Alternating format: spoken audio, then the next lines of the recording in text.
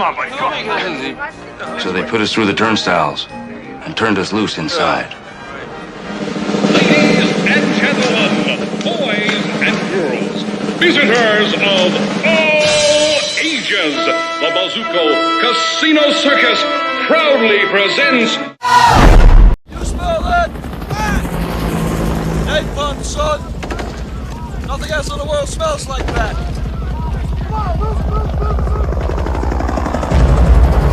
I love the smell of napalm in the morning. Good morning, Vietnam!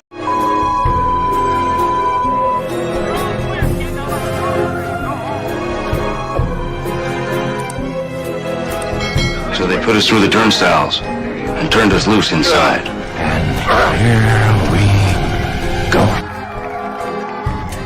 Peekaboo, I see you now.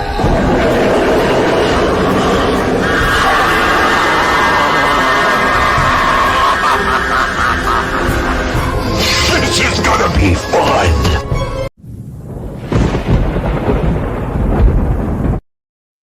Boom, just like that. We are live. Good morning, everybody. I hope you're well.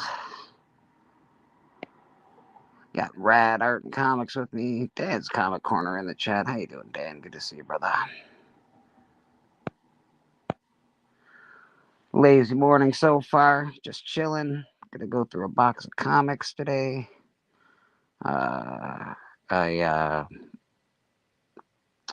Whatchamacallit, box of comics, an image box of comics that I found, just kicking in my stuff, see what's in there, see if we can't pull out some stuff for sale.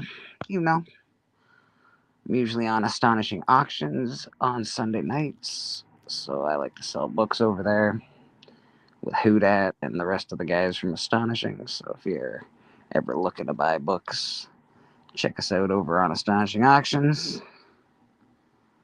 And of course, Rad Art and Comics. You know what he's all about, man. He's doing the art. If you're looking for commissions, a beautiful art piece, Rad's your guy. He draws here every Sunday at church. Well, most Sundays. Sometimes he takes the day off, but it's pretty rare. So, pretty awesome to have Rad here with us as always, man. Appreciate you, Rad. Yeah, man. Always glad to be here.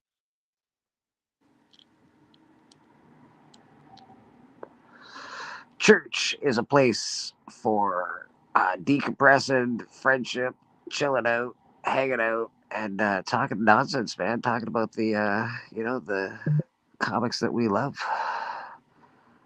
CBCS, they just decided that it was the end of the game for them. What do you think about that, Rad? Yeah, that's pretty crazy. I wonder, like, will CBCS slabs be more rare and valuable now? Well, okay, I stopped using CBCS because of the fiasco that happened at Houdat. I don't know if you remember the fiasco that happened at Houdat, but Houdat took his X-Men #1 to get graded on-site grading. I believe it was Dallas Fan Expo. I think it was that show. And he took it to CBCS. They took it in. He went to get it back. They lost it. Nowhere to be found, which is absolutely crazy. Horrible. I heard about that. Yeah. So I basically, and then of course they find it miraculously after Houdat goes through a bunch of different channels, and obviously we all made comments to CBCS on their Instagram page, and we went to bat for Houdat. A lot of the community did, and so eventually he got his book back, which is crazy. It's not found. Somebody mailed it in miraculously, and here it is. So that's some hooey. There's an inside job there, in my opinion. So I stopped using CBCS in solidarity with Houdat. But technically, their slabs are much better than CGC slabs. You only have to slab them once. They have UV protection on them. They're a harder grading company in general. They grade a little bit harder than CGC. So technically they were, I believe, Without the nonsense, they're a better grading company. But I Maybe. still think they're focusing on cards, right? Like they're with Beckett, right? I believe. Yeah. Yeah, so they'll still be doing cards and stuff like that, but their comic book days are done. Mm. We got Anya in the chat. How you doing, Anya? Good to see ya. We got Carmen. What's going on? Good to see everybody this morning. Appreciate y'all being here. Who knows when other guests will pop on, but I'm sure they'll be here soon enough.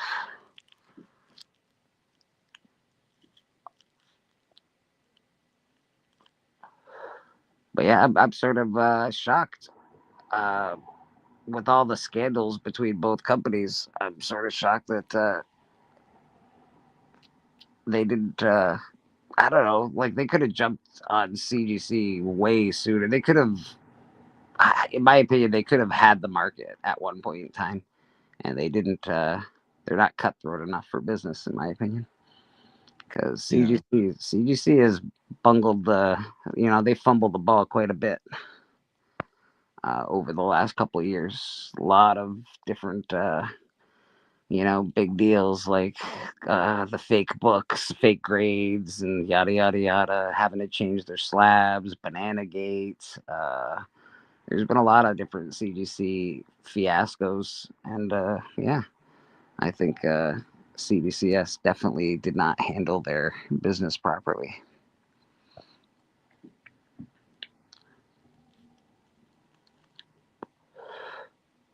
Well, we got one less grading company in the business, though.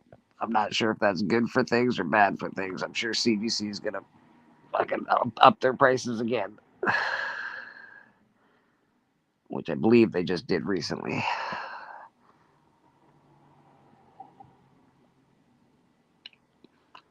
What do you got going on with yourself today, Rad? We got some blank paper. What do we have going on here?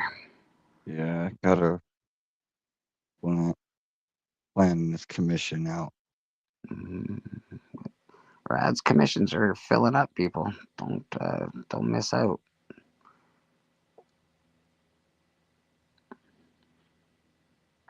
You getting a lot of commissions through the Black Order Comic Club? No. No.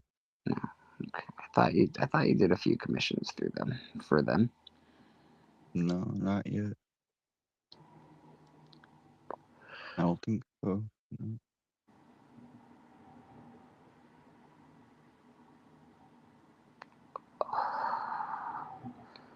And I don't know if you know this, but let's vote for Rad in the best community artist this year. CBC Awards. You guys know what to do. Vote for Rad.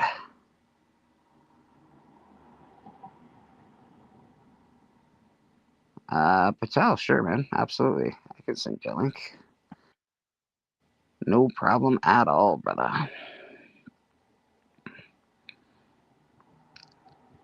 Gotta thank Patel. He's been really awesome. Bought a couple books off me in the last week or so, and he's given them to the community as giveaways. So very, very cool, man. I really appreciate that. Let me see if I can't send you a link.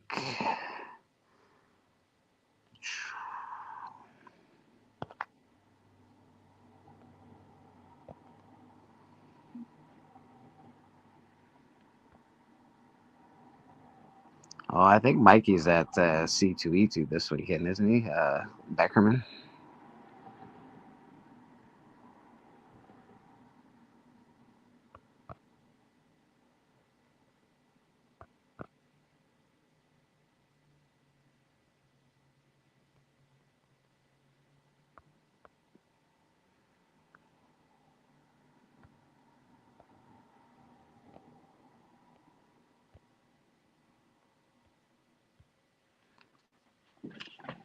There we go.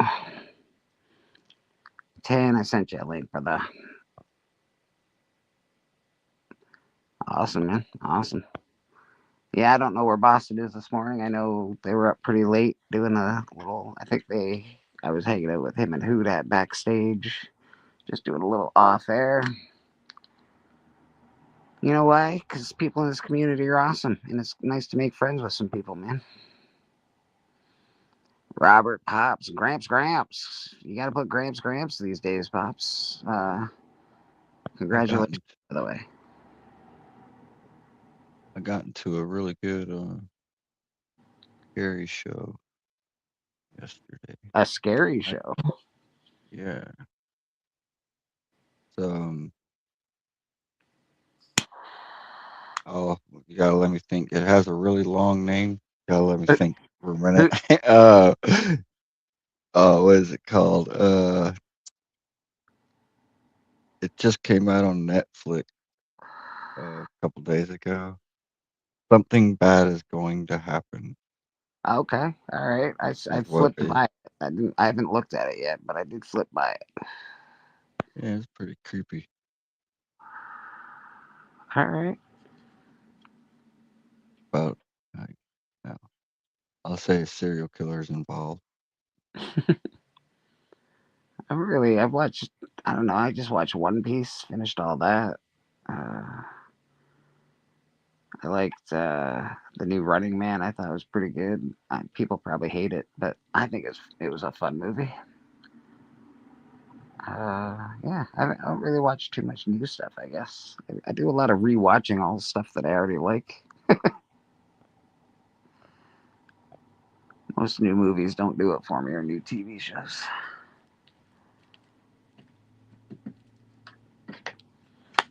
All right, let's get to this computer and start this damn show. I don't know if Steven will be on this today either, to be honest. I know he's, I think he's still at the beach house. So I'm not sure he'll be on today either. So we better get some books going here.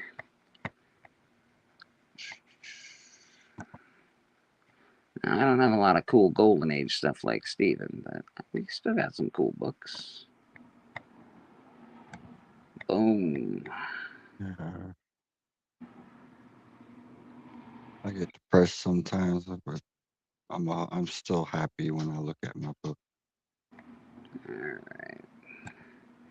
And other people do make me FOMO, but Oh, yeah, me too, boss. Me too. I definitely get the FOMO. All right. I'm going to get out of here. Oh, no. Don't want to end the stream. That would be bad.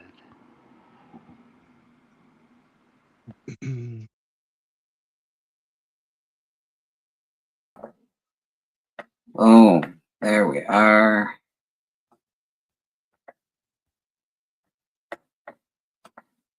I can't hear anything because I turned my mic down yesterday. Hold on a second. Let's turn these speakers back up. There we go. Speakers turned up. All right. Brad, can you hear me? I hear you. You're louder. I am much louder. Perfect. I agree, Gramps. It's hard to replace Arnold Schwarzenegger in anything because he's larger than life, but I thought they did an absolutely amazing job with The Running Man. I thought it was pretty good. It was fun. It was, I don't know, it was really good. I enjoyed it quite a bit. The reason that he had to be in The Running Man was really good. They didn't do the old trope of, you know, he killed a bunch of people, blah, blah, blah. Yo, Legion of Comics, how you doing, brother? Good to see you, my man. Always check out Legion. I like to check out his show on Friday mornings. I'm often on there these days for moments at a time because I do have to go to work that day, but it's fun checking out Legion on Friday morning. If you're not watching, like a watch, man. Gramps, what's going on? Brad is really quick. You can see that he goes from nothing to something pretty fast. Right? Did you see the cool pieces of art I got? Yes, I did. I was just looking at that before I hopped on. All right. So these are signed by Joel Blum and Patton Oswald. These are Oh, this is Barfly. These you could get one of these as original art. You could get one of these if you bought 250 copies of I think Barfly #1. So these came with that. I did not buy 250 copies of Barfly #1. But these came from Dark Horse, Pat Richardson from Dark Horse, his collection. Susie Q got them for me. She knows I have the comic in my collection, so she got these cool pieces for me, and they're awesome. The comic I have in my collection, it's got Barfly. He's holding up the middle finger, and I used it to beat Papa Wheelie on the hunt. Papa, suck it. I love you, bro. I miss you, Papa. I hope you're well, man. Hope you're doing good up in heaven, my man. But yeah, these are awesome. Very cool. I'm also gonna go through a box of Image comics that I have that is just sitting around doing nothing. See what we got. See what we got, man, this morning. I think like these are going to be for sale. I had to buy a new TV after I watched the Running Man remake. I was so bad. I started randomly throwing shit at the TV till it broke. I don't know, Legion, man. I enjoyed it. I thought it was a fun take on the movie. I thought, like I said, not having Arnold in anything that is like an Arnold remake is very hard to do. I thought the lead actor was pretty good. He's no Arnold Schwarzenegger. He's not larger than life or anything, but he did the job. He was good. He was believable. It was fun. Some of it was stupid, but it's a movie, man. You gotta take the good with the bad. I enjoyed the overall movie. I thought it was pretty good. Yeah, that's what I think. That's what I think. Of course. All right. What do we got here? We've got Bloodstrike #1.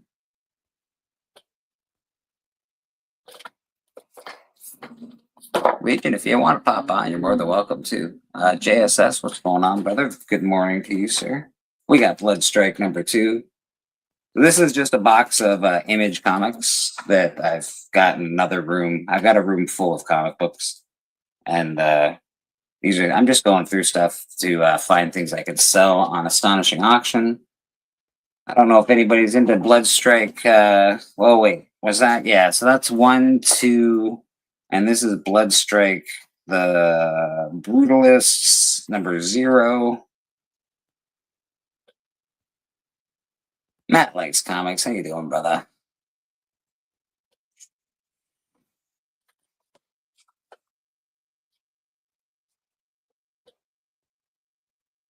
You're cool. You forget what you have in your collection, to be honest. I haven't looked at these in quite some time. I'm trying to go through this room over there. I can show you later, but it's an absolute freaking disaster. We got some Cemetery Beach #1, #2, and #3.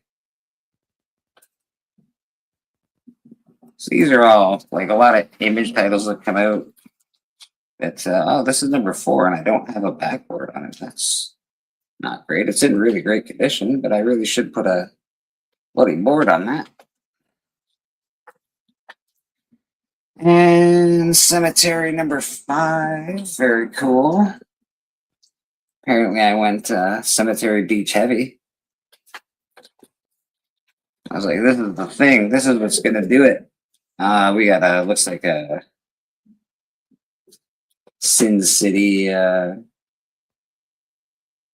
homage, Cemetery Beach.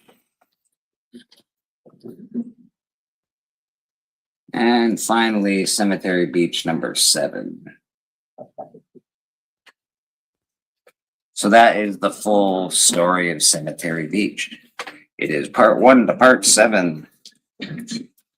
These are ridiculous. This is Copra number 1. Or Copra, maybe. Mitchell Fife. Not sure who that is. Well, that's who did the last couple of series, it looks like.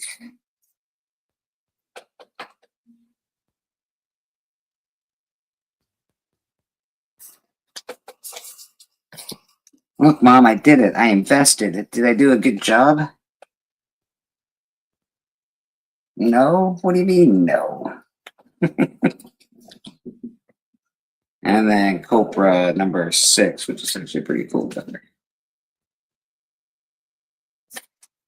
All right. Just going through some stuff, checking what's going on. Again, I'll be selling on Astonishing Auction. I sell here on my channel when I do Band of Brothers comics with myself and Huda and usually Cali Comics and Big Shack and the rest of the boys and whoever else wants to sell can always message me. I try to make it for everybody. We don't charge anything to sell on the channel or anything. We just, it's not always the best, but sometimes the magic works, sometimes the magic don't. So I've got the whole series of apparently Criminal, Ed Brubaker and Sean Phillips. So there's quite a few books in that series. Maybe I'll sell it as a whole. These are great covers. They look like they're painted covers. Very, very cool. Yeah. Or at least number 1 is cool. Number 2 is also cool. Again, that painted cover style. This is number 9, apparently. This is out of order, but that's okay. That's all right. We can deal with that. Yeah, number 3. Again, more of a painted cover style. Looks like he's teaching her something. I'm not sure that's how you teach someone how to do that. When you go to the range, is that how he does it? That's how he teaches you to shoot? That's kind of odd, yeah. I'm just curious. Let me just stand in front of you and cuddle you for a second while I teach you how to shoot. Boom. Patel, you're in the show. How you doing, brother? What's going on, homie? This is it, man. Just chilling, looking through some boxes, trying to get some stuff out for sale for the Astonishing Auction. Chris, man, we're supposed to do that giveaway. Yeah, dude. Yeah, man. I do love a good giveaway. Yeah, these are really pretty cool covers. So I got 2 of these apparently. That's number 1. Apparently I was like, you know what? I'm going to get 2 of these because this is going to make me so much money. It's a good thing. I got 2 of them. I haven't looked these up. Yeah, these are great. But that looks like it's the whole story to Criminal. So you can tell what I like to read. Horror, criminal, and weird stuff, apparently. What do we got? I brought some more for you, Bleak. You're like, I got no Golden Age. I'm like, I'll bring some Golden Age for you today. I got to step in for Steppo when he's not around. So Definitely. Oh, I got some good days coming up. We got the Crude. This is probably number 1, I'm guessing. So we got Crude.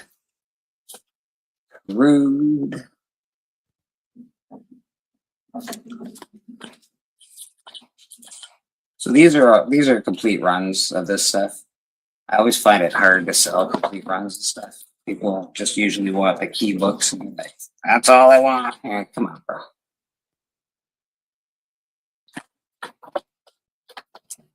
Rude.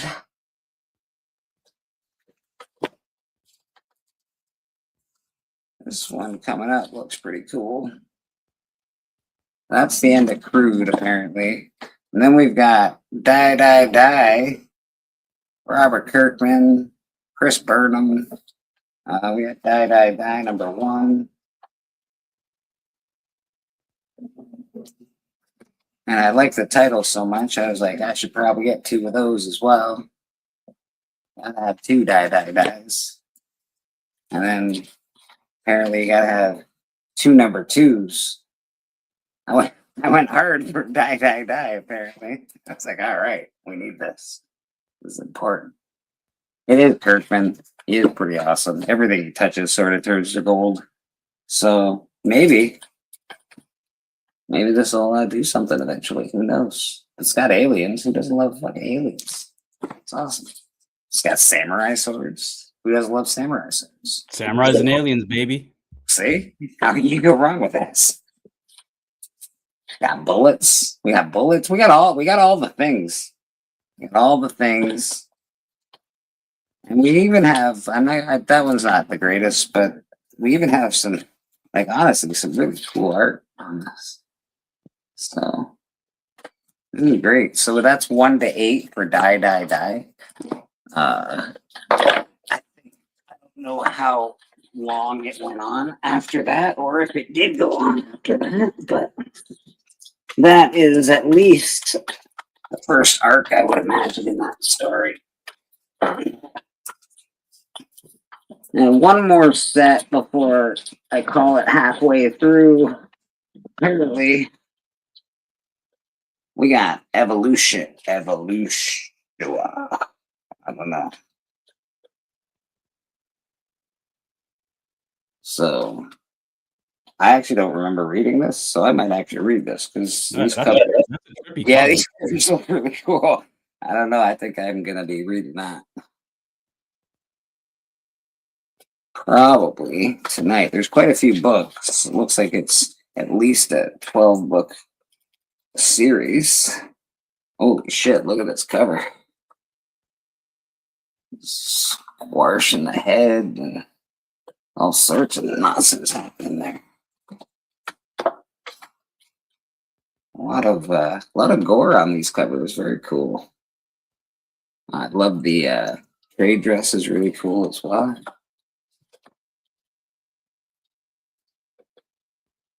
Hey, I didn't think we'd get this guy today. He's been having a lot of fun. Ooh. All right. Can you even hear me? I can hear you, absolutely. Holy hell. How's it going, fellas? Not too bad. How about yourself? Oh, doing good. Got Swagged it here. Swag, bro, what's going on? Woo! Yeah. We're over at KC Con, playing at Comic Con. Yes. Looks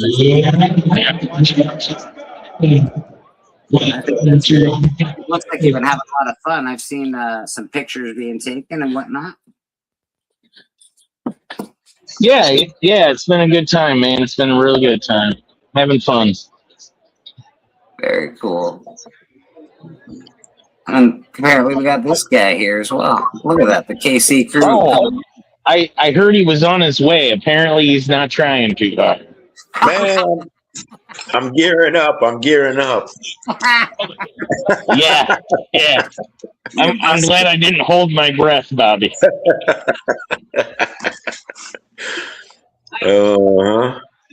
I got to get my mind right, man. Before I go down there in all those crowds, I got to get my mind right. You know that. Bleak, you want me to see some Golden Age, Silver? What do you want to see, Bleak? I got a bunch of books. Yeah, man, let's see some Golden Age, man. Golden Age. All right, let's start. So these are all books I bought like in the last, 3 months or whatever. I haven't shown them to anybody, so I was like, you know what? Bleak's on right now. I'm gonna show some books. Let's start off. I got Tales from the Crypt 44. Fuck with the hey, now I have a lot of EC. That's basically what I collect in Golden Age. So, Decapitation cover. I honestly I can appreciate that because I'm not really most of the other Golden Age not super my thing, but EC horror and pre-code horror stuff that is absolutely cool. I'm gonna go a little bit away from horror. I'm gonna give you some EC like sci-fi. Science is cool. The Attack of the Mars cover. It's pretty. Who doesn't like science? Yeah, I got this from Yaniv. It was it's pretty cool. Oh yeah, Yaniv. Yeah, he gets books, man. That guy. You were talking about gore, right? You like them gory covers, so I do. Oh, that is an intense cover, bro. Hard to come by, and it looks like that's a really nice copy. Madam, not my first time on camera. I actually went on Biggie's show, the notorious Biggie Smalls. I've been on Biggie's show before. I'm a big fan of Biggie, as everybody knows. Nice. All right, so more gore, more Golden Age, more gore for Legion Comics. We got the dude shooting himself. Oh my god. Oh my goodness, that's amazing. Crime Suspense at 17. We got this other decapitation cover, kind of the it's not the guillotine, but it's the executioner. It's a king cover. It's a king cover. A king cover. I like. Okay, so Universal Monsters are pretty like. Apparently, we hate science. Man. I'm one of the guys who likes the Mummy covers, so I got like the buddy. Haunted Fear #4 Mummy cover. Pretty cool. That is very cool. I mean, I couldn't drop EC books on you if I wasn't going to show the real pro right here. Oh my god. Crime Suspense 22. Bro, you got hella good books over there, my man. Yeah, man. Well, you said you wanted some Golden Age, so I was like, I got a couple of Golden Age books I got for you. I got some. Let's go to Silver Age. So a couple of new Silver Age books I bought.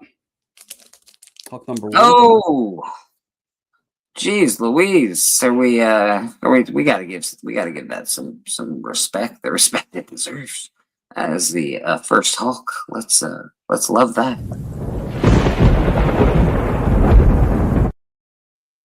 First Hulk. Amazing, bro. I actually got this yesterday. Hulk #2. God dang. Yeah, I got Yaniv looking for a Hulk #3 for me right now, but yeah, I wanted to. It's hard to find #2. Now, this book was inspired by Bleecker himself. Hey, dude, I can't believe that. That's my favorite book. That is awesome. During the God dang, bro. Me and Legion said "God dang" at the same time. By the way, God dang, Jesus. I bought this recently from a buddy of mine off his PC. Tales of Suspense 39, 4.5 pages. Ooh, white pages, Jesus. Pages. Sorry, the glare is kind of shit. You are. I think you're blowing up the TV. Everybody's TV just went. Yeah, Biggie hasn't added me to the Collector Club competition yet, so I was I'm gonna drop it on Bleak first, then we'll go to Biggie. I think, you might become the champ. This is a Biggie book, as we all know. 8.0 white paper, 181. That is a tough book at an 8.0, bro. Going to more Bronze Age, GSX 1 9.0 white. That's my era of books. That's the era I like to stay in. That's beautiful, bro. I got one more in. I guess this is copper. I mean, you're not gonna call this modern Legion, I don't think. TMNT 1 first print with a sign and a remark by Kevin Eastman. Jeez, where's Who Dat Comics when you need him? He'd be happy to see that. Yeah, this is a low grade too. Like this is a 6.5. Like you know what's funny is finding these TMNT first prints. You see a lot of like 8.5, 9.0 above. Yeah. Like, it's harder to find them in like a lower grade. So I was like, you know, I'll get it in a lower grade because I can spend that kind of money, but at least get like the sign and the remark. That's cool. That was kind of big for me. I got that off Heritage like a few weeks ago. One of the most, that's a, you know, you got to put that up with one of the most important indie books to ever come out. Yeah, I mean, I think so. I think that's fair to say. Let's see what else I can put here, Bleak, just for you. I have my books here beside me. So, a Spider-Man 1. This is the Walmart edition, UPC. Nice. That's actually fairly expensive. That's the Walmart pack version. Walmart version. On I wanted to get the platinum one from back in the day, so I got the platinum one. This was the retailer exclusive. You can see in the back. Yeah. Retail exclusive, like I've only ever. I got to work on a platinum one. That's the only one I ever saw was the one I worked on. Yeah, this one's. I got this off of Comic Book Addiction out in Whitby.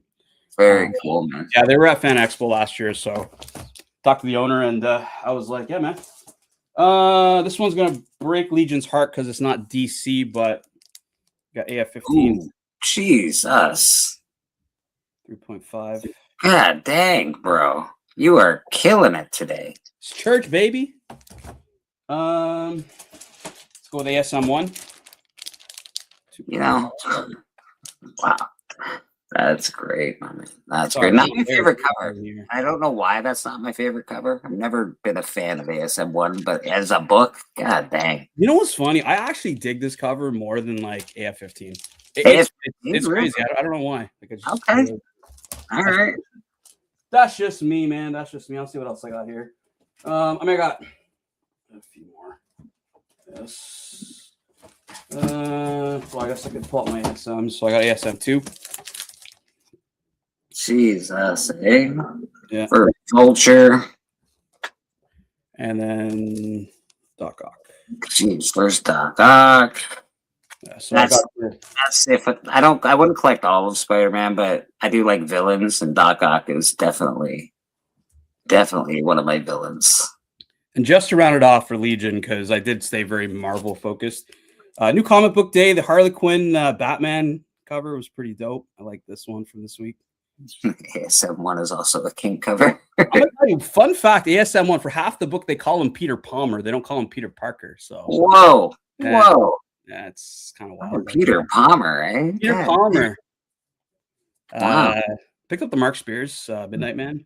Nice. What are you thinking? How is Midnight Man? Have you read it? I haven't read it. Okay. I'm just trying to catch up. I'm like really curious how Midnight Man's going to be because I believe it's the first time that he's doing anything basically with his own property, right? Like this is his own property, so I'm curious to see if it's going to be any good or if he's going to do the same tropes that he's been very successful with so far. Yeah, I agree. Other new comic book day books, new ASM picked up. Everybody's getting all these different variant covers. I'm kind of like a cover A guy, so I like the Jimenez cover personally. I'm with you. I'm a cover A guy at all times. Every now and again, I'll be like, well, that one's really cool. Apparently, by the way, Legion has a bet with the Biggie, like the Biggie Sheiks, all those Biggie trolls. Yeah. He owes them he's gonna either have to buy them like a McNugget meal or something like that if the Marvel books of these outsell the DC books, which is, I don't know about that, but well, DC's on a real big roll right now, so that's a hard ask. Yo, this book, you definitely got to be smoking some shit to understand what the hell's going on in this story. Like, sucks, bro. Yeah, I tried reading this so far. I was like, I don't really know what the hell's going on. But this is good. I like Absolute Martian Manhunter. It's been all right. Haven't been a fan of the covers for that one. For Absolute Martian Man, blah. Yeah, that one. But 10-piece McNugget meal was Biggie Mac's idea. There it is. Yeah. Speaking of Biggie Shack, this is a Biggie Shack week. He's been big on this one. Yeah, man, he loves that. And yeah, I like Spawn. So Gunslinger. I buy a lot of the Spawn stuff. Who doesn't like Spawn? I don't know, man. People aren't big on Spawn, so I've literally pulled out a bunch of books. That was all People aren't big on Spawn, but everybody has Spawn 1 to 50 in their collection, though. So we love Spawn here. We love Spawn. Yeah, I know Rad loves Spawn, man. Rad's a big Spawn guy. So very cool. Yeah. That's very cool. So that is Patel Kirtan in the chat. If you don't know, now you know. Now you know, man. This guy's got heat. He's got heat for days. Love it, brother. Thanks, man. Appreciate it. Hey, I appreciate it. It's very cool, man. Waiting on Boston Chris so we can do this giveaway, dude. He missed it last week, so I'm like, you know what? Boston Chris wakes up a little late. Let's wait for him to get on. Then we'll pick some books and we'll do a giveaway. Because I dig it. The way I see it, Bleak, is it works out, right? It works out for the sellers like you and Hudat and those guys. Works out for the viewers because they're watching the show and helps the channel out. So no, really, I really, when I do say I appreciate it, I really do, man. It really does. mean a lot. I'm not rich over here, so anything I sell just goes to pay bills, bro. Maybe buy every now and again it goes to afford a stupidly expensive comic book that I should have never bought in the first place. But that's okay. I did get I got a book from Trollfire. I don't know if you know who Trollfire is, but he has good books, and he gave me a deal I couldn't refuse. So I bought myself a first Deadpool 9.6 for like a really good price. Like it's just like I couldn't find a price like that anywhere. So I was like, I gotta take it. Apparently G.I. Joe's in here. Sierra Muerta, man. Don't mess around. Not a fan of that comic book art style, though. Not a fan at all. This is a really cool box of books. It's just all indies, grave diggers.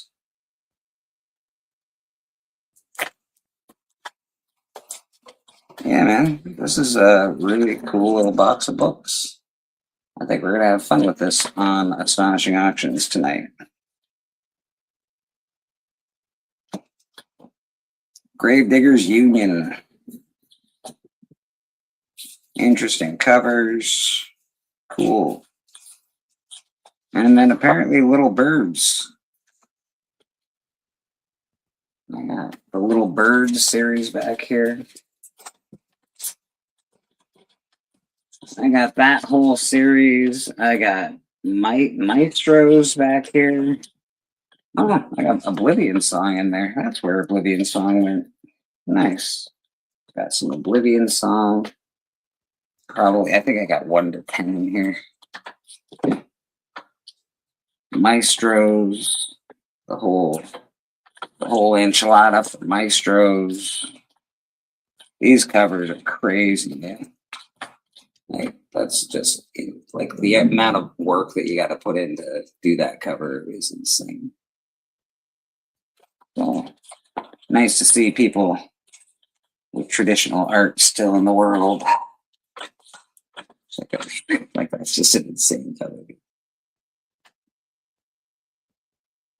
All right, we got Bobby Delgado, the champ, is here. He's getting ready for Comic-Con. Bobby, what are you doing? What are you doing at Comic-Con this year? Ooh, I'm having fun, man. And, it's a battle, you know what I'm saying? Because, it's a battle. Yeah. Just getting in, crowds, people, all that, man. High prices, yada, yada. But I have my fun, you know what I'm saying? On the good side, I have my fun. I dig it, bro. I dig it. Yeah, man.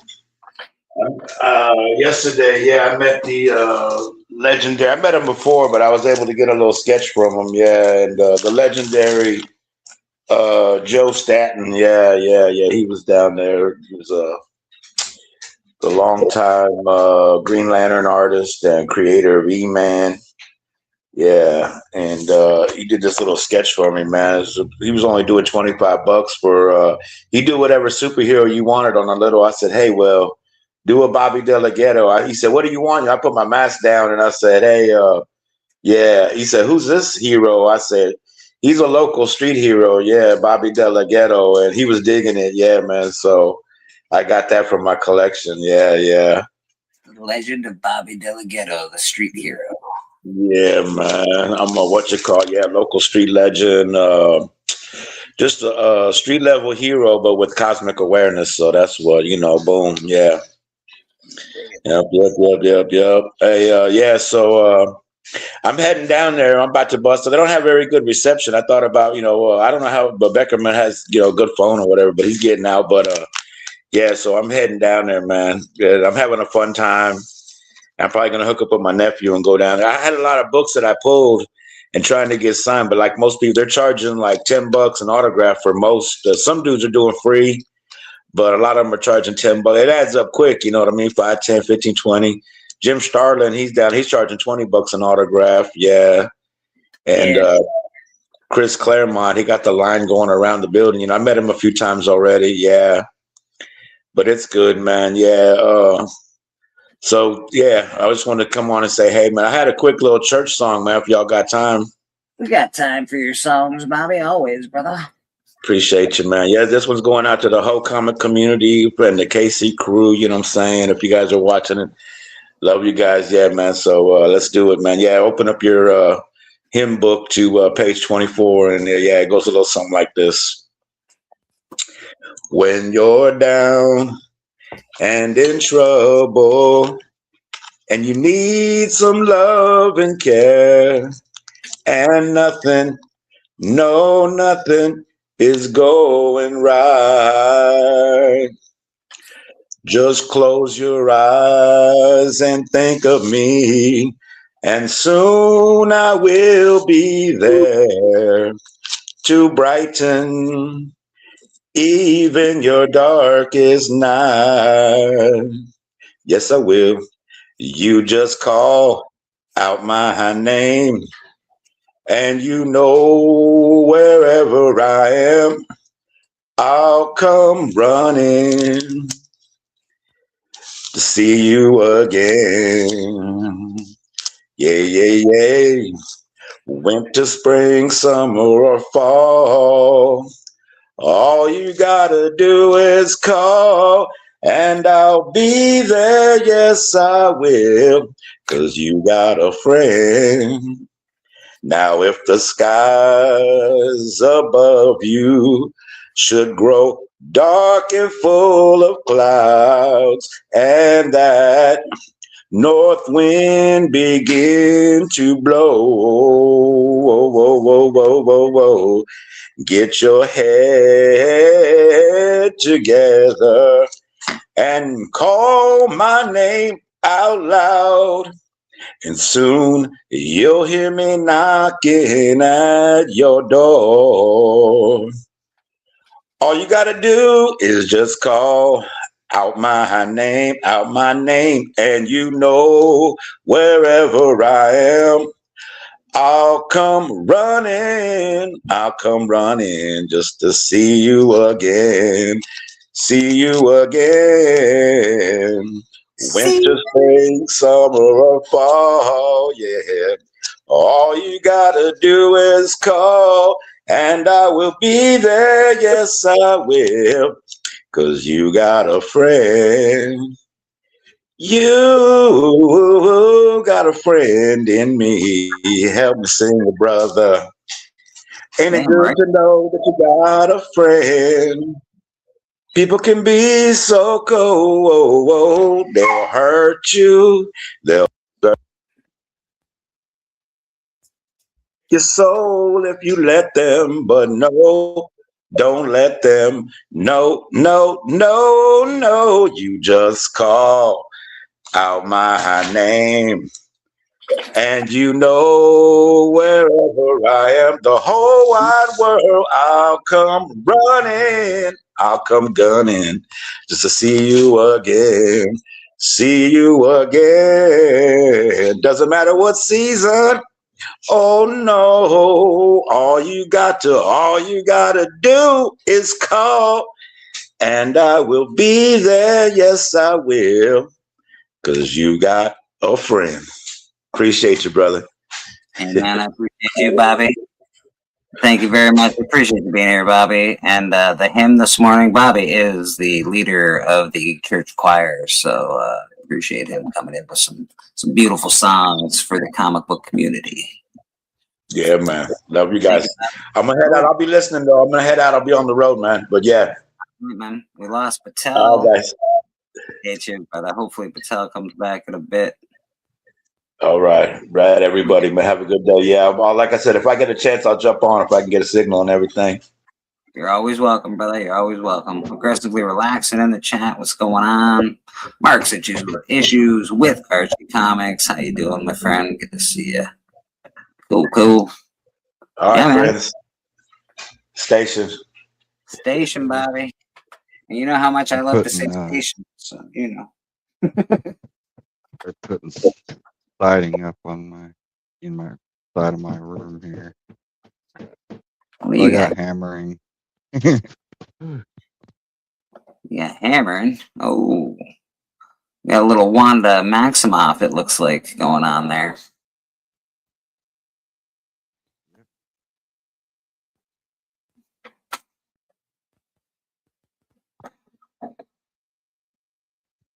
What's going on this lovely Sunday day? Just this, brother. Just chilling, showing off some comics, hanging out. Anybody that wants to pop on, just ask. I can send you a link in your DMs. I don't put it in the chat anymore because, well, it's too dangerous, man. There's some weird people out there being weird. So, but I will send it to your DM if you ever want to be on. We're pretty easy going. I just found a whole chunk of Walking Dead books that I'm really happy to find. So that makes me excited because I did just start collecting Walking Dead. And there's a big chunk of Walking Dead books in this box. So they're not early Walking Dead, they're late Walking Dead, but I wish Biggie was here because he knows his Walking Dead keys like the back of his hand. So I need some Biggie love when I go through these Walking Dead books, so he can tell me what's going on with them. Or we could just go on Cover Price and figure it out ourselves. But I prefer to use Biggie. Hopefully he gets up soon, comes on, hangs out. We lost Patel. He's gonna do a giveaway at some point. We're gonna do a giveaway here. Hey, now, what's that you got going on there, sir? That's awesome. Oh yeah, the Dark Ages. Really cool stuff. Are they still doing the Dark Ages for Spawn, or did they revive it or anything? Number 3 of 6. Very cool. I think Legion will love that little go Godzilla action. That's actually really awesome. Holy shit. We got Wellbore in the chat. How you doing, Wellbore? Good to see you, man. These are really great covers.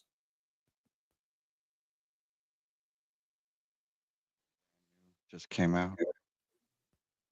Yeah, I heard it's not very good, but I'm gonna have to read it for myself. I do love me some Lobo.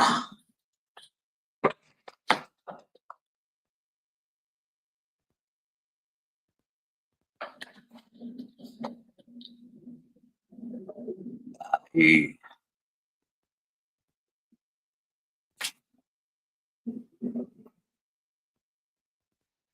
Don't fall off the walls here, but took everything off the main wall.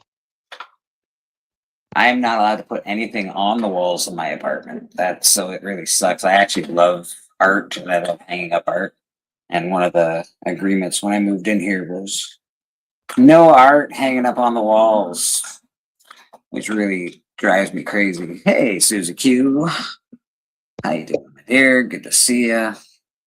Those pictures that I showed this morning, the art from Barfly, those actually came from Miss Susie Q.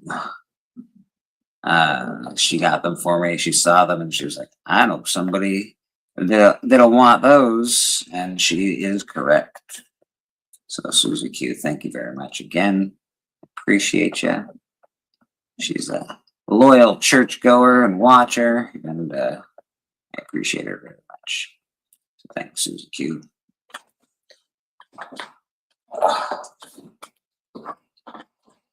I'm gonna go to the staircase for a second. That's what I do.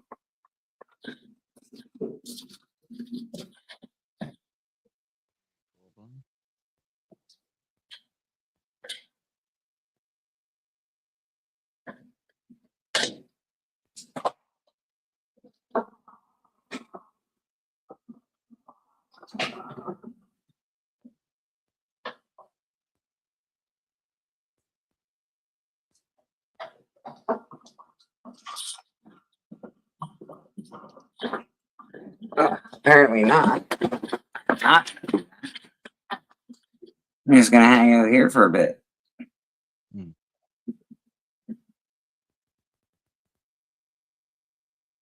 Yeah, Susie Q. Patel showed some really, really, really good books today.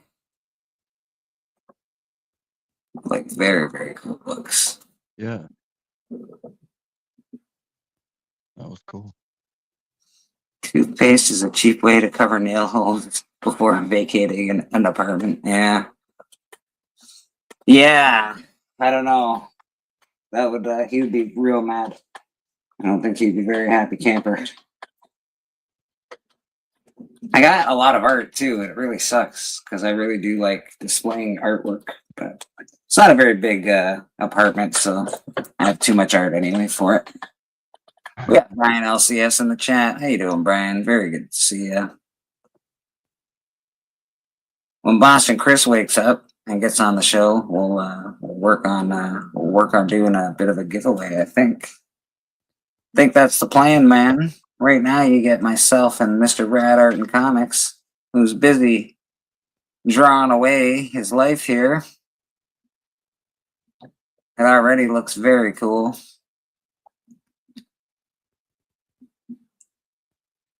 Very, very cool. That started at nothing this morning, folks, and he's already into it pretty heavily. The hair looks great already. Looking good, right?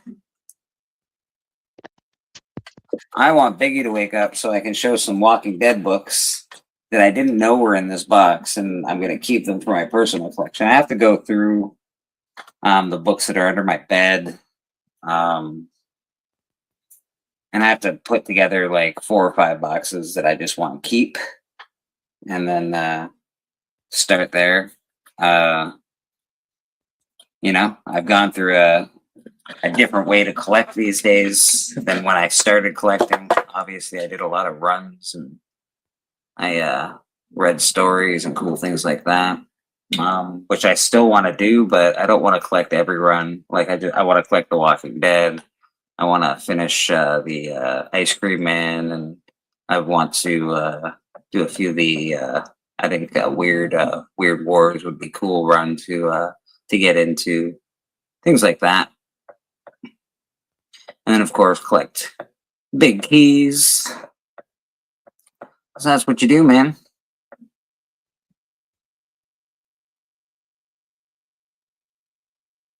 If you're not paying attention, we'll be on the Astonishing Auctions tonight, buying books there if you want. Always good stuff for sale. I'm not sure when we're going to do another Band of Brothers sale, but we'll do one soon enough, I think. Last one wasn't super successful on this channel, but that's okay. It's always fun hanging out, showing you what we got. I put a bunch of new books actually behind me last week, so there's a lot of new stuff on there. Some old stuff, some new stuff, some good stuff. You ever see anything you like, just let me know. We're always selling books, man. Suzuki, oh my God, I gotta send Doc another thing this week. I have to send out a package to JSS Brooklyn this week. And I have to send out a package to Dan's Comic Corner this week, I think. So I got a bunch of packages to send out. Who Dat's in the chat? How you doing, brother? Good to see you, man.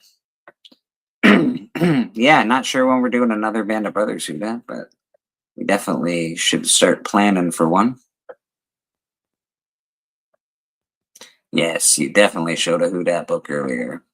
Who Dat, you should have seen Patel. He has a Turtles 1 signed and remarked and first print, yellow label. Beautiful, beautiful book. He showed it. I was like, oh, Who Dat would be very happy to see that book.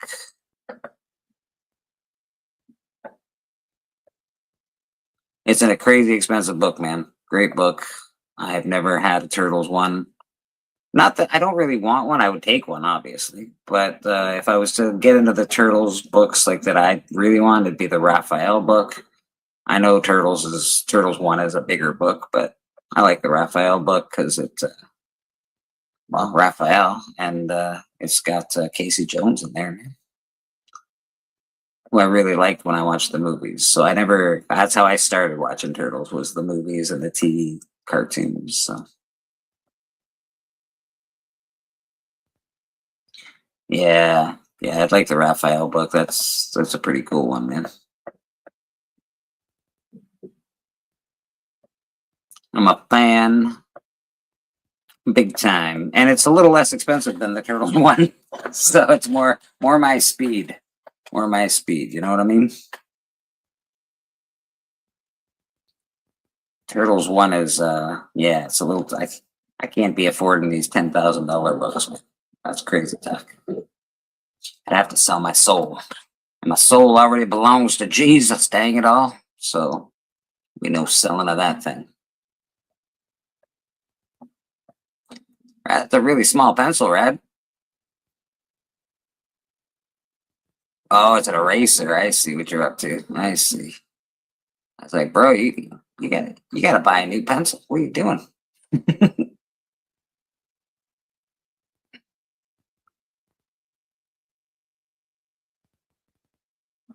Do you use one of them like leaded, like you gotta replace the lead pencils? Oh, I see what you're up to. Very cool. If you don't know, Rad Art Comics drawing for Murder King by Cali Comics and myself, which should be coming out sometime in the middle of this year, I believe, is the planned date for that to drop. So we'll see what happens with timing and with what everybody's doing. Everybody's got lives and all that, so it's not easy to get it all together, but we'll see what happens. Should be coming together soon.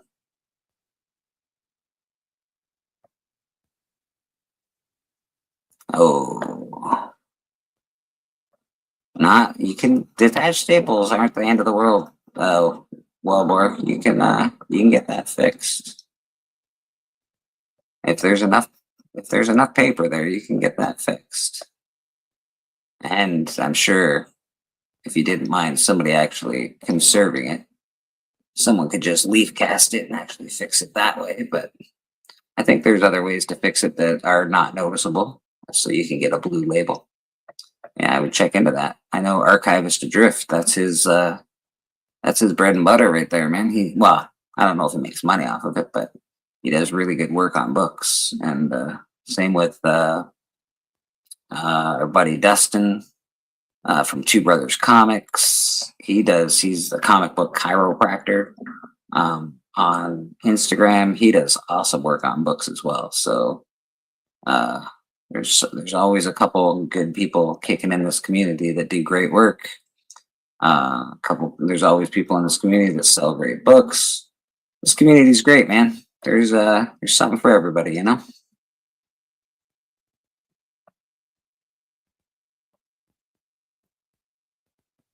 Yeah, man, I check into it, Wilbur, especially for Turtles 1. I would definitely want to get that fixed up, dude.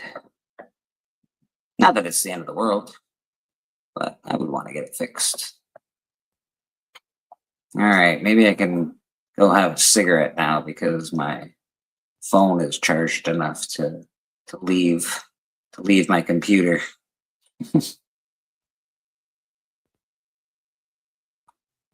We'll get into the keys of the week after I come back. We'll do that. That's always fun. Check out the trending 20. We missed Steppo this morning. And actually everybody else. There's nobody else on this morning except for me and Rad, man. Anybody want on, you're more than welcome. Just let me know.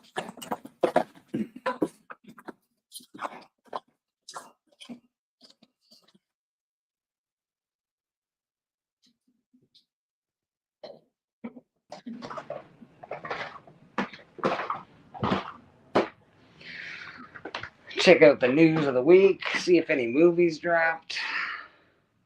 You know, do our thing, man. Do our thing. Yeah, I always appreciate everybody watching. I do want to go through that the Walking Dead books. I hope Biggie wakes up soon and pops on. I don't know where TM is today. TM must be up all night on Discord, is my guess.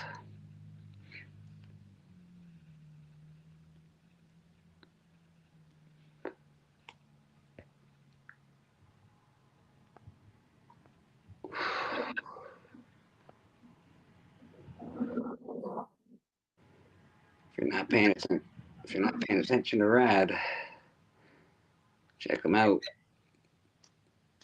Always open for commissions.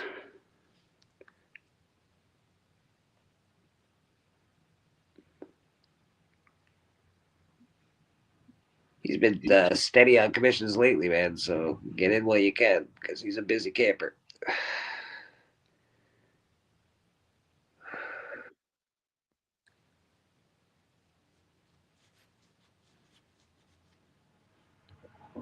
I was talking about Chris last night. He said he'd be on today, but who knows? Maybe he's busy this morning.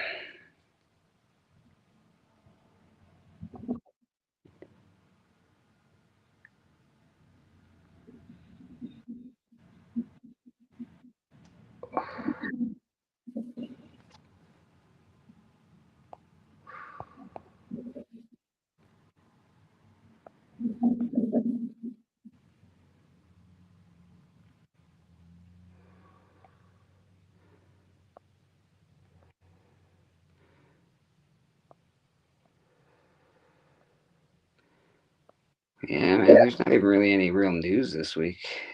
Nothing good, anyway. Someone's going to play a Gundam character along Sydney Sweeney. Michael Mando's Scorpion from Spider-Man Brand New Day has been cast as Gundam movie in the Gundam movie alongside Sydney Sweeney. Punisher One Last Kill special presentation will premiere on Disney on May 12th. That's cool. Daredevil's been really good. It started yet, so I haven't watched any of it yet. I looked for it last night, but it's not on my box. But I'm sure it'll be on there soon enough. Yeah, the first episode though. So okay? That's good because you didn't really love last season, so you enjoyed this first one. Pretty good. Good. Apparently, Ma Nucci is the big character that you got to get. Punisher number 4 from 2000. Punisher 4 Volume 5.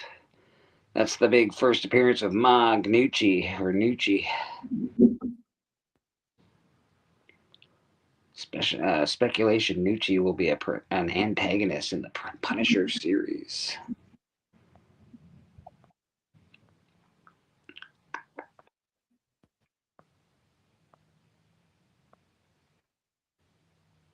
Yeah, nothing really going on, man. Chuck Norris, obviously, Sam Keith. A second season of Wonder Man has been greenlit for Disney, which is interesting. So there will be a second season of Wonder Man. I know people enjoyed that.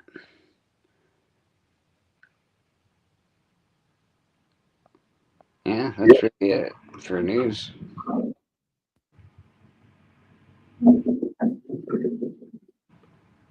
There's been a record-breaking auctions at Heritage Comics. No Science Comics number 2 apparently sold for 3.0 sold for $7,000. Oof, Jesus.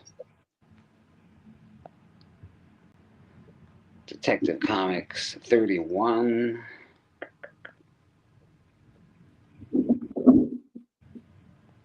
Yeah, usual suspects, but these Golden Age comics are getting crazy expensive, man. Holy shit. It's a cool cover, though. Definitely a cool cover. I bet you Alan has it.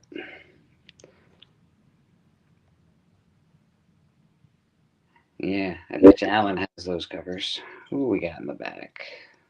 Hey, we got Houdat in the back. Houdat Comics. How you doing, buddy? Hello, how you doing? How'd you do on astonishing last night? I sold a couple things. I mean, I didn't. It's not like a. I didn't break bank or anything. I sold a couple things. There's a, Hey, man, I didn't lose any money. I would say that I didn't lose it. I'm happy when I can make $150 or something. I'm pretty happy. I didn't make that much, but No, yeah, did I make $150? But made over 100. That's good. That's not bad. We got Lyle Hobson in the chat. Lyle, what's going on, brother? Good to see you. If you're not paying attention to Lyle, he does like a video every day these days. He's pretty awesome. He's got his own channel. He's doing lots of cool videos. Check him a check out, man. Yeah, I didn't make that troll. I didn't make that troll money. Oh yeah. Well, trolls got good books, bro. He's got some hella books over there. I bought a book from Troll. I'm not on the show last night, but 2 or 3 days ago. So he's definitely making money. But he gave me a great deal, so I couldn't say no. Mm-hmm. Yeah, but I mean, he spends a lot of money to get some of those books too. So Yeah, man. We're all just sort of doing our thing, trying to buy and sell and keep the people happy. yeah, he probably does like what I do. I try to buy a whole bunch of stuff. I try to buy a couple things I want, then hopefully I can sell other things I don't want. Yeah, that's what I do too. Especially if I'm in like an auction, I'll buy something that I want and then a few things I can try and sell on the side. Yeah, man. Comic book flipper right here. I got about 4 books at CDC right now. I got 5 more on the way that Dustin worked on. A whole bunch of double covers and Mark Jeweler and Ultimate Fallout 4. So hopefully I can get blessed and luckily get a 9.8 on that one. And then I can get rid of my 9.6. But we'll see. Yeah, I get that. Man. I have a copy of Ultimate Fallout 4. I just don't know. It's close to a 9.8, but I bet you it's more like a 9.4, 9.6. What's is funny about that book is roughly the same price for a 9.4 or 9.6. I know, but a 9.8 is astronomical. Where the 9.4, right? They're pretty cheap. I want to say a 9.6 are $20 more than a 9.4. yeah. So if anybody's ever trying to buy that book, if you ever trying to buy that book and you're like, oh, I don't want to get a 9.8, well, just pay the extra $10-$20 to get the 9.6. Just spend the extra $10-$20, get the 9.6, and you'll be all right. Yeah, I'm trying to get I want a 9.8 Edge of Spider-Verse 2, but yeah, me too. Even a 9.6 is a 9.4 seems to be the sweet spot for that book. Yeah. 9.6 is fairly expensive. 9.8s are crazy expensive. Well, I'll tell you this: at least the 9.8s are not expensive as they used to be. Mm-hmm. I want to say you can get them. I've seen somebody sell one for $700, $800. So it's like around that. It's under $1,000. It used to be well over $1,000. Yeah, in Canadian money, that's like $1,200-$1,300 or something like that. Yeah. So it used to be probably like $2,000 in Canadian. Yeah. So it's come down a lot. I think it's a time to, if you can spare the money, to get it before they do something crazy, because they're gonna be doing Spider-Verse stuff again. And who knows if they're gonna do these lesser characters again? They might just go shoot at the hip and go with Gwen Stacy and Spider-Gwen and Miles and stuff like that. That would be my thoughts if I'm Sony. But and then those books will be back to what it used to be. Yeah, they're supposed to be doing something with that. I'm sure they're going to be back up and really expensive soon enough. I don't know if I can actually get on eBay for my computer. I don't know if I've ever done it.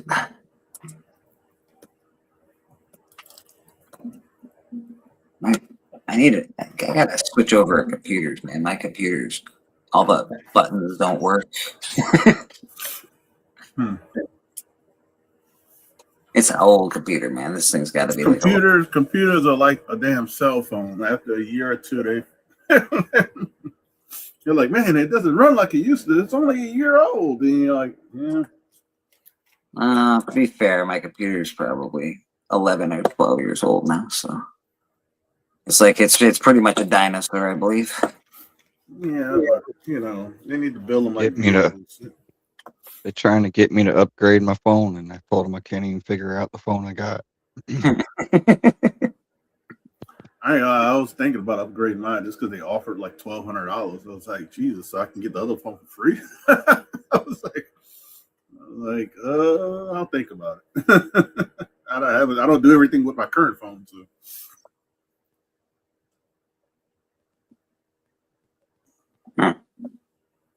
Yeah, I can't really sign in on here for some reason. That's pissing me off. Oh well. I'll figure it out. I'll do it next Sunday, maybe. We could run in church on Vic 20. Hey, leave that alone. Also, Yeah. the principal from Back to the Future died too. Did he really? Ah, that's too bad. Yeah. He was not as old, I guess, as you think he was when that movie came out. Like in the movie, they made him like he was like 60 or something, but I think he might have been in his 30s or something. Because I feel like he's been old for a really long time. Like I think he just went bald, and I think he just looked older. But yeah, because in that movie, that movie's like 40 years old, and he looked like he was in his 60s in that movie, but I think he was in his 30s. So yeah, that's funny though. He looked the same like 40 years. Yeah, that's he really has looked identical. Trending 20 Hot 10 key updates. What, did we lose keys of the week? I think we lost keys of the week. Weird.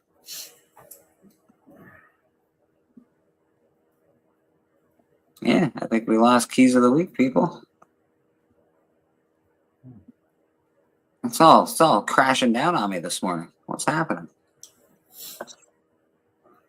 We got new comics trending. We got Hot 10. Maybe it's the Hot 10. No, that's not really. No. What is that like? I don't know. I know logo just came out. Yeah, I know. Usually they do keys of the week. There's a title on Key Collector that says keys of the week. And usually it's right next to trending 20, but they've moved it or they've changed it or they're not allowed to put it out anymore, maybe because I think they're getting people are getting sued for stuff right now.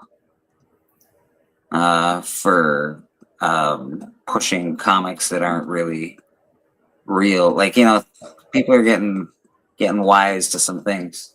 Do you think did they change the title to New Comics this week? Because I see something that says new. It used to say right next to trending 20, right? Yeah, it did. It says like on my app, it says New Comics. It doesn't say keys of the week now. It says New Comics. Yeah, it's all just new comics, which is really wow. Maybe that is keys of the week or new comics. I think this because it says New Comics of this week. It doesn't say keys of the week. They changed the title. But I just looked at it and they all have a key next to them. So new comics. They do have keys to them. Yeah, they do have key facts. They do have key facts, but they changed the title. They might be getting sued. I think they're getting sued for something. Oh my God! Breaking news, like breaking news. When people start changing titles and stop doing things, it's usually there's usually a reason for it. Like a lawyer said, "Hey, you might want to do this." It's the same reason when people take off all their content off their YouTube. There's usually a reason. There's some reason. Yeah. You know, especially if you're making money off of it, you don't just take it off for no reason. Yeah. I know that for a fact. Usually has something to do with court. Yeah. Yeah.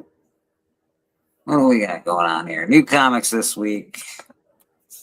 AKA keys of the week. Yeah, apparently this is keys of the week, but this is hilarious. Yeah, view by series. Let's see what's going on here. I'm surprised nobody talked about this. They talk about CBCS and all that shit, but they don't talk about this. This is kind of news. This is new. This is interesting. So this is Absolute Superman number 18, introduction of King Shazam in the Absolute Universe. Interesting. I do like me some Shazam.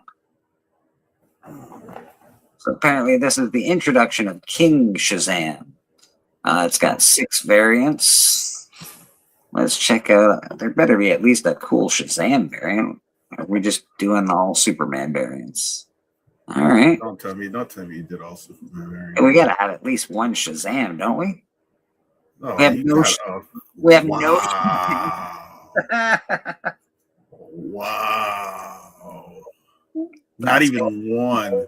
The closest thing is the cover A with the lightning bolt symbol.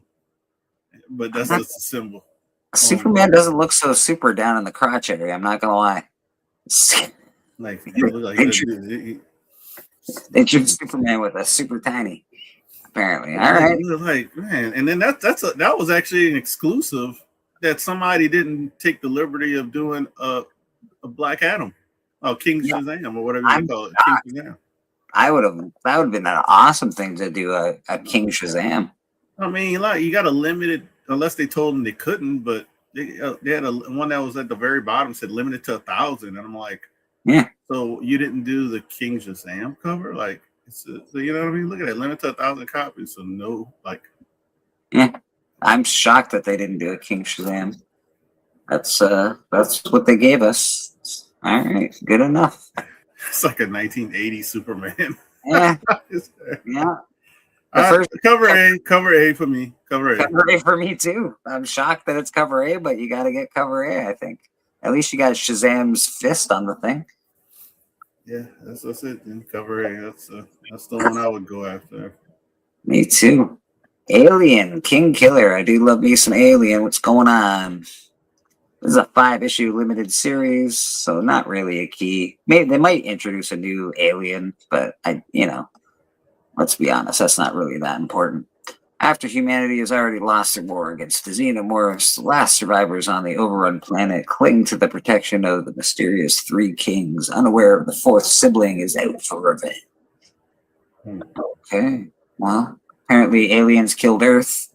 I better start reading this again. I'm behind. We lost, people. We lost to the aliens. I always loved Bizarro, so I'm very curious what's going on here. This is the origin of Bizarro. I'm sure Matt would know. If they must have done an origin of Bizarro before, but if they haven't, this is the origin of Bizarro. I'm pretty sure in the last 60 years they did an origin. Right? They have to have an origin for Bizarro out there. I've never read it, but there must be an origin story. If not, here it is right here. You get 5 variants. We have the Thinking Bizarro. Oh, Thinking. Looks a little bit like Hulk now. We have that one looks good. We got Bizarro Crush. Yes. Whoa. That looks good. I like that one, actually. I like the number 1 in the art. I think that's pretty cool. We don't have any Oh, yeah, Bizarro's right there. Oh, Batman Who Laughs. Batman Who Laughs? What's going on there? What's going on here? Maybe. This is a fun cover. This is cool. I don't mind that. Like a Batman Adventures cover almost. Yeah, and then this is really, I always forget his name, but he does that art. The guy that has the art in every doctor's bathroom, the kid with his butt hanging out, standing on a chair, that guy. Oh, yeah, that guy. Yeah. I can't remember who does it, and I know his name, and I love his art, and I always forget his name. I don't know why it won't register for me. But there's Norman Rockwell, that's the one. Norman. And then we have, looks like There's like a semi-trade dress going. I think it's just got the DC on the bottom there, so it's like supposed to be a virgin, sort of, I guess. That's a great one, actually. if I was getting books signed, that's the book I would get signed all at the bottom. Yeah, that's a great one to get signed. All in silver or blue. Silver, yep, silver or blue ink at the bottom. Blue would be really Or nice. even red. Oh yeah, even yellow, anything really. Yeah, anything like Superman colors. But yeah, that's actually not a bad. I know people that like to get signatures. Our boy, what's his name? Yahweh. California. Yeah, I know. I was talking about what's his name? California. Oh, he's supposed to come on a Band of Brothers auction with us whenever. He gets like thousands of signatures. He goes. Oh, Kevin. Yeah, Kevin. Yeah. That would be the book Kevin probably would get, the one with the Virgin. This is Captain Marvel Dark Past. I can see Steven interested in some of these covers probably. We have 8 variants. We got Captain Marvel. Cover A is not bad. It's actually pretty nice. They both look very attractive. It's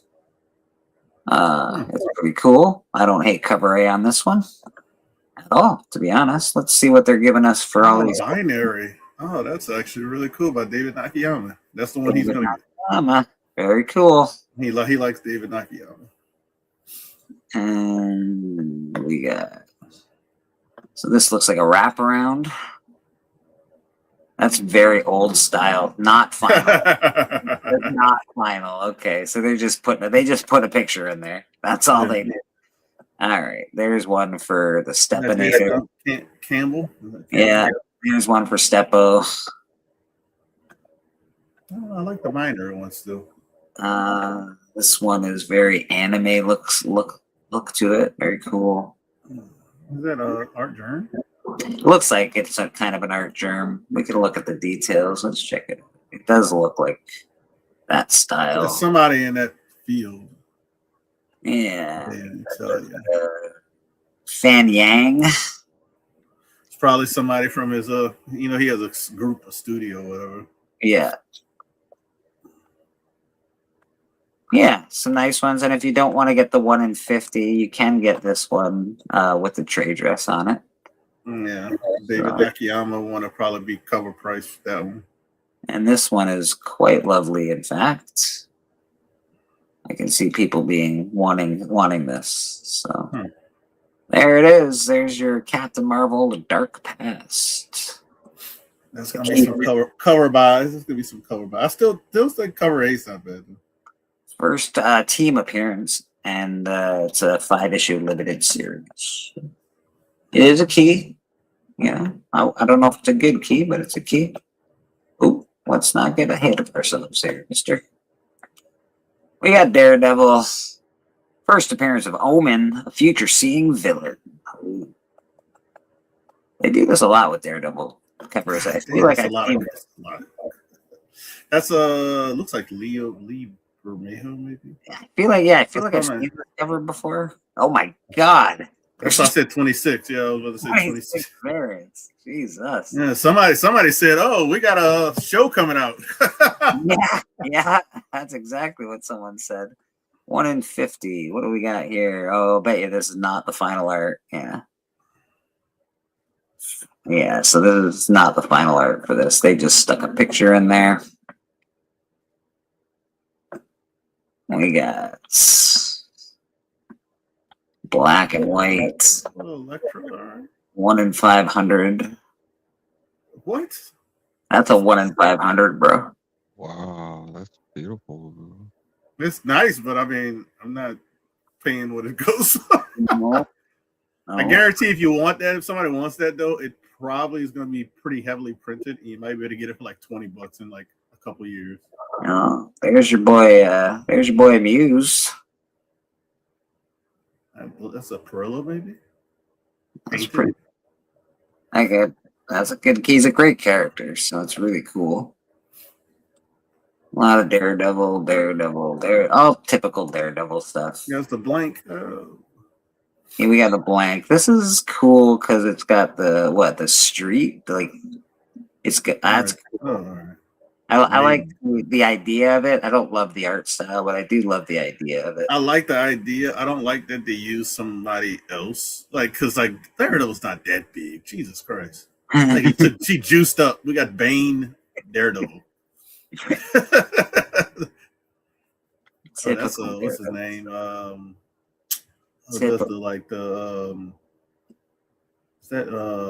a C2E2. Miko Suyan. This is a C2E2 exclusive, I think. Yeah, you can see a signature at the bottom. Miko Suyan. Yep. 1,000 copies. That's 3,000 copies. We got a blind bag. Oh, they got blind bags too. There's a sketch in a blind bag. Look, I found Boston Chris. He's in the chat. Hey, is he in the back? Oh, I didn't even. No, he's not. Not yet. He's in the chat. He's in the chat though. So these are blind bag ones. These look like sketches that are in these blind bags. Yeah, I wonder if those are sketches and real sketches because they usually put big hits in those blind bags. Yeah, I wonder if these are all like the actual hits. Like actual sketches and signatures. They do look cool. This Daredevil, this Elektra one, interesting. No, somebody's backstage now. All right, I'll get back. He says, "I've been in the back for a few minutes." It doesn't show. No, now it shows. At first, it didn't show 4 people. I've been here. That's why I type what I type in. I've been here since the what's it called, Silver Surfer, that Bronze Age one for the Captain Marvel, where I believe I was just that's the second Bronze Age cover. That's definitely the character. I suppose they're definitely doing that theme. They just might not be able to clear all those characters at the time, so the characters might change, but that's 100% going to be a thing. And then the other thing was with those Daredevils, so they're doing. That's why they have so many variants, because they're doing a blind bag, and they have con exclusives. But I think there's 4 sketch covers. There's a Bill Sienkiewicz one. There's the one that had the Punisher, and I think Daredevil one in there. So people are going to be spending all kinds of money trying to get those. There's an Elektra one as well. So they are. The Elektra is Bill Sienkiewicz. But you have a chance of getting an original art piece. So who knows what those will eventually resale for? Thousands. Who knows? This is Eternals, the 50th anniversary special. First appearance of the Lost Eternal. There's been a Lost Eternal. Back up. He showed back up. We just found him. He's like, there was a movie and everything. No one told me about it. We didn't know where you were. You didn't call. That would be funny if they actually put that in the comics. I would actually, if they put that in the comic, I would actually buy it. This is I'm definitely which one were you? Were you in the movie? There was a movie. There was a movie. What? What do you mean? We saved the world. What are you talking about? Where did Celestial come from? What's this Celestial? But this is bullshit because Ajax had my number. She knew where I was. I'm done with this. I don't mind. I like this cover for this. This is pretty cool. Mm-hmm. I don't love cover A. This is a variant, so it's not crazy. Super chat. Oh, got a super chat. Are you kidding me? Bam. Patel, what's going on? Love you, brother. Boston Chris arrived like a pokeroo. Missed the books I showed, but we waited for him for the giveaway. Okay, $50 Bleak. One or more books. Let's go. All right. You got it. I had no idea what was going on. But you got it, my man. You got it. I woke up late by mistake. My daughter even said she tried to wake me up. I was supposed to bring her to church, and I'm actually disappointed with myself. So I didn't wake up late. I woke up regular, and I just kind of, just sitting around. I was like, oh, let me go for a walk. So that's what I did. I went for a walk, and then made tea and came back, and you guys were on. So I was like, oh, okay. But I don't know what a bleak. If you don't have no Bleak, I could probably scrounge up something. I got something here. Who or what is Pokeroo? I don't know what that is. I think that's a game, right? No, he's from whatchamacallit, a kids TV show. Oh, he's from Polka Dot Door. Have you never? You guys never watched Polka Dot Door?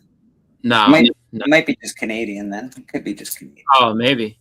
I don't know because I've never heard of it. I was gonna say if it's something new, that Ali hasn't said anything about it. Because that's why I found out about all the new stuff.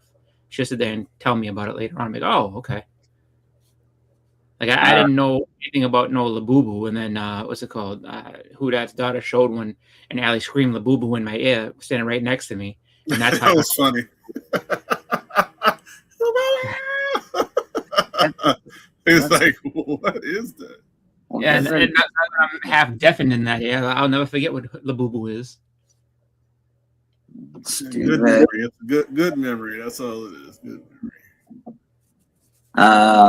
And we'll do this just for Mr. Patel because I appreciate you, sir.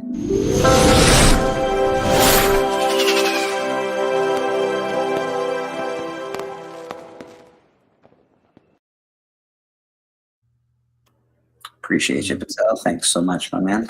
So you got to pick. The chat can make a pick. Which one will it be? Uh-oh. Oh, that's not what I want to do. What do I want? All right. I got to get rid of this comment for a second so I got more room. Mm-hmm. All right. So we've got a 9/8, Just in the Well, Action Comics, number 38. This is a key comic. I believe it's the first Black Superman, actually. So there you go. That's a key. And then we also have a 9/8 Teen Titans Future State, first appearance of Red X. So, what should I do? Which one should I do, boys? You guys get the pick. Boston Chris, what do you think? If it was me, I'd probably go with the Teen Titans. I like the Teen Titans. Okay. That's just me. Who Dat Comics? Yeah, I was actually going to say I like the cover better on Teen Titans. All right. Teen Titans it is. Can you send the hashtag link in the chat, Patel, so I can click on it? I don't, unless I can do it. What is it called? It's called the StreamYard hash giveaway tool, I think it is. Oh, they have a tool now? Yeah, they actually have a tool now. I'm trying to see if I wow. I think it.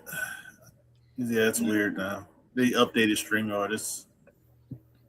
I saw it because there's a little duck with a headphones on it now, and I'm like, you see that? Yeah. But that how crazy is that? When I think, you know what I mean? It's just he said he needs a wrench to drop a link. Oh, you need a wrench. Oh yeah, we would all need. Yeah, and so I think all his wrenches are not here. But yeah, I was gonna say, I feel like that's kind of strange they decided that. Like, so I mean, they must have a lot of streams where they're doing hashtag this, that, and the third. That they're just like, oh, like we might as well just put it in our functionality, and then you can do it on your own. I'm working on it, Patel. I'm working on it. All right, I can see me looking at my phone. All right, here we go. Pin, report, remove, add as moderator. Boom. Standard moderator. Boom. There you go. You are now a moderator. That thing he deserves it. How many giveaways and super chats and stuff. Oh, there you go. Dang, that was quick. It was already. Wow. All right. How come I can't press? I can press on it, but it only makes it do that. I probably have to. You had to be on the actual YouTube stream, I think, to be able to click on it.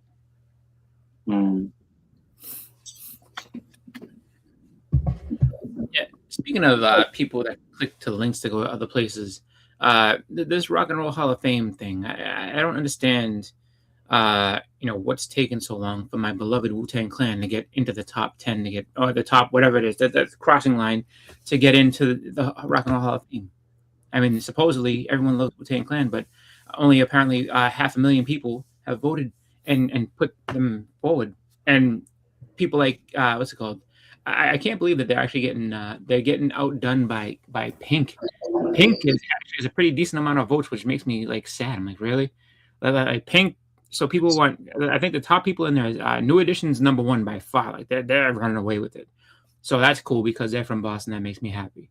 Then Phil Collins is number two. And it's just like, all right, I understand Phil's large body of work. I get it. I like Phil Collins. Yeah. Oh, everybody does. And then you have like and then it's like I think it's like Pink and I think NXS or somebody else. Like, there's a whole bunch of people on there. I know Sade is there because she's above Wu-Tang. But I almost choked when I saw that Pink was on there, and I was like, really? Pink's career is Rock and Roll Hall of Fame worthy? I don't think so. I mean, is it, in my opinion, nah. Shakira, Rock and Roll Hall of Fame worthy? Maybe not. I don't know. But I mean, it just makes me laugh because I think Iron Maiden may or may not be in the top, of that, which is kind of weird too. It's just like, wow, okay, so Iron Maiden didn't make the top, or if they are, they just barely. I like Pink though. Pink's all right. She's one person. Like I don't know. She just seems like a good person as far as female musicians go. She seems. Oh yeah, like I don't think she was bad at all. Role model. She's good. She's got kids. I figured that Wu-Tang had more. I figured Wu-Tang would have been, easy. Just they're definitely gonna make it, but I don't know. And I would have to say possibly with Capadonna, because I mean he is part of like the Wu-Tang Clan as much as everybody else. Like he wasn't like a founding member, but he's been in enough that he's I would say at this point he's definitely like a core member of it, just not one of the originals. So let's see if I can't figure this out. StreamYard giveaway.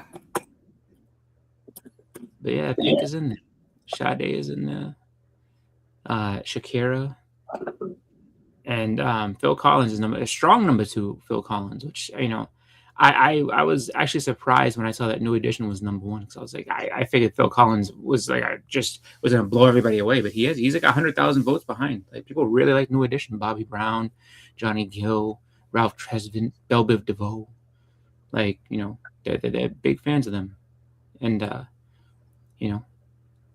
they want them to be in the group. Patel, can you drop that link one more time so I can? Apparently, it's not showing up on my phone. Can you just drop it one more time for me? I'll just do it the old-fashioned way. Do it from my phone.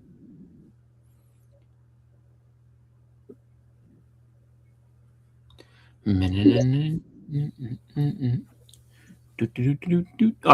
he'll get in there. Like I would say, the only people that have kind of a tough part of it, like if you go on the voting thing. Because you can vote every day on there or whatever if you want, but like the only people that are like the people that are like, I would say like the last spot, which I think is like either 7. It's either, I think you can put 7 people in. So 6 and 7 are the only ones that might be a little shaky, but but Phil Collins is easily gonna get in. Yeah, it did take him a long time, but I don't know. I just figured that Wu-Tang would have definitely like been early in, but I mean, yeah, it's just the first time on the ballot, so it's just like any other Hall of Fame. Like not everybody makes it in first ballot. I'm sure there's people that are on there that weren't nominated for the very first time, that have been waiting for a while to get in there. Like I think Billy Idol has been on there for a little bit, and he might be getting in this year. So just my beloved Wu-Tang should have been in a first ballot, but it's all right if they don't get in the first ballot. But you could also vote for them and make them get in. Just them though. Don't vote for anybody else. Like New Edition doesn't need your help. Phil Collins is doing fine. You don't have to vote for him. Just everybody vote Wu-Tang over and over and over again. And then, as long as they get to like 3rd or 4th, you do whatever you want. But I'm just joking. I just want to see them win.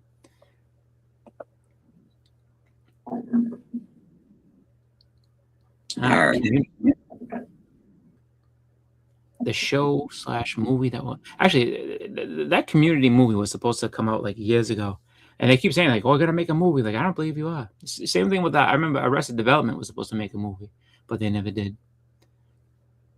But they gave us a couple seasons on Netflix. Hashtag community is the hashtag. We're doing a giveaway. Thank you to Patel. He's dropping some cash. We're giving away that guy. Do I think the book he showed earlier, Jabroni or Bob Backlund level? I don't know. I didn't see them.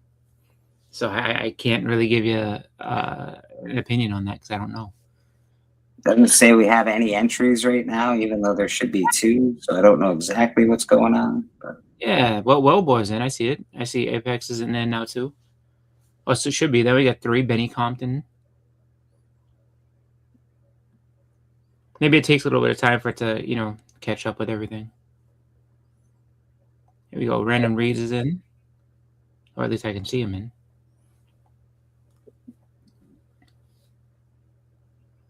Is that like a feature that's like new, like this week? Key collector? What are you talking about? No. The thing with the giveaway hashtag thing for StreamYard. Is that like a brand new? I think I've been seeing it for at least over a week now. Okay. I'm just. I think. Well, matter of fact, I think Astonishing has been doing it for about a month now. Oh, okay. That's definitely. But I don't know. Yeah. That shows you how much I pay attention to that. Like I didn't hear anything about that. I'm sure they notified us, but yeah. We got 7 entries so far. We're doing now we're doing it. Everything seems to be working out. I have it on my phone.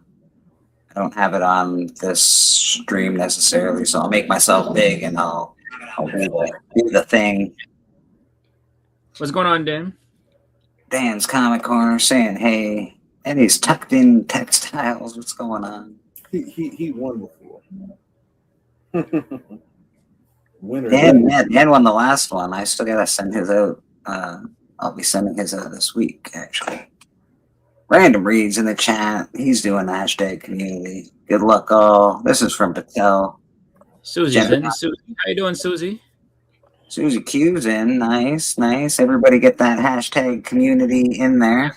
You got Strange Dog Comic Wrestling just jumped in, so that's good stuff. We got 9 entries so far. Appreciate everybody watching. Oh, Strange Dog. Yeah, Strange Dog. He's on the cell phone format. Strange Dog, get on the. I don't know if it's gonna get on the regular format. Put the hashtag.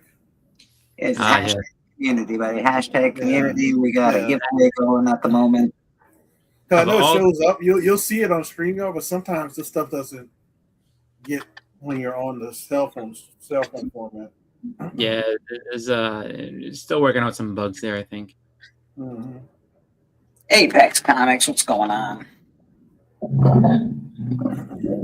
If you saw Patel came on earlier, and holy shit, dude.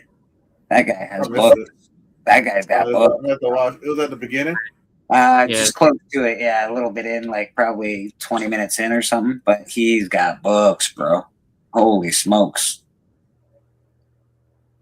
I was definitely blown away. Like he showed all of the books. I was like, oh my God, oh my God.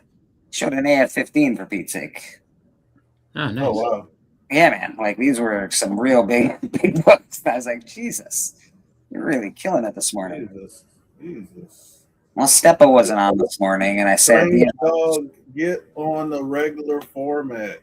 He's in. I don't know if he's good. He's in. We got him in. Yeah, well, it's hella good books, bro. Hella good books, like serious books. No joke books. Books that'll make you all jealous. They made me jealous. I was like, oh my God. Every book was an oh my God.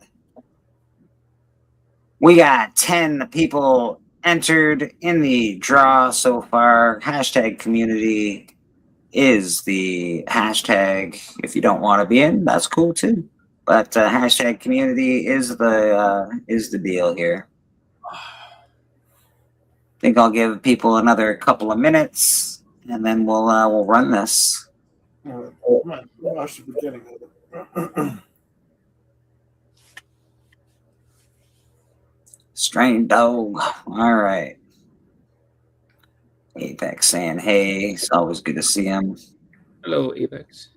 Iron Maiden deserves to be in more than anyone other than Phil Collins. That's a fair take. Iron Maiden is pretty awesome. I think that I feel like they see that the thing that I didn't look into is who's the actual first time being nominated, and then and who's been on for a while. Like I know Wu-Tang just got in there. I think New Edition. like there's a bunch of first timers that are definitely on there. But I feel like Iron Maiden and Billy Idol, and even Phil Collins for the most part. I think Phil Collins might have already made it for Genesis though.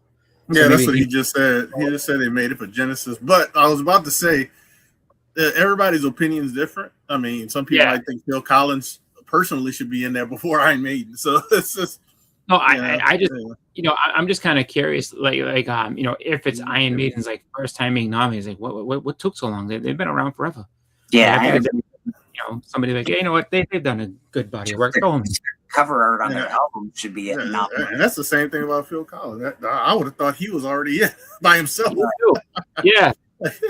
Like he didn't make it yet. You named a whole bunch of people that I thought was already in the Hall of Fame. We got hashtag community. I don't know if y'all can see that. We got 12 people in there. Boom, boom, boom. Whenever, there we go. We got 12 people. I'm gonna hit the draw button. We're gonna draw this. If you haven't got your hashtag community, and now's the last 10 seconds. Get your hashtag communities in. One person just dropped. Yeah. Let's go. This is a gift from Patel, who did this for myself and lucky community member. Boom, boom, boom. We're gonna draw this. Oh, there it goes.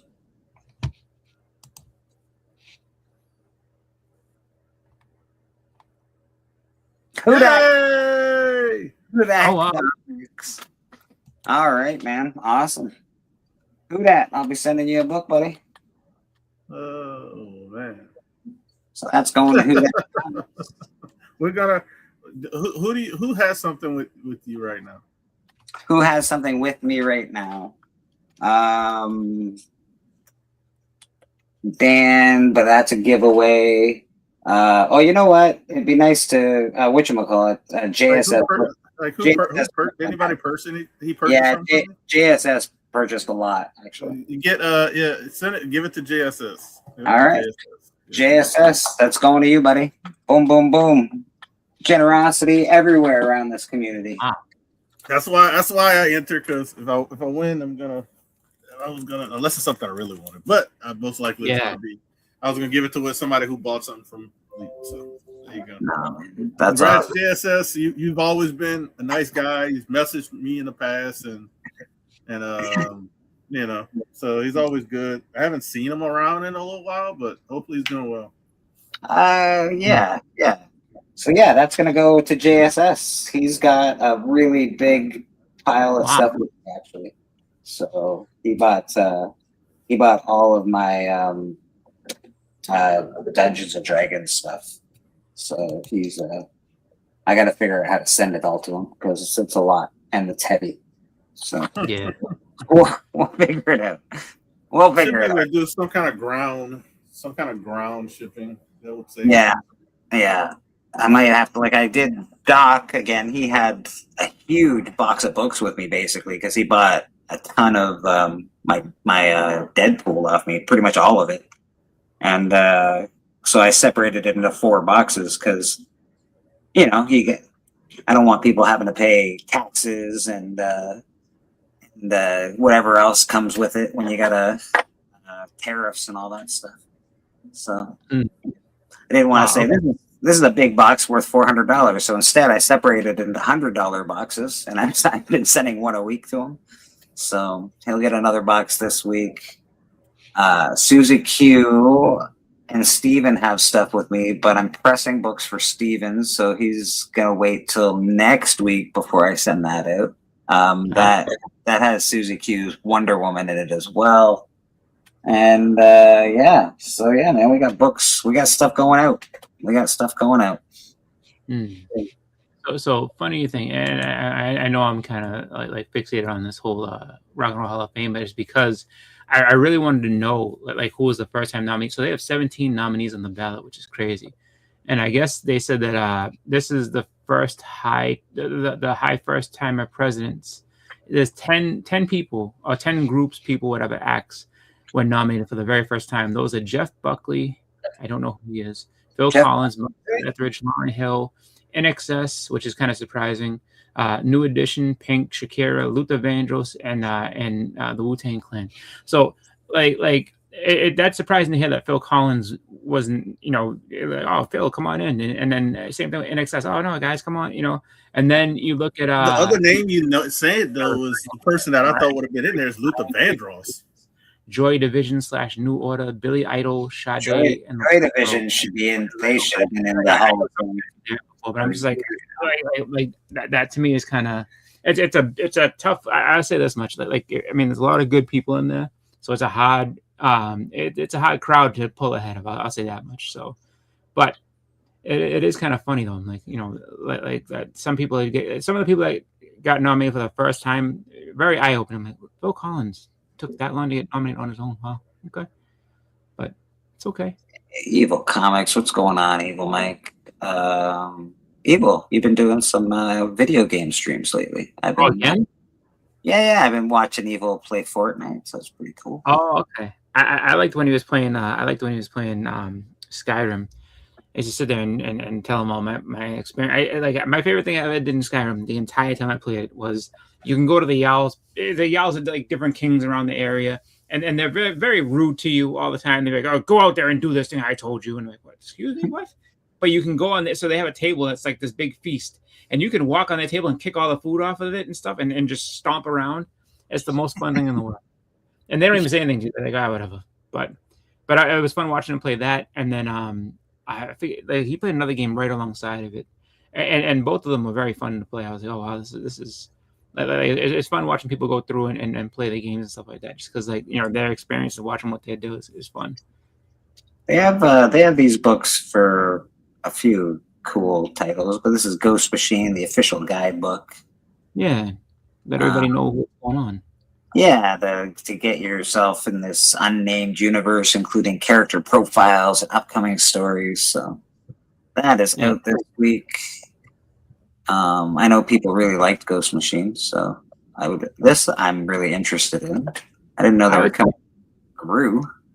Yeah, I was gonna say that that's actually not a bad idea to do for titles that have a little bit of a following and stuff like that. Just because if you've never read it and you're like, oh, I don't know where to start, that gives you an idea of like what things are and how things kind of work. So then you can go back and use that as kind of like a reference as if you read like a graphic novel of it, or if you go back and decide that you want to collect a run individually. I think that's a good resource. It's fun to have those. Gru and Raferto flee across the land and sea to escape the infamous bad luck, only to stumble into a village where priestesses' visions foretell disasters that Gru alone may be destined to stop. This is Dark Horse. Dark Horse picked up Gru, apparently. One of 4, looks like. So this will be a 4 arc, maybe. Yeah. I wonder if they would have been better off sticking around with like the bad luck, because disaster sounds way worse than bad luck. Like bad luck is just like I had a bad night. Disaster's forever. It's like, oh no, my whole life is ruined. There's only one cover for this, so that's it. That's what you get, folks. It is a typical Gru cover. It looks awesome, very bold, like a lot of stuff going on. So it's pretty cool. Sergio did good stuff on that one. Yeah, I think the whole Gru run in my boxes. I was a big fan of Gru. All right, so that is Gru the Wanderer. We got Magic the Gathering. Doesn't look like it's a key, but it's Magic the Gathering. Untold Stories #1. They did this in 2022. They brought Magic the Gathering to comic books, and I also have some from earlier than that, early 2000s. I think they've done it a couple of times. Yeah. But this is Dark Horse. Dark Horse is cool. I'm not seeing anything in there that like makes me want to go grab it, but if you're a Magic player and a Magic fan, you might enjoy this. We have Royals from Image. This is an Image #1. Twin brothers with a telepathic poker hustle risk everything when they face the ruthless leader of Soul's criminal syndicate, the Bloody Cox. Yeah. Okay. Bloody Cox. In a high-stakes, mind-bending crime caper. Not the Bloody Cox. I mean, That could be bad news for somebody. I tell you that right now. Bad news. Nobody wants a bloody duck. All right. All right. Some punchy covers. We got the yellow covers, which are cool. Dark Horse hasn't been my favorite for covers in a while, but these ones are all right. This is very anime, very cool. All right. I know nothing that I'm seeing that's like shaking me in my boots, but still cool. We got Rivals or Royals, sorry. Yeah, Marvel Uncanny X-Men Annual. Origin of the Regulators. Turn of the century mutants who once called Haven House their home. So it's like a going back in time story, sort of, but like, yeah. You know. We got old mutants with new mutants, apparently. Well, yeah. I mean, the only thing, it seems like Wolverine's dealing with somebody from way back in the past type deal. So it's a Wolverine story with some new characters, I guess. But so that I mean, I'm assuming they've been introduced in the normal timeline, and now they go back and be like, oh, this is how they started. Wolverine, back when I was a kid, these guys are starting trouble, and I had to tell you what I had to do with them. I want to know who the guy with the big white beard is down here. Big white beard. He's just like, Santa Claus had a job outside of delivering presents, and nice. That's his when it's dad. time. That's Sabretooth's dad. Is that Sabretooth's dad? Is that who that is? It's cool. They draw him awesome. That's a cool cover. That one's not a cool cover. Yeah. I guess this is the one. That's the one to get. That's one I'd get if I was getting this book. If Wolverine's telling this story and saying like, all right, like now I know these people, this is what happened, and let me tell you all about them. And it's like I fought with them before. It's like at the end of that story, if I was Cyclops to be an asshole, I'd be like, so you didn't finish the job apparently. So can we really say that you're the best at what you do with these people that 100 years later causing trouble? I don't think so. I think you lied to us, Wolverine. I think you're slightly okay at what you do. We got Death Spiral Part 6. I hate the Venom trade dress on this. Not a fan at all. We got 1 in 50. Yeah, Nakayama. David Nakayama.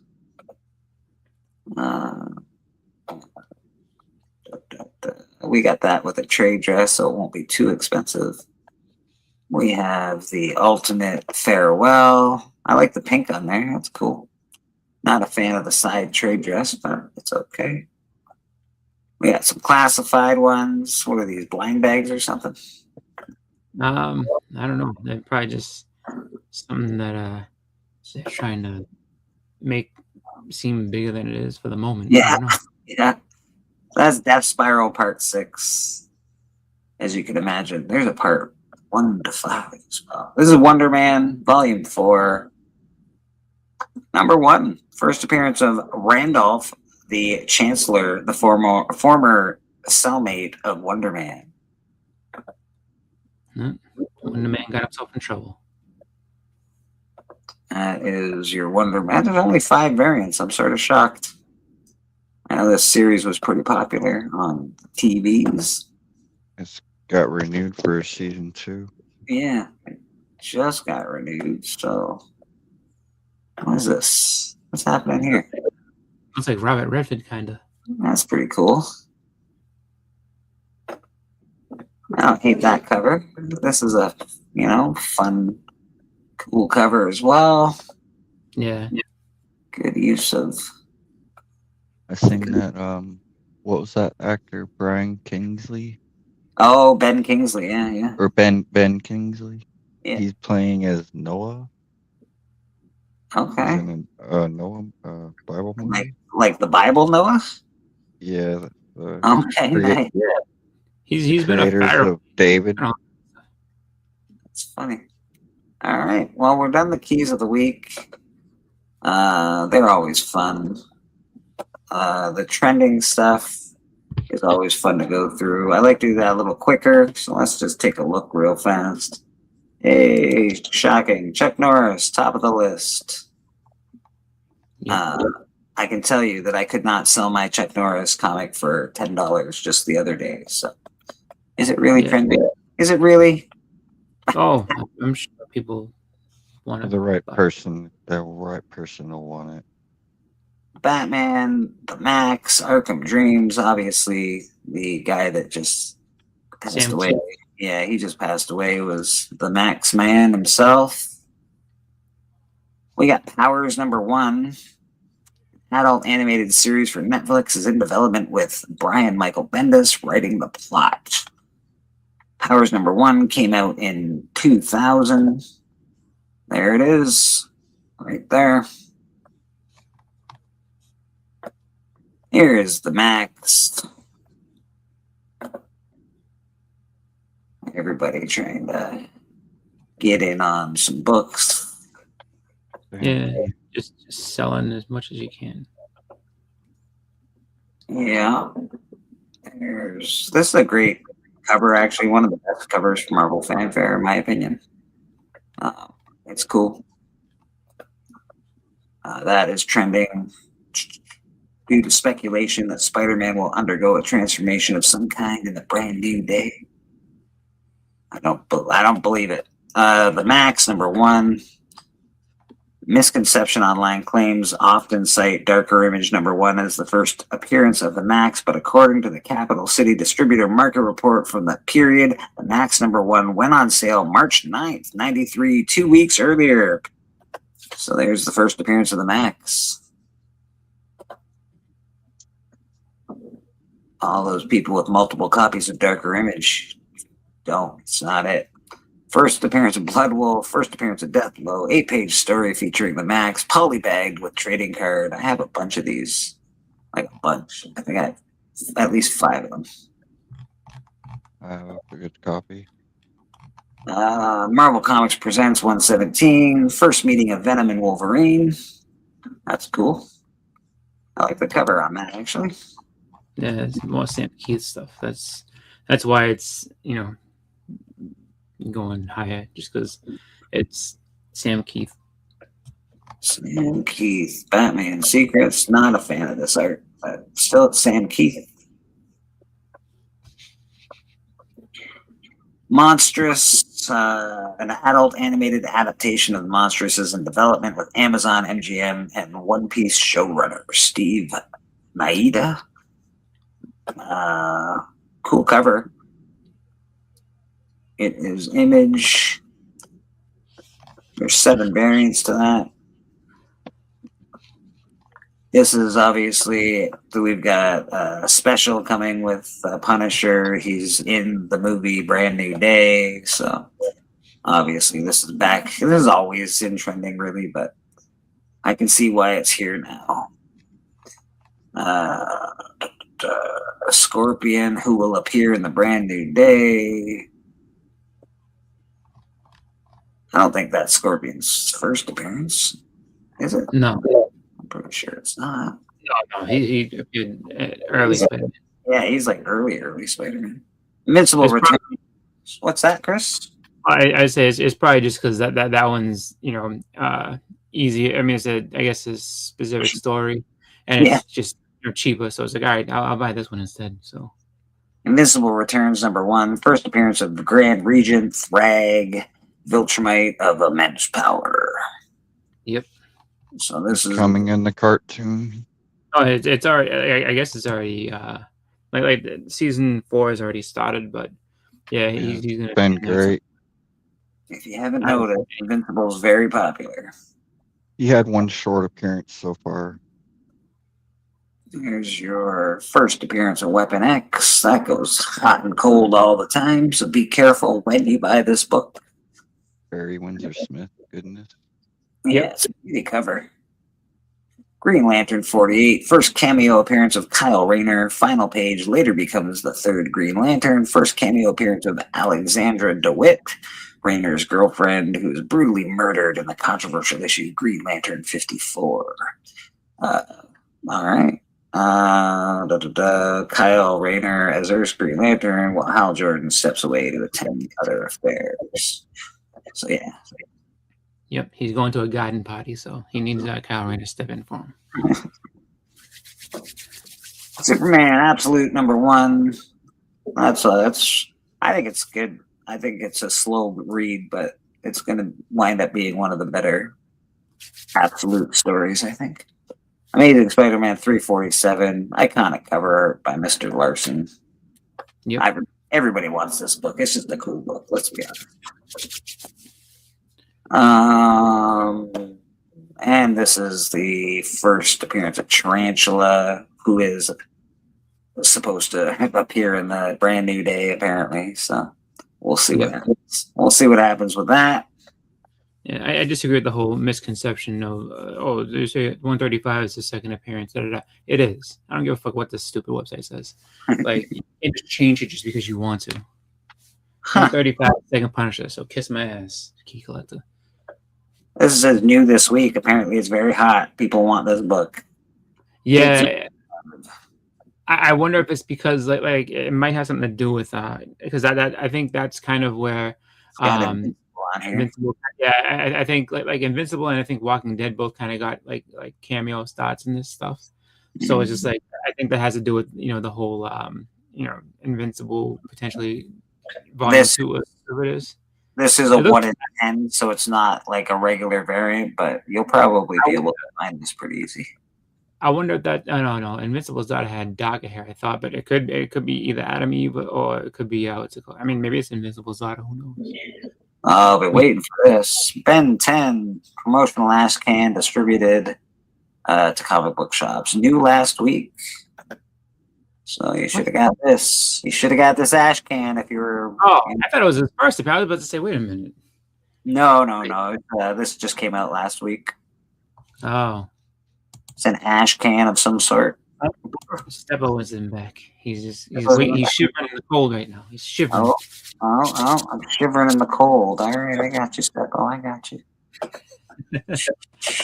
There it is. Where am I? You are at Comic Culture. No, now you've been sheltered into the warmth, but before you were shivering in the cold. That's right. I'm hiding underneath Apex. Oh, here I am. There you are, Steppo. There you are, sir. I just got back from the beach. Really? Yeah, I just drove up. I wasn't sure you were going to make it back today.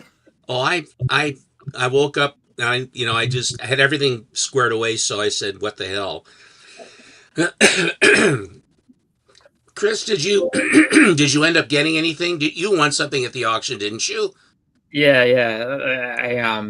I was having fun with that last night, but I meant what I said. I was just like, I'm ready to go into financial ruin, and I was. Everyone was talking about it. Was it $35 put you into financial ruin? No. I was it was the Daredevil books that they started at $1, and then at $1. Okay, well I can understand. And they were both like 9.0, so I was like, okay, let's go. And then what happened was, like Neil started bidding aggressively, and I was like, all right. I was like, if that's the case, if that's how you want to go, I'm ready to go to financial ruin for this. Let's go. And then so he bid it, and I bid back, and then like he bid again after me, and I bid higher than him again, and I put in big letters financial ruin because I didn't want him to get those books because I was just like, this is fun. And then as I was kind of going through it, and I was still bidding, I was just like, I really don't want those at all. So it's just like, but I was just like, oh, it'd just be fun to get a couple of 9.0s that started out at $1. So I was like, all right, you know what? Which 9.0s were those? Was that the trade and the newsie of the Web of Spider-Man? No, that was Who Dat stuff. This was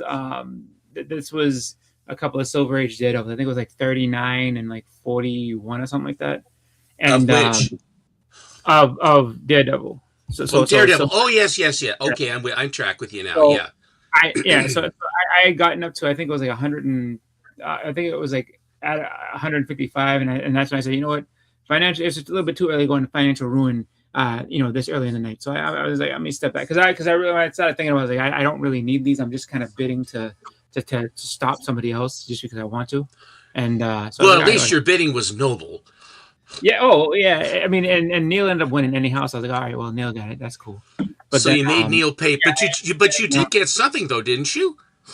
Yeah, I got it was a Marvel team up, Wolverine and Spider-Man, and it's actually a book I had. It was an Old Label 9.8. So I was like, all right, well. Oh yeah, again, okay. Yeah, and I started again at adults. So I was like, well, let's do it. And then I just kept going. And I was just, and then I was against some guy named Starscream. I was like, hey, Starscream. I was like, don't make me turn into Galvatron, all right? I was like, here we go. And then I just kept going back and forth. And I was like, and I said, who wants to go into financial ruin with me? And then so I bid again. He's like, I'm out skis. I was like, all right, there we go. I was like, I win. So it made me laugh. That was Troll too, wasn't it? No, that was what was his name? His name was it was like Woozy or something like that. I was just like, enough Woozy. And I put my bid in. He's like, I'm out. The seller was Woozy? No. The seller was Bo Ribbles, I think his name was. Ribbles. Oh, Brewfront? No, Bo Ribble. You mean Trollfire. Bo is his name. Dylan Ribble is his name. Dylan Ribble. He goes by Bo and is Trollfire. He's a man of many names. He's got a lot of hats, that guy. His his boy is very confused. Who am I this week?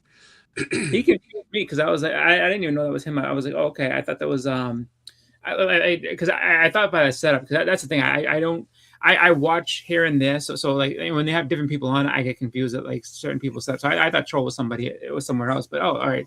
So I was like, oh, it's like Boston Chris bought from me. Oh wow, I've arrived. I'm like, oh, okay. I was just like, I didn't know I was a guy now. Poor Teresa was trying to sell those strange tales and the others and what have you. And hello, Tan. Steven. How are you? I'm good. Steven Susie said she hasn't seen any of my books, and you joined a little late, so I was like, I'll hop back on, show some more books for you. I love it. Thank you. All right. We got Boston Chris here too, so I was happy he was able to be here for the giveaway. All right, so let's. I got some more Spidey for you. So I got a Spider-Man annual. There you go. Oh, beautiful. First Sinister Six. We're gonna do some Spidey. So Bleak, you said Spidey villains, right? So let's go from the top. Start with good friend Scorpion.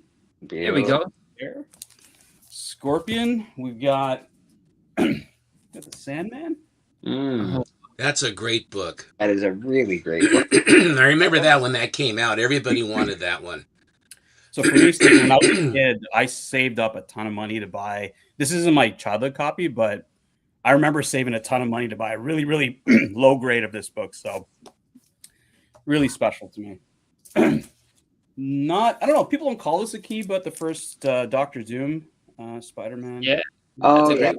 Crossover. Yeah. You know, that's got interesting art on the cover. It the way Doom is set up, it's not as brightly colored. It is sort of a more a lightly more pastel. I remember in the day I thought that was, wasn't as primary colored. I mean, just right out of the box. Color Stephen too. Like this one on the purple is like. I used to think Doctor Great one. Villain, to be honest, because I grew up watching cartoons and Spider-Man and his amazing friends. Dr. Doom was in it constantly. I didn't know Doom was a part of the Fantastic Four till I was. I'm the same way, Bleak. I thought he was a Spider-Man villain. But... Yeah, very much. This one's also the purple on this sometimes can be a little off. So first, nice copy, good colors. First Electro, ASM number 9. Yeah, that's a book I always look to see. Like every once in a while, I'm like, oh man, that's definitely what I want. I love that, and I think it's like Daredevil. It's early Daredevil that has that. I got early Daredevil here for you, for Chris. So this one, Biggie really likes this book. The cover of the first Mysterio.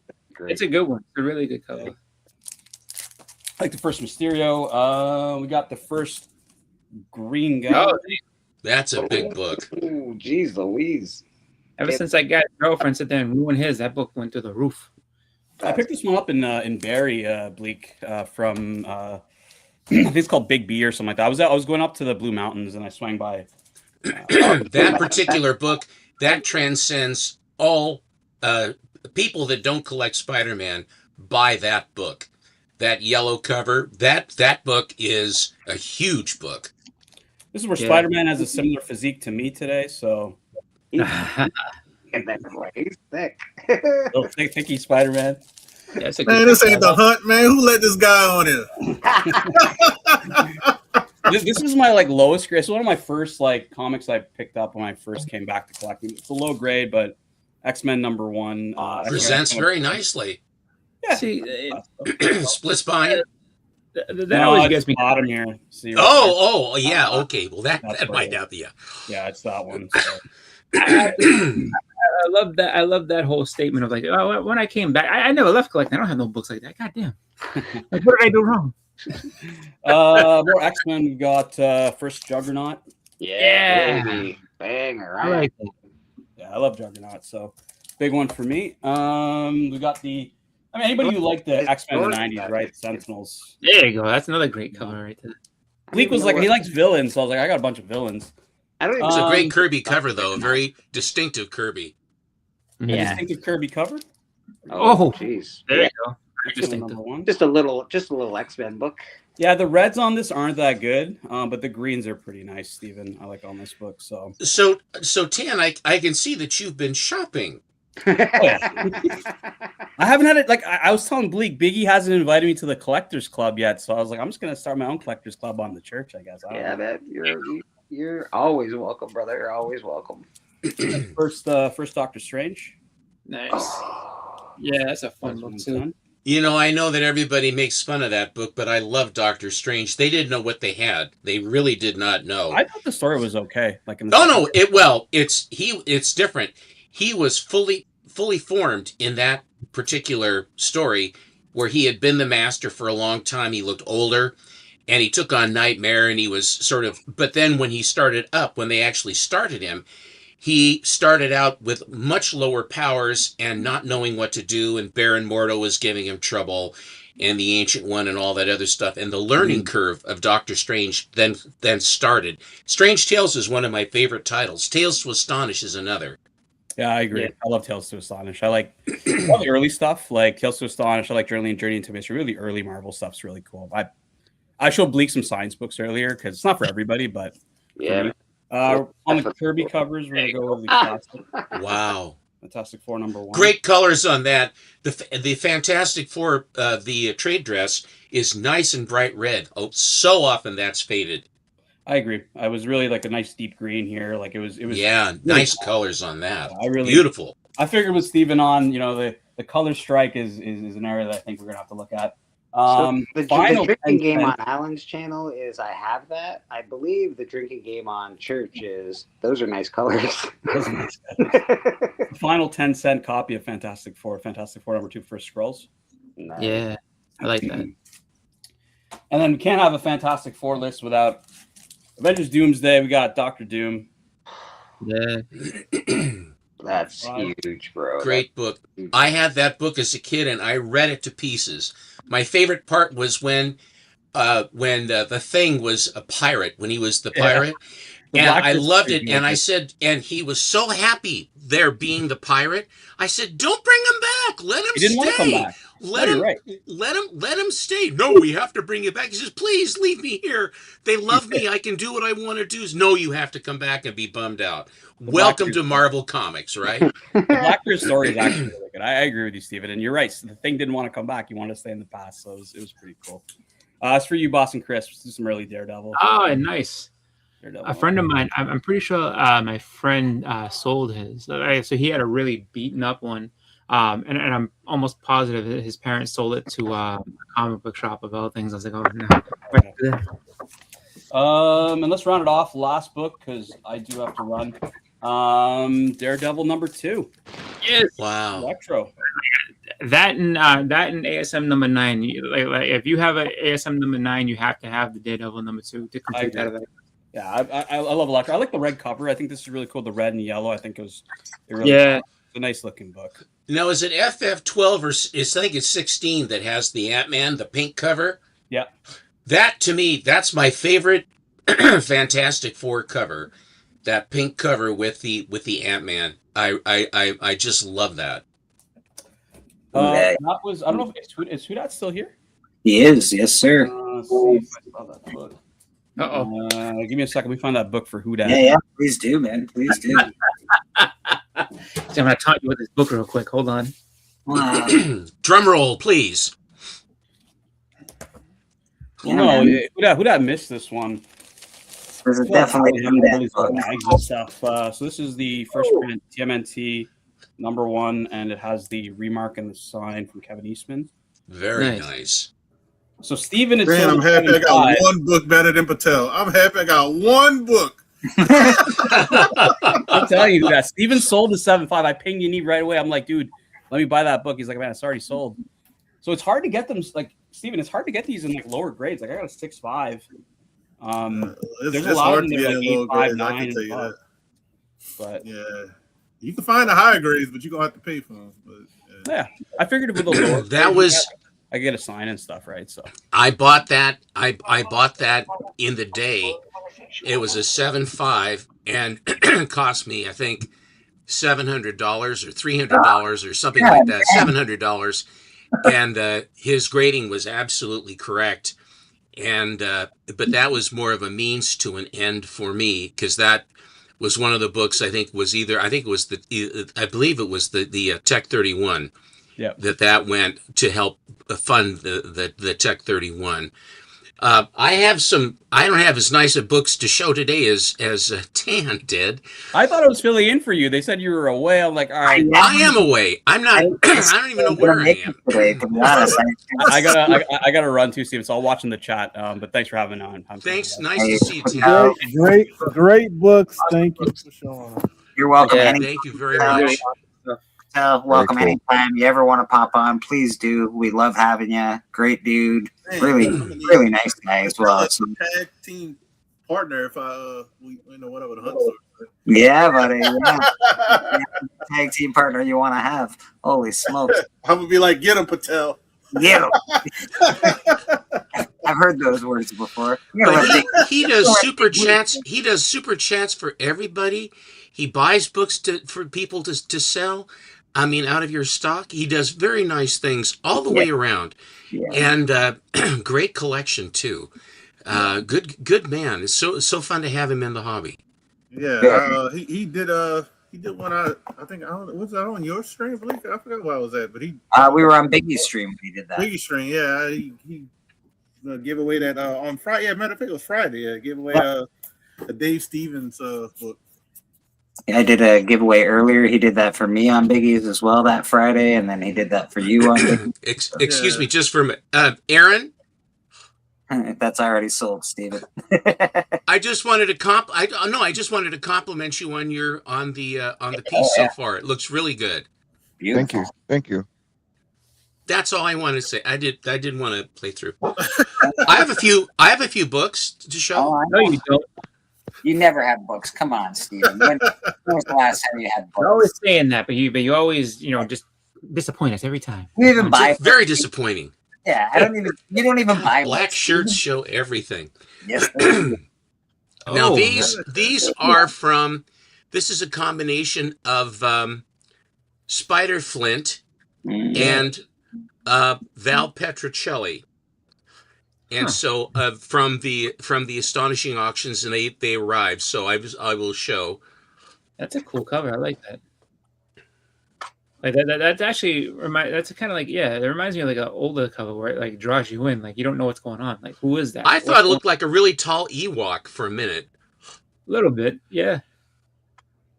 But it does make you wonder who that person is and what they're trying to do. Good. It looks sort of like Mumra, doesn't it? Yeah, a little bit, yeah. That definitely looks like Mumra. That's cool, Max Spears. Yeah. Yeah. I have it was in a lot. So, I have several, but it's sort of like, you accumulate them. Oh, but sure. Spider Flint had extremely high grade copies of these McFarlanes. Oh, nice.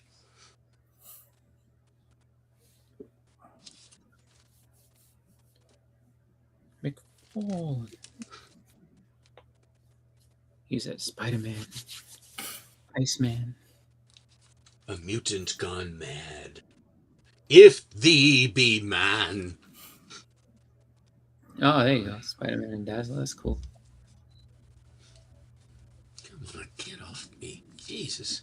It's like I'm delaminating. Oh, Paladin's in trouble. Look at him. He's getting blown up with the rings. these are all just, you know, midnight, mid nines. Yeah. This is a cool one. Oh yeah, I've seen that one before.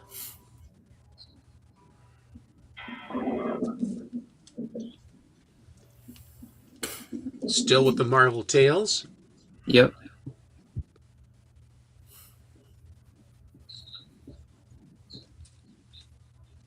I think that was the first time McFarlane did anything X-Men. Yeah, pretty sure. Yeah. That's a cool looking cover. Looks ominous. Guest starring Morbius.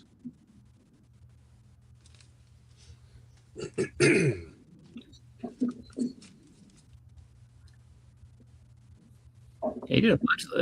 That's what, about the third or fourth X-Men cover. So he's done a lot of stuff with different mutant characters and everything.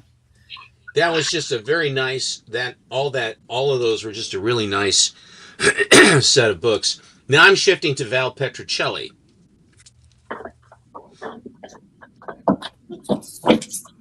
Oh, that's cool. J. Scott Campbell. Are you working in your kitchen? I was a second ago, not anymore. I think these were all in a group, and so I think I have now, I think 3 of these. I'm gonna just, I mean, it's a nice cover. Sveta Shabina. I have obviously the first appearance of Lady Death, sorry, and I keep trying to buy the Evil Ernie #2. They want just as much money for that as they do #1, and I will not. I can't. I won't do it. I've looked at it a bunch of times. I'm like, it's Sure you will. It's just around the corner. I know it is. One of these days. This is another Sveta Shabina. Matt H. Man, good to see you. Ryan Riley, good to see you in the chat. Here is Sirens, and this Love Hurts. Love hurts.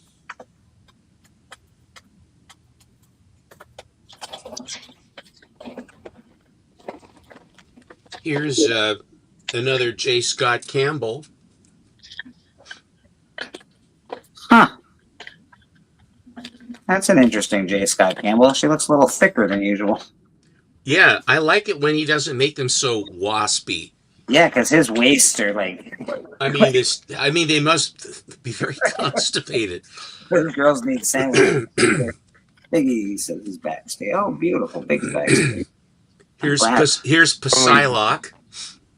Got Biggie back. How you doing, Biggie? Good to see you, buddy. I'm good. I'll be right with you. Hold on. Hey, Big. Here's another Psylocke Ninja. Oh.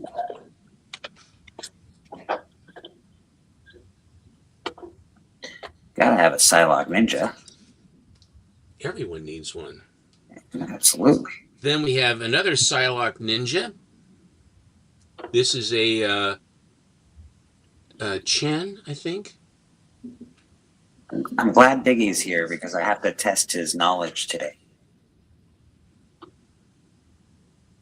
That's beautiful. I feel like I sold that to you at some point in time. You may not have gotten that. Yeah, I feel like I've sold that to you. This is one that's making the rounds right now. It's just a cool cover. Or gave it to you or something. I'm sure of it. But mostly.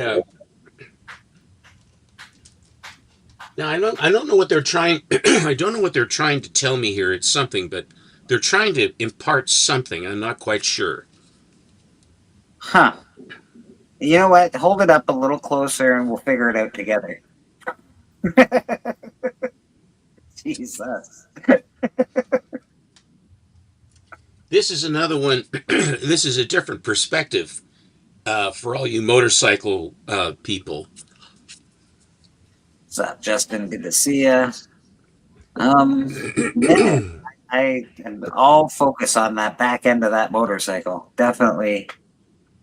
I was focusing on the extension for the exhaust, so that the exhaust would not. That drew my eye. Right into my eye. It did. I tell you.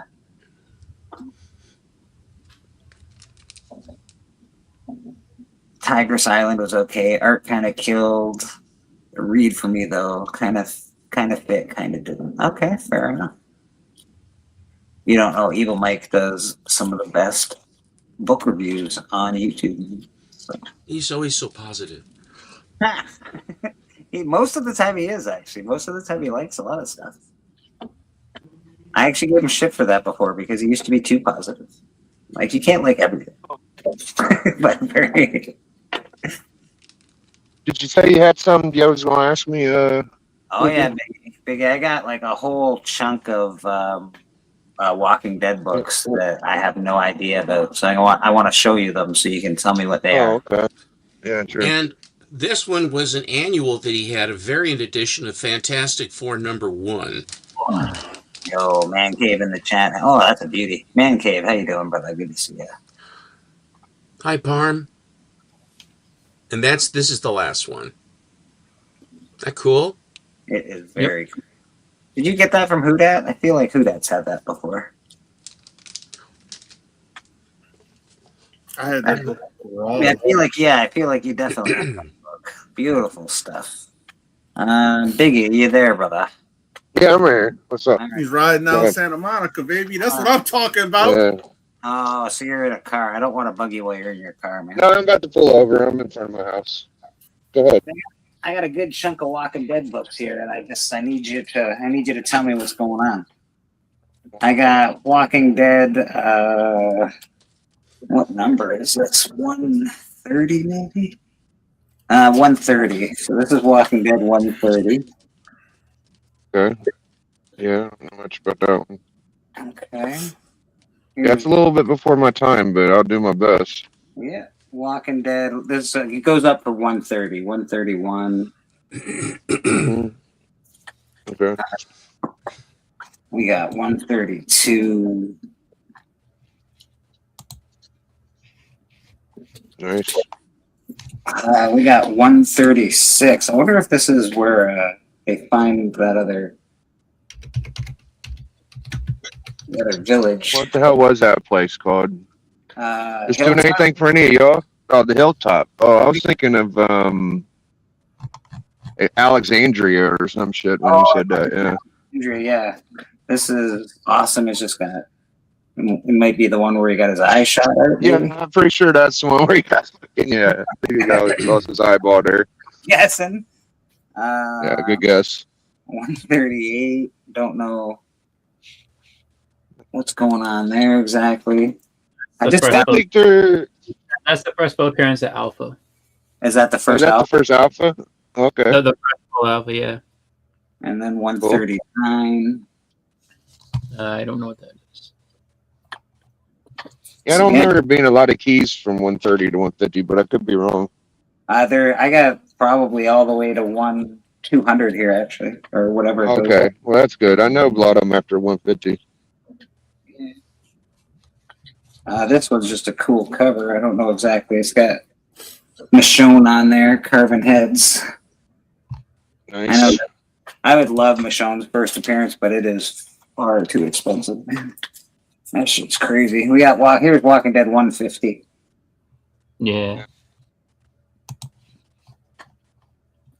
Walking Dead. Oh, I don't know why this is out of order, but there's 141.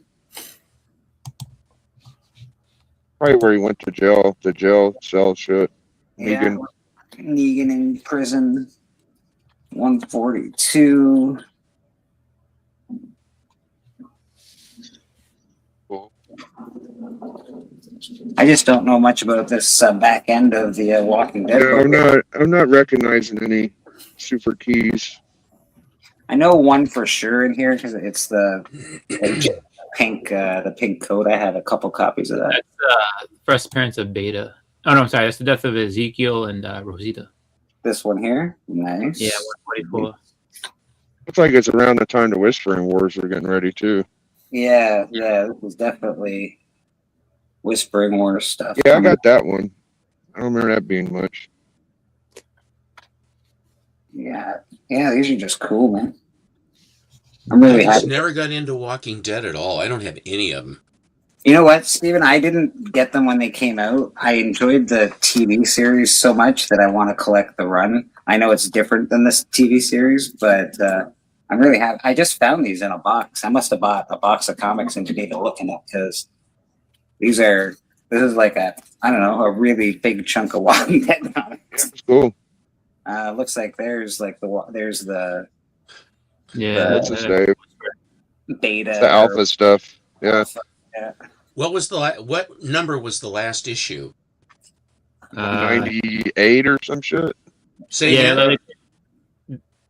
they had like a fake out issue at one point where it's like, all right, this series is ending, and everybody bought that, and then they brought it back a little after that. Like 193, I think is the final issue. It says.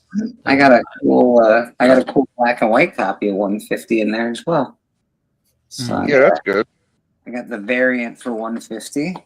I got this one is also another variant for 150. It looks like there's another variant for 150, which is awesome. Yeah, these are freaking great. I'm really happy to have these because I'm keeping these in my That's personal. a good one. That's something with that. Ain't that the first fucking? I thought that was the first one. It's 150. Yeah. So yeah, Call to Arms. That might be my first issue actually, so don't mind me. But yeah, that's this just a good one for me. Silence the Whisperers. Yeah, here comes all the Whisperer shit. Did you get? I wonder if you got the connecting variants or any of that stuff. I got the connecting variants in a different box. I have there's like 5 or 6 of them, I think. I bought them at a different auction because I that's when I first started collecting Walking Dead. Again, I wasn't. It's a big long series to collect, and some of the issues are very expensive in it. But I don't know. I just think it's worth it for me to collect it. That one with Michonne, the one you just showed, 154. That's the first appearance of Beta. Oh, okay, That's the first beta. I thought the one with the other guy might have been around that time too. No, You got Alpha and Beta, right? Yeah. Yeah, because Alpha is the one that controls the the whispers and stuff like that, and then Beta comes along a little later on. But like That 151 might have been the Beta too. There's Negan. That's where Negan kills Beta, I think, right? Yeah, it looks that way, or at least that's what we got in the TV series, anyway.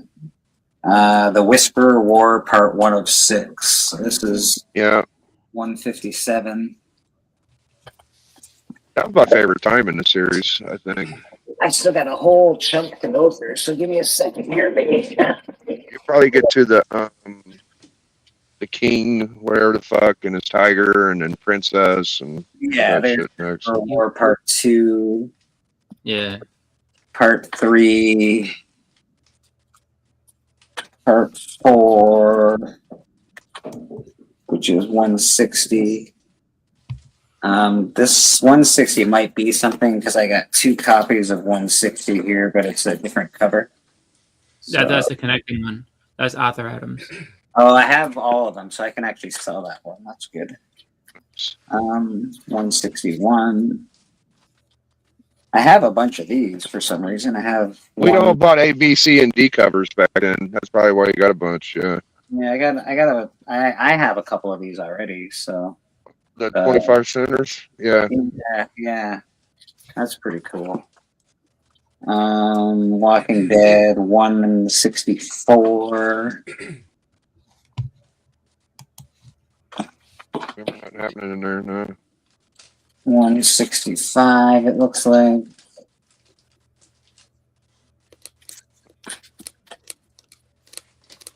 $167.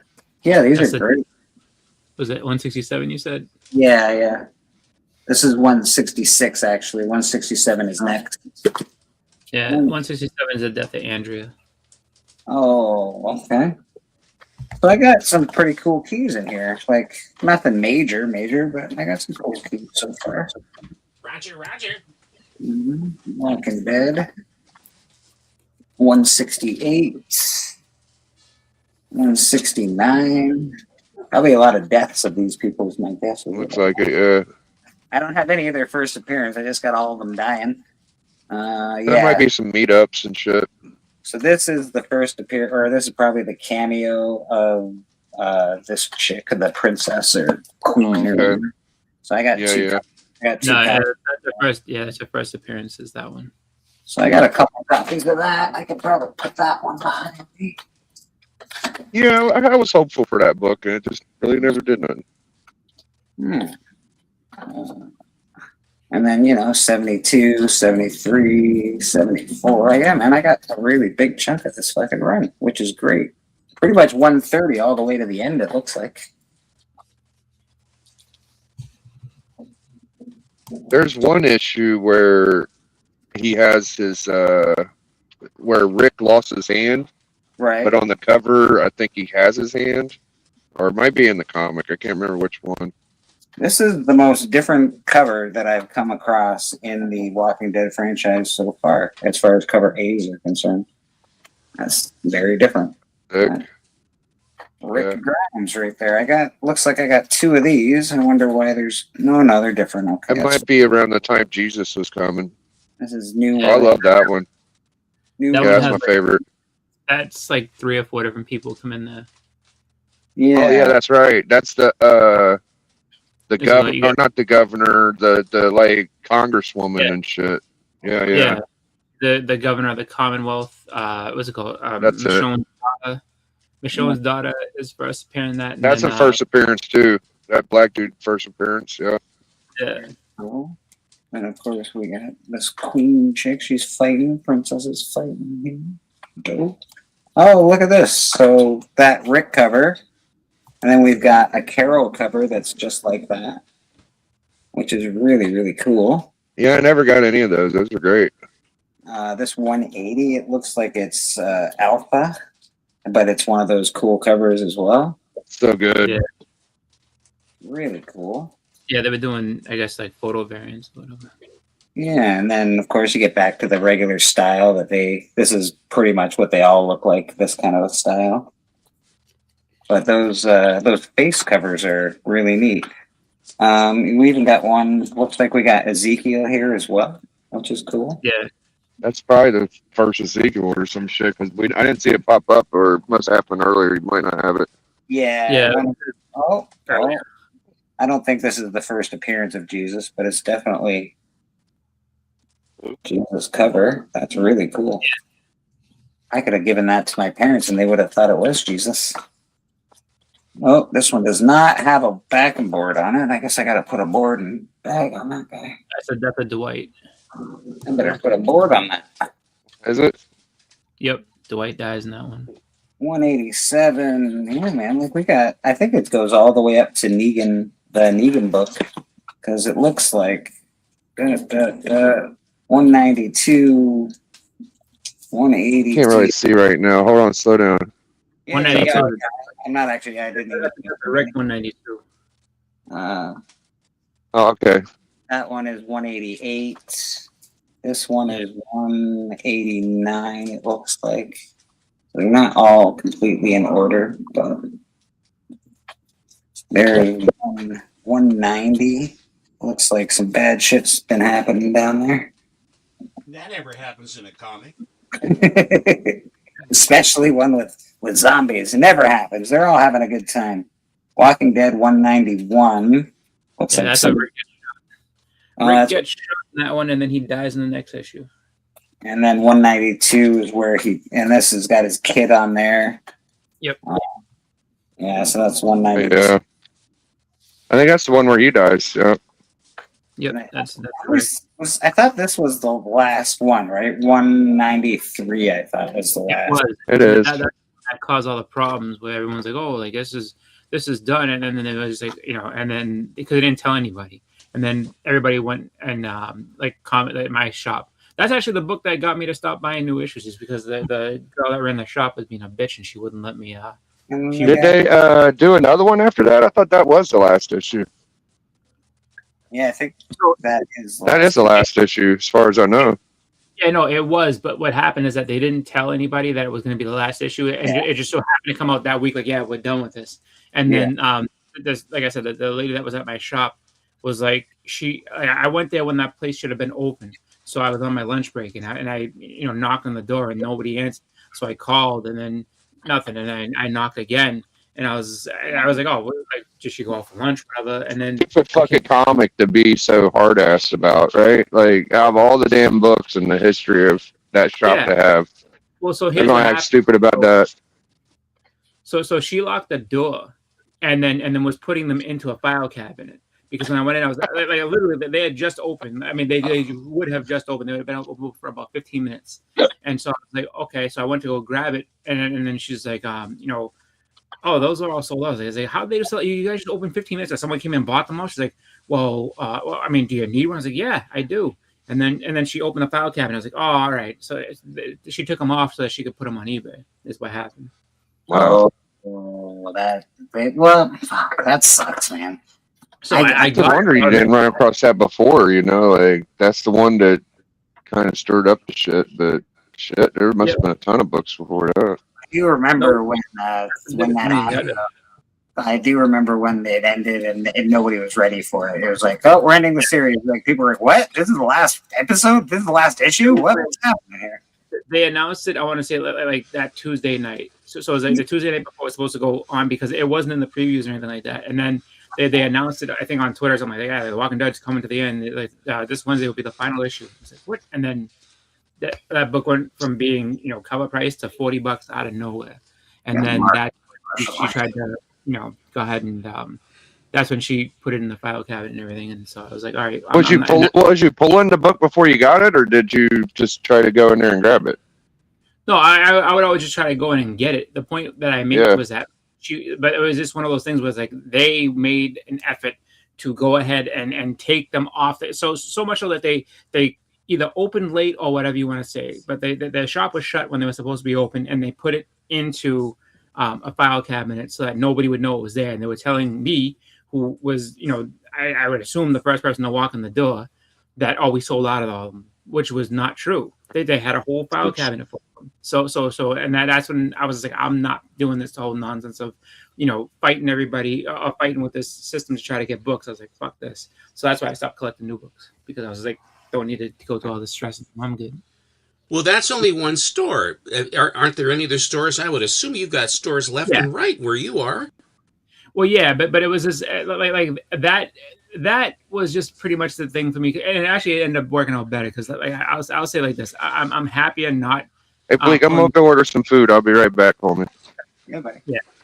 All right, For me man. personally, I'm happy at not pulling books every week just for the mere fact that I like. It lets me focus on the books I really want. Aside from, you know, oh, I'm reading this, let me keep buying this and having to do it like every week and everything like that. Like now, if I go to a comic book shop, it's like my own conscious decision to just go in. It's not like I have it where I have to go every time, you know, every week to make sure I get the books that I'm reading. As Stephen likes to say, I found it to be an albatross at the end of my getting a pull list. It was more of an albatross than it was fun. You know, oh God, I got to go and get my books before I get next week's books. Otherwise, it's going to be $200. Can I afford it? Blah, blah, blah. I want this book. I want that book. No, this is the thing that I ended up, I kept buying, and I had a stack. You know, I had them buy, I would read them like I, you know, stretch out on my bed, and then I would read, you know, whatever. And then it would be each week, or each month or whatever, then I would start to accumulate several issues of a given title, and then the ones I liked the most I would put up at the top. And when I finally started to get down, the stat got about this high, and I had about 7 or 8 issues of these books that I had not read and was not motivated to read. And I said, this is insane, and I just stopped because I mean, if and then it's not like it's cheap and it's a hassle. And so I just said, I'm done. I just don't buy it. I mean, I will impulse buy, you know, a new book here and there, but I don't have a pull box anywhere anymore. I haven't had for a long time. If I do, if I think that a new book's worth it, or I look at the story and I'm like, oh, that looks cool, maybe I'll get that. Then I'll do it. But it's nice just to be able to do that when you want to, as opposed to feel like you have to, like, oh my God, if I don't do it, when it's an obligation, baby, the thrill is gone. It's true. It's true. Yeah, for me, like I said, it just got to being like I was sick of having to, you know, at least you know, with that shop, like it used to be like, you know, sometimes so it was funny too because I had switched jobs. So I had another job where I used to get out and I would be out at 3 o'clock in the afternoon, and so I would go to the shop, after I got out of work and everything. And, sometimes you miss stuff just because the shop's been open for about 4 or 5 hours. People have come and grabbed all their stuff and everything, and you get what you get. But then it was just like it was that, and then there was a first Kingpin that she had. And I remember telling her it was all this happened within the span of about 3 weeks or so. So, and I remember being like, I'll be back for that. Like, I saw it on a Wednesday and I was just like, listen, I was like, put that aside. I will be back on Friday. I get paid.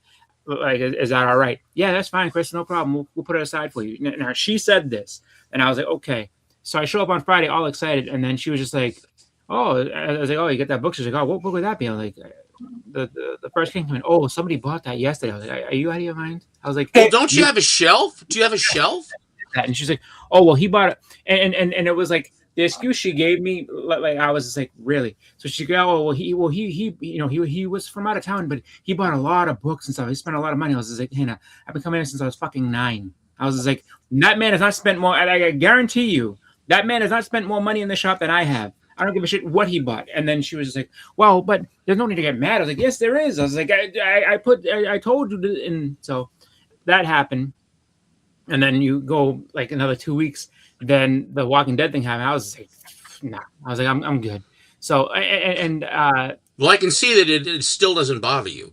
It doesn't now because that shop's closed. And it was like, I knew it was coming just because it was a good shop and it did have good books, but I feel like she didn't really she didn't like me, and I don't know what I did to her. I mean, I didn't do anything to her, but she just there was another guy that used to work there. I think his name was Adam. Adam was awesome. Like Adam, if I asked Adam and he was there, no problem. So I used to love dealing with him. Hannah was a pain, and it was just like over time though, it's just like I guess they were in this little corner in Harvard Square, and I guess they just weren't getting the traffic to come in, so they ended up closing that one. So I was like, oh, well. Well, it sounds like their customer service might have killed them more than anything else, Chris. Yeah, Hannah wasn't good. Hannah was nice to everybody but me. I don't know what I mean, she was polite to me, and I've had plenty of conversations with her, but like when it came to stuff I wanted, she would be like, oh, I don't know. And I'm like, okay, you'll bend over backwards for this guy, but you won't do anything for me. I don't understand that, Hannah. Chris, I went to a store that I had a pull box, and I had my list down, and I'm a good buyer. And what they would do is, we were shorted. And then what they would do is when we get in, we'll let you know, we'll put it on your shelf. And then what they did was they charged me over cover price for it. Wow. Because they said, because I had to replace it. And I said, no. I ordered this. I did what I'm supposed to do. You're going to charge me a premium for this. He says, yeah, that's the way it is. I said, then you can cancel all the rest of them and you can have the rest of those books. And I shifted to another store. And the store that I shifted to was my buddy from Dark Horse out in Beaverton. This was about 1988, I think, give or take.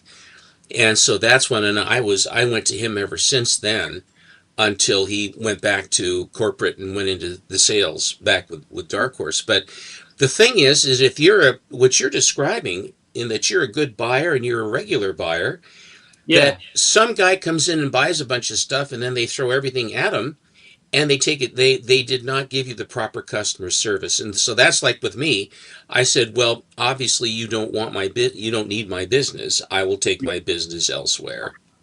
Yep, and so that's kind of, and it's funny too because it's a chain. Like there's a bunch of them. That was the Harvard location of New England Comics, which I've been going to all the different ones for a long time. But it was just like that. But her specifically was I don't know. I feel like she just didn't like me. I'm like, I don't know what I did to you. But who's the big boss of New England Comics? What guy runs the whole thing? How many stores do they have, or do they? So they're down to 2. Actually, yeah, down to 2. They used to have a bunch all over the place, but I guess I remember that that was a pretty big name. Yeah. They are the ones that made the Tick. So New England Comics, created the Tick and everything like that. So that's where that comes from. And they have. So I think it's like basically like co-owned now by I know the guy that runs the Gary Colabuano.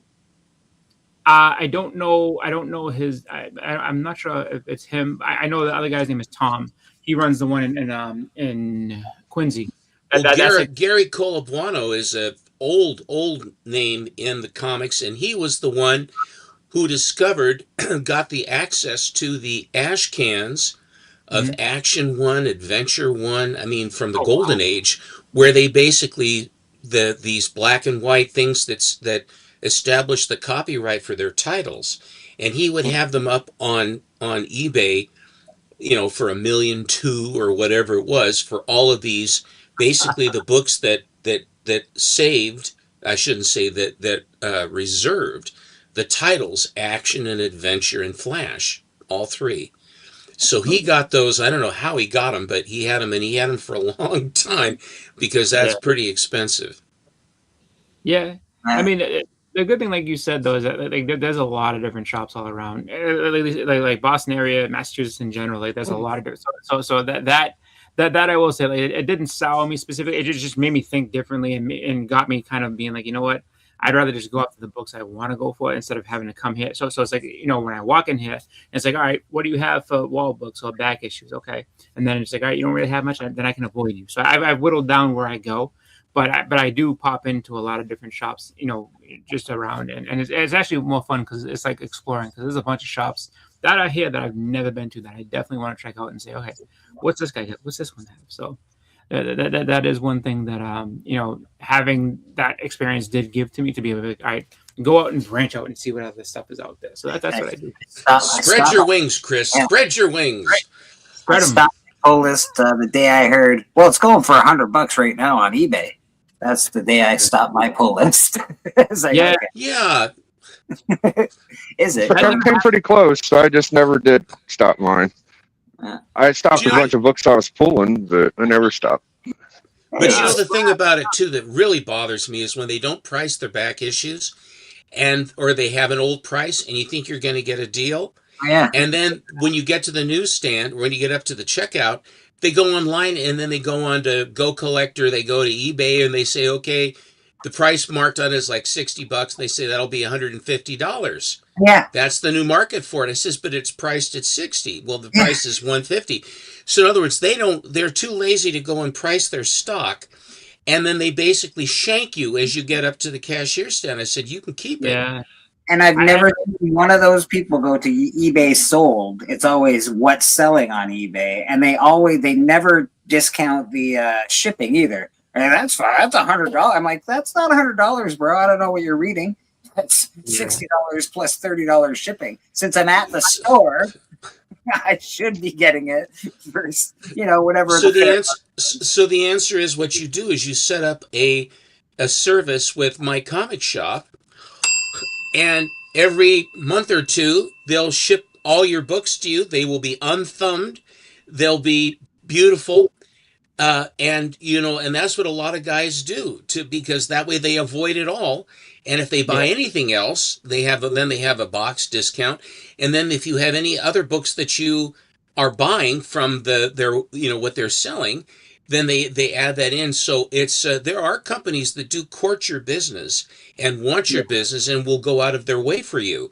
But it's always interesting, these stores that have no customer service, and they go out of business. Because it's just that simple. You can't get the books you want. They overcharge you for it, or they stiff you, and then you say thank you, goodbye. And then when he tells me that somebody brings in this collection and it was a beautiful collection, and I was like, well, how much did you pay for it? God damn, this is great stuff here. It's like, well, the guy only wanted $900. I was like, pardon me, you didn't tell him what he had? Are you kidding me? That's not our job. I want to make money like the next person. Don't get me wrong, but I also am very honest about what people have in their possession. So, it's like, listen, bro. That was the story that I had for this Malala collection, where he had taken a bunch of these books, pristine books, a lot of DC, and that wasn't a huge collection, but it was nice, clean books. Mm-hmm. And he'd gone and they'd offer him like $15 or $25 for all of them. But at my guy's store, he said, I've looked and these don't seem to be worth much. And then my friend Pat took out his And at that time, that shows you how long ago it was, the price guide was still valid. Yeah, So yeah. he pulled out the price guide. He says, no, you've got some nice stuff here. I'll show you. And the guy was so angry because these people weren't going to give him a dime for them. Yeah. And I explain to people, as a buyer, I explain to people all the time, listen, you can get more money selling these by yourself. It's going to take you a lot longer and it's going to be harder for you. I'll give you this much money because I have to make money. But that's how it goes, man. You're going to make less with me, but you're actually going to get money in hand right away. Now, that is the nature, and it says right in the guide that they have to sell for, you have to buy for 50% or 55% because you then have to then process the books, price them, and make enough money to make your money back and make a profit because you can't just trade dollars. You'll go out of business. Can't pay your rent, can't pay your lights, can't pay your heating. Exactly. Yeah. You know what's funny is I've thought a couple of different times because I've never had those situations happen. I've seen it at conventions where people are like, oh, this. I've heard a million stories about people being like, oh, I bring it up to the thing and someone's like, oh, well, I have to look and see what these no. But I've always kind of been like, just kind of like, oh, like if I ever needed like a part-time job and I could do it and didn't mind like sacrificing my weekends, I would absolutely do that. Like work at a comic shop and I'd be, and I would just be like, all right, when it's dead, if there's no one coming up to the register, I'm gonna go out and just go through your boxes real quick and just and that's what I would do. I would sit there and go out and pull a bunch of stuff out and be like, all right, these should be on the wall. These you probably need to price a little higher just because it's not. You just and I don't know if I would catch some type of side eye for doing that from the owners and stuff. But I'm like, I mean, unless you want them in there to make people think, oh, like they get good stuff, come in. But it's just like some of the stuff. I've always been like that type of person. Like if you bought a collection for less than $1,000, and the first book I saw was the first appearance of Hellboy in color in high grade. I was like, all right, so that's $200-300. Like that's the first book I saw. I'm like, get out of here, bro. Like you really? He's like, well, that's all he wanted. He was just trying to get ahead and pay some rent and stuff. I'm like, that's the guy that you like ripped off. The guy that really needs it. That's rude, man. I had a guy came into I Like Comics. Chris Simons is the boss, and he said, I got a stack of books here. What can you give me? And he riffled them, and then he goes, well, I can give you $300 or $400 for them. And so he gave him the money. The guy left. Mm-hmm. And then so there was they were in bags. And so after the guy left, the bags opened up and there was a Hulk 181. Oh my gosh. And so the guy came back with some other books. He says, hey, you had this book was in there. I owe you money. Good. Because that's why he's a successful guy. He says, I owe you money on this. This is a valuable book. Yeah. And so, but there are people that will just say, oh, too bad for you. I love finding a deal. Don't get me wrong. I enjoy finding a deal. But like you can't bad karma, man. It's bad karma. It is bad karma. Yeah. It can be bad karma. I don't know how to gauge like if I was in the wrong or if I was in the right sometimes. Like when I found that $5 Jimmy Olsen, I literally ran into a collection they just bought off of a storage unit. Right. And I asked the lady, I said, how much is these books? Or how are you pricing these? And she said, well, that box, every book in it's $5. So I grabbed 2 or 3 books and I was like, all right, I'll take these, so I don't really take that as like me. No, it's not. That's different. These people, if they price the stuff and that's what they want for them. As a buyer, if you go into a store, it is not your obligation to educate the owner of the store. Agreed. A merchant has to know his inventory. And as a seller, you have to know what you're selling. Now, it's caveat emptor. If somebody comes in and they want to, hi Callie, if they want to price something, my friend Alex the Comic Hoarder, there was a guy that had a bunch of old pulps. Well, I have that one with the first Buck Rogers, the guy with the flying suit. Yeah. It isn't Buck Rogers, but that's the Buck Rogers pulp. Mm-hmm. and he had it for $45. God dang. And he says, you know, this is a lot more valuable. He says, hey, it's, you know, it's marked, it's priced at what I want to buy it. You know, you want to buy it, that's my price. He said, okay. And then when he posted it, he had all these people call in and, you know, harass him and say, what a scum you are for not letting the guy know it was a very valuable. Who are you? Why are you doing that? And then he contacted me. He says, am I wrong? I said, look, the retailer is in charge of pricing his books. Again, you are under no obligation to educate the person selling you books. Hey, that book isn't a $50 book. That's a $500 book. Well, I'm going to say that, and then I won't get the book. But, you know, if you know, and then if you're coming in, you owe it to yourself to understand what you are selling and have understand. And then it has to be the buyer and the seller beware. It has to be that way. So Alex, and I like Alex. I've known Alex for a long time, but Alex keeps falling into the same trap, and he's done this a bunch of times. And the first time he got absolutely destroyed online was for AF-15, that he basically was like, oh, like that some old lady had it and this and that, and it was like, and everybody destroyed him because they were just like, you ripped off an old lady, like that's what you did, that's fucked up, and blah, blah, and all the rest of this type of stuff. And the thing is that, like, Alex, if I was Alex, and what I would learn from this whole thing is stop saying what you paid. Just be like, hey, look, you know, I was don't give the provenance of what you're. Yeah, I wouldn't either.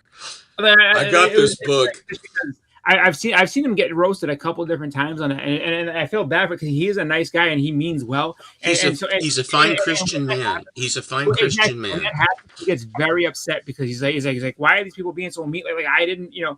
And I said to him before, I was like, dude, don't tell people what you pay. I'm not trying to say rip people off. I'm saying that like look, Did I tell you what I paid for this? Oh, I'm sorry. Go ahead. No, but it's like even if you know, like, because 90% of the people are gonna be like, that's a bullshit story, and it could be the most true thing in the world, and I don't think Alex would lie to anybody. So it's just like he's telling the truth. I would say, you know, from the person I know, I'd be like, he's definitely telling the truth. It's just the fact is that, like, so you got this book for 40, you expect me to believe that shit? And it's like, and that's what you come up against. It's like, dude, just say like, yeah, I was over here, I bought this, because he used to get I remember he used to say that like I guess it was a record shop that used to just get comics, and the guy didn't really care about the comics at all. He's like, I run a record shop, so he would tell Alex, because they were friends, and he was like, yeah, I got these books, like you give me this much, I'll give them to you, type thing, and that was it. And so I think a lot of it's jealousy. People get mad like, oh, how are you scoring all these great books for nothing?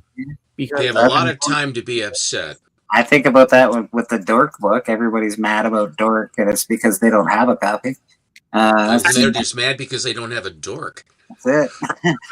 There's a shop. It's like, yeah, there's a shop near Tate. The consummate salesman.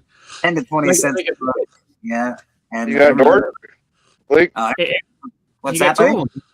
Did you get a dork? I know. I did not get any dorks. Hudak got a couple of dorks. Yeah. Big Hudak. Hudak don't play, man. And that one is a MegaCon exclusive. It's limited. There you go. Dork.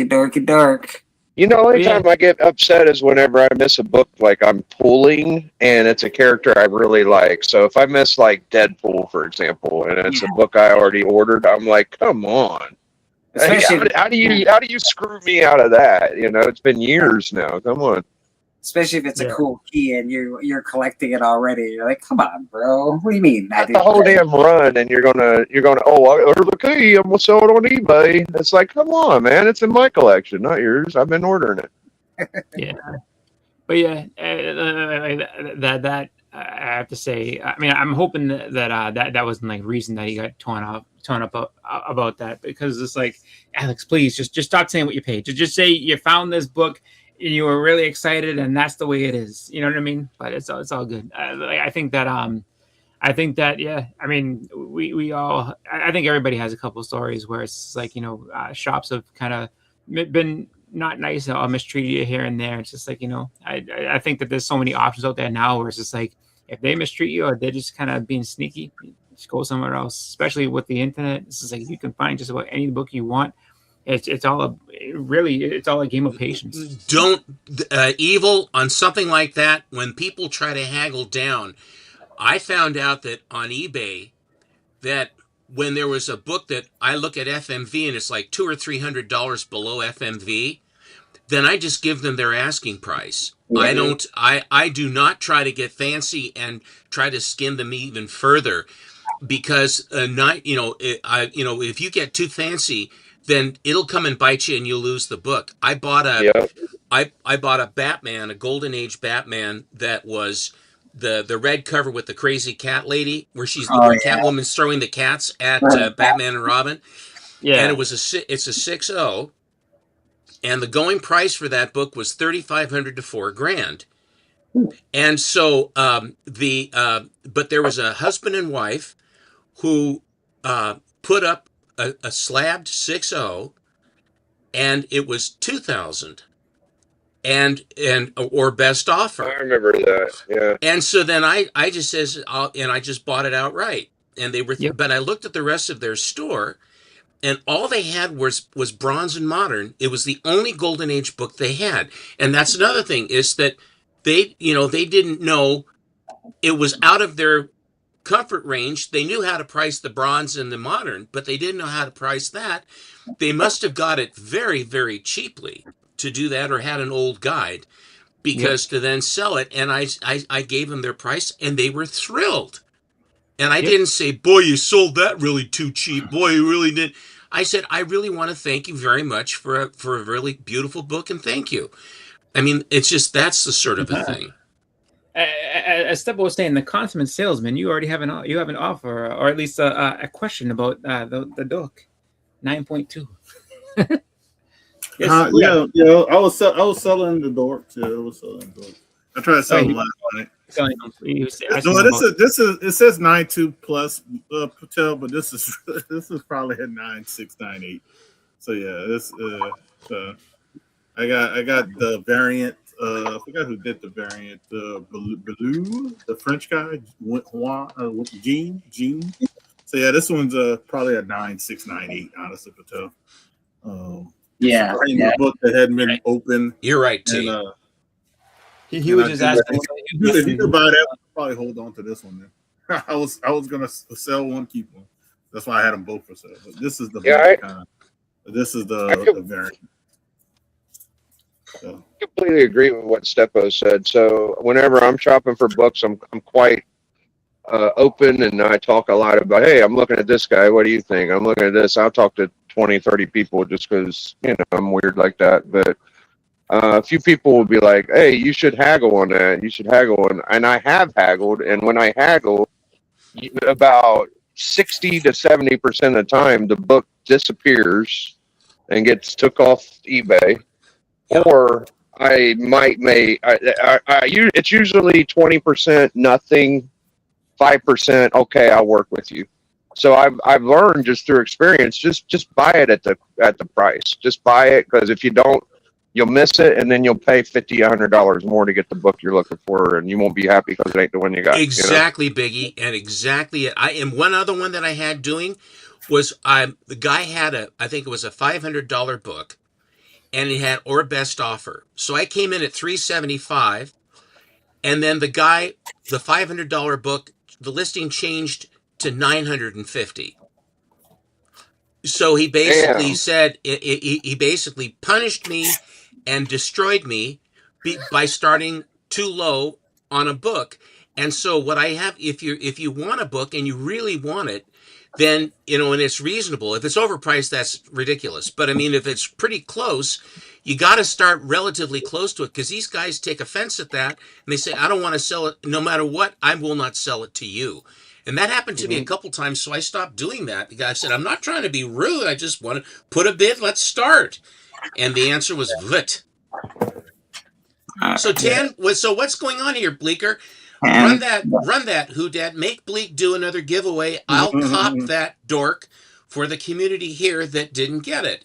Yeah, Tim. There you go. StreamYard giveaway tool. Thank you, sir. That's what I'm looking for. Yeah. What do we think? Hashtag show us your dork. That big? Don't make it too hard, Blake. I can't type that good, man. That's fair. All right. Just hashtag. Yeah, just hashtag dork. Just hashtag dork. There you go. DORC. That's how you spell dork. There you go. DRC. DORC. DORC. There you go. Giveaway. Thanks to Patel. This is the variant for dork. This is probably like a $70+ book. Yeah. So yeah, it was so funny. Like I picked up this one, the MegaCon one, like well in advance. I like pre-ordered it when the Bleak was not Bleak when Beckerman told us about dork and stuff. So I pre-ordered the MegaCon exclusive from was it Big Time Collectibles, and got it. I didn't get it for color price, but I got it for what those exclusives normally go for, like $25 when they come out, $25. So I was lucky to get that, because now that if you look on eBay, they want like $70 for that exclusive. But Now, like we were saying earlier, Steppo, but that's just my experience. Some people actually haggle, and it freaking works for them. So if you have that luck, have at it. It's just my luck. It just don't for some reason. But so other people, it works apparently. I guess. Somebody asked about this. This is Detective Comics 411.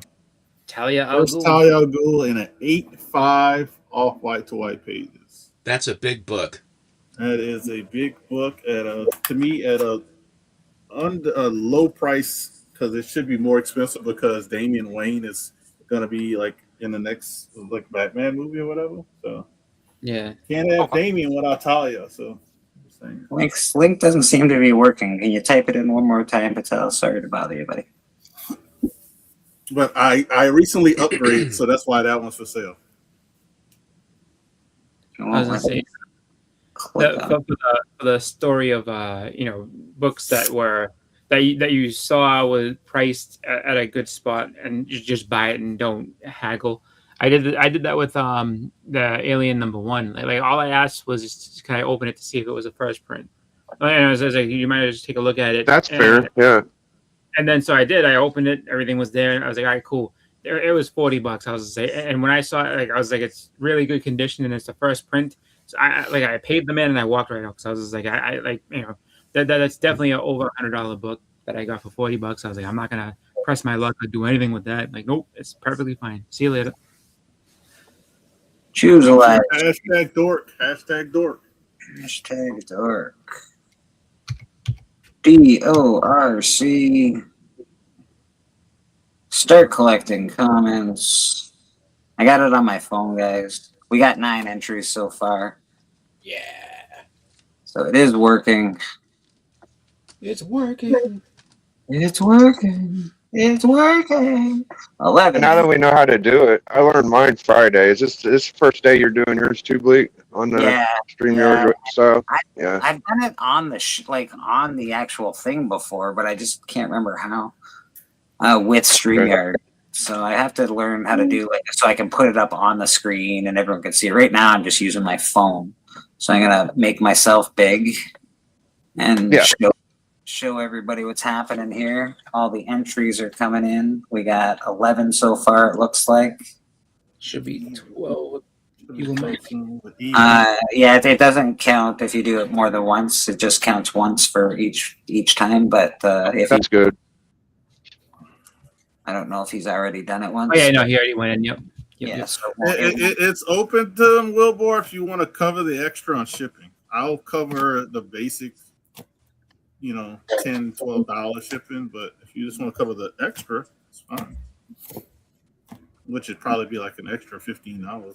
Dark looks fun, man. Honestly, I can see why it's popular. The style, the art style's fun. The character's fun. You got orcs and fucking dwarves. Like, it's cool, man. Everybody likes fun. Republicans and Democrats. Yeah. Who doesn't like it can be a movie really easy. All right, we got Dork in. We'll give it a few more minutes. If anybody wants to get their entries in, hashtag Dork, DORC, hashtag Dork. We'll get you in for a Dork. You get to see who that's Dork. It's very nice. You get the we don't have a big enough first print variant. We don't have a big enough screen to see his. I knew that was coming. I wasn't gonna say nothing. Very similar to Death Dealer or Barbaric, but funnier. Okay, I've read some Death Dealer. That's cool. And I like fantasy stuff anyway, so it's up my alley, to be honest. It's just, I don't get a lot of new books. It's fun to see a book like this get a lot of praise and love and will be worth so much money and all that jazz. So it's pretty cool. Yeah. All right, we only got 11 entries in, folks, so I'm going to run this. If anybody last minute entries, all you people enter that in, everybody. Enter in, everybody. You people on the panel, enter in. all the people that left Comic Book Church. See, you should have been here for we got two now. All right. Biggie Shack says Dork. All right, I'm gonna draw this, man. All right, let's do it so I can write it. I can write on this. We do this. I did the best I could. I got to mail out 2 giveaways. Name's in there. That's cool.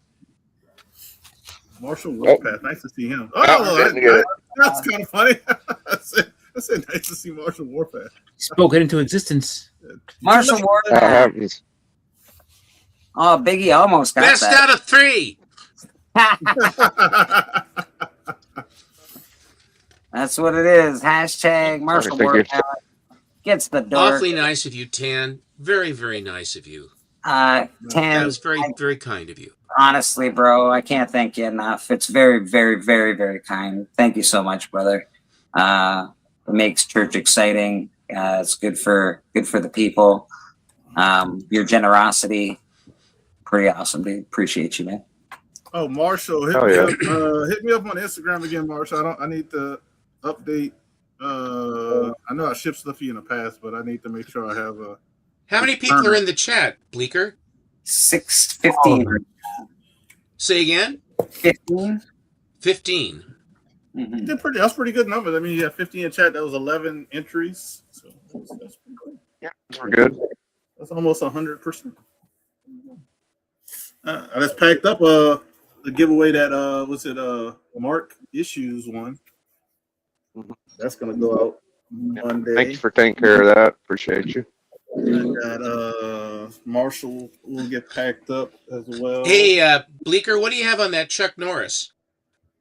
I think I had $15 on it. He's got a bag and board. He's got a bag. $10, Steven. $10, buddy. No, I mean, what's the retail? Oh, $10. Wait, I'm confused. What's different? Do you got anything that's like $25 or $50 on your wall? Oh, yeah, I do actually. This book I don't want no FF. No. This book is at least $50 actually. Yeah, all right. This book's at least $50. All right, I will buy that, and you can spin the wheel for that too. Oh, look at that! What is that? Let me see that again, Blake. I'm sorry. Punisher. Oh yeah, that's awesome. First reprint. That's the first reprint of that book. That's actually like $50. That's a big book. Yeah, that's awesome. So that is a nice book, actually. So yeah, some of those Marvel things are very sneakily expensive. Yeah. That would be the one I'd keep my eye open for. I'd say that's the best key in the run, honestly. That one's good, Biggie, and the Medusa one, like the they have with Medusa's on the cover with her hair flowing. That's another. Okay. Yeah, so it's Nice. a yellow cover, and then there's a couple of others, but yeah, there's a few of them that you always got to keep your eye out for. Oh yeah, the McFarlanes are good too. Hashtag, are you keeping hashtag dork? Or are you gonna hashtag Punisher? Hashtag Punisher. Hashtag Punisher. I put my hat in there. If I win, obviously, I'm going to spin the wheel again or give it away to somebody. So This is the best. Just show up to the show, lavish giveaways, shit. this is a great book, guys. Honestly, this is a really cool book. It's in great shape. There's not it's not a 9.8. It's probably closer to an 8.5. But it is very, very high grade copy of this book. I would definitely get your hashtags in because this is cool, man. You'll be glad you got it if you win. You will be glad you got it. Be happy no matter what. Yeah, that's probably the best policy. Just Don't Be happy. worry. Be happy. Yeah. Just happy to see my name in the little group. I'm like, hey, I tried. You know, I don't care if I lose. It's all right. I like to win, but I'm actually gonna put because I don't have that book at all. I'm gonna enter. I've never had that book. No. Yeah, and I can't give this one away, people. I'm gonna keep this one. It's a, well, if you already have the actual one, it's a great one to put beside it. The red covers. Yeah. Hashtag. I like 5 facsimiles and go ahead. We got okay. Money is sent. Money is sent, Bleeker. I see it. Money sent. We got money. We got hashtag punishers. We got 12 people in there so far. I hope Marshall didn't like enter and leave because he entered in and he hadn't said anything. He didn't even enter in for the Punisher one. Where you at, Marshall? Marshall, where you at, man? All right. This is a gift from Mr. Steven Steppo, Collecto 6, man of many names, man of many hats. He just bought this and is donating it to the chat. Who's gonna win this awesome book, man? I know it's not Festivus, yes, but I have a grievance to bring up. Mr. Steppo sent me a beautiful video of the coast, and I was very jealous. Oh. It looks so calm and beautiful and peaceful. It was so nice. And then he zoomed in on the water, hitting the. I was like, really? These are awesome. Not bad where you're at, though. Who that? Pretty nice. Yeah, I bet you got nice weather where you're at. Right now we do, Biggie, but in a month or two, it's gonna not be bearable. So right now it's 70 degrees. It's very beautiful right now this month and going into next month. But I think once we get May, June, July, August, September, you're gonna wish. All right. Outside. We've waited a while. We got 13 people in. We're gonna draw this book. Let me just hit the draw. Maybe. Daddy needs a new Punisher. I should win it because I gave away mine. Oh, Boston Who's Chris. this guy? I don't have it. I needed it. I didn't want to say anything. I'm sorry. Hey, I'm man. sorry. That book is already sold. Sorry. Lies and treachery. Changed my mind. I went to Chris. Fuck that. Boston. I stopped entering things that Boston enters, to be honest. I figured he's going to win them anyway. So, Boston, that's coming to you, buddy. Yeah. He's been on a roll, man. He won my my waffle for the Marvel Spotlight. Yeah. He did buy half of the spots, but that's yeah, still not a guarantee. That one, I definitely maximize my chances. He's like, I got 9 spots left. I was like, no, you don't. I was like, watch this. And I just threw out my name and all that. Like, here we go. I was like, I got 50-50. If I lose, that's going to suck. But it's, it is what it is. It's like, I really. Hell yeah. Well, that's cool, man. Congrats, Boston. Yeah, I got a beautiful placeholder now. Woo! I'm excited.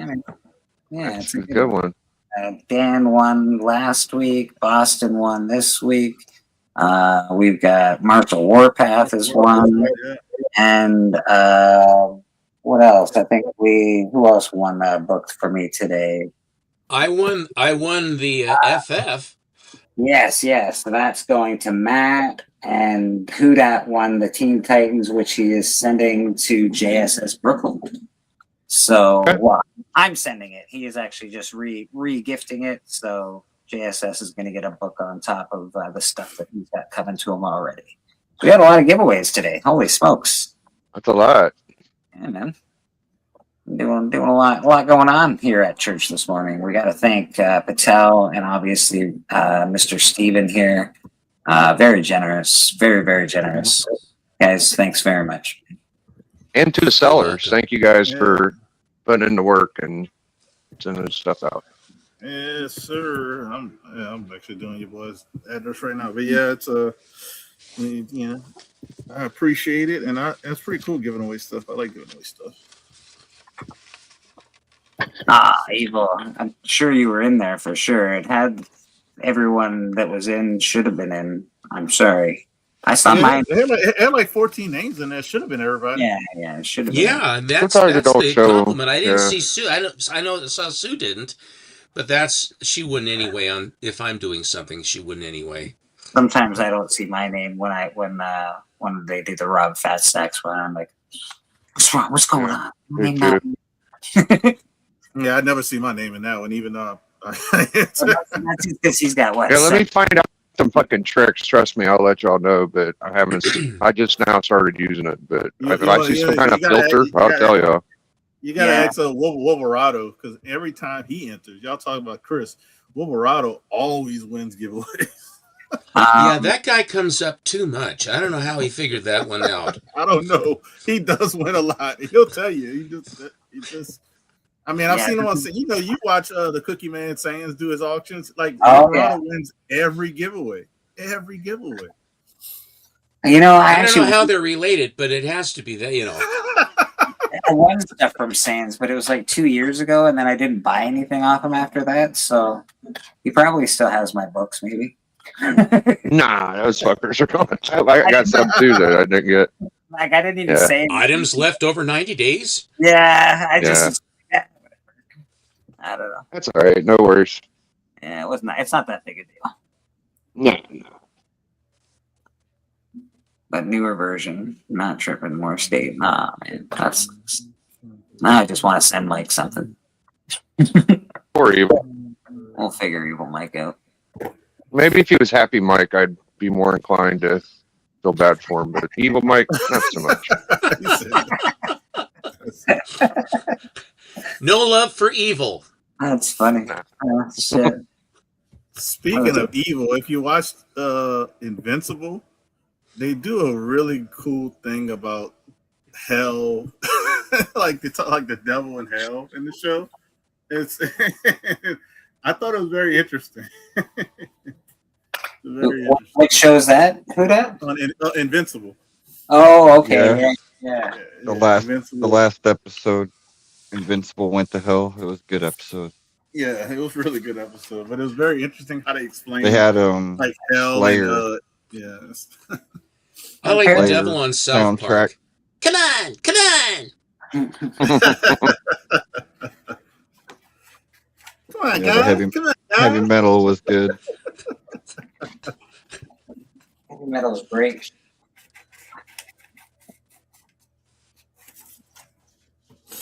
Oh, good. That's good. I can go to the post office. The lady, I brought something the other day. I dropped I dropped Steven's package off and some other stuff, and the lady's like, "I haven't seen you in a while." I said, "Yeah, I haven't been shipping out a lot lately." I've been shipping out in increments because, like I said, Doc bought a ton of books, so I can't send them all out at once. Otherwise, there'll be, extra costs and all sorts of shit. So just sort of sending them out big chunks at a time. Does Customs grab them on the way out? Is that what you're saying? Yeah, I don't want, because if I send like 4 boxes that are $100 each, then they're going to be like, well, that's 400. That's not $100. And then they'll start questioning math, and they'll start adding tariffs and taxes and all sorts of shit. What a pain. Yeah, there's a way you have to ship so people don't get dinged with tariffs and dinged with taxes. Thankfully, I know how to do that. Nobody I ship. Yeah, you did great, Bleeker. I got my A-OK from you. No problem, dude. Yeah. Real good job. Nobody has to pay tariffs or taxes. So if you're buying books from me, don't worry about that stuff. You're all right.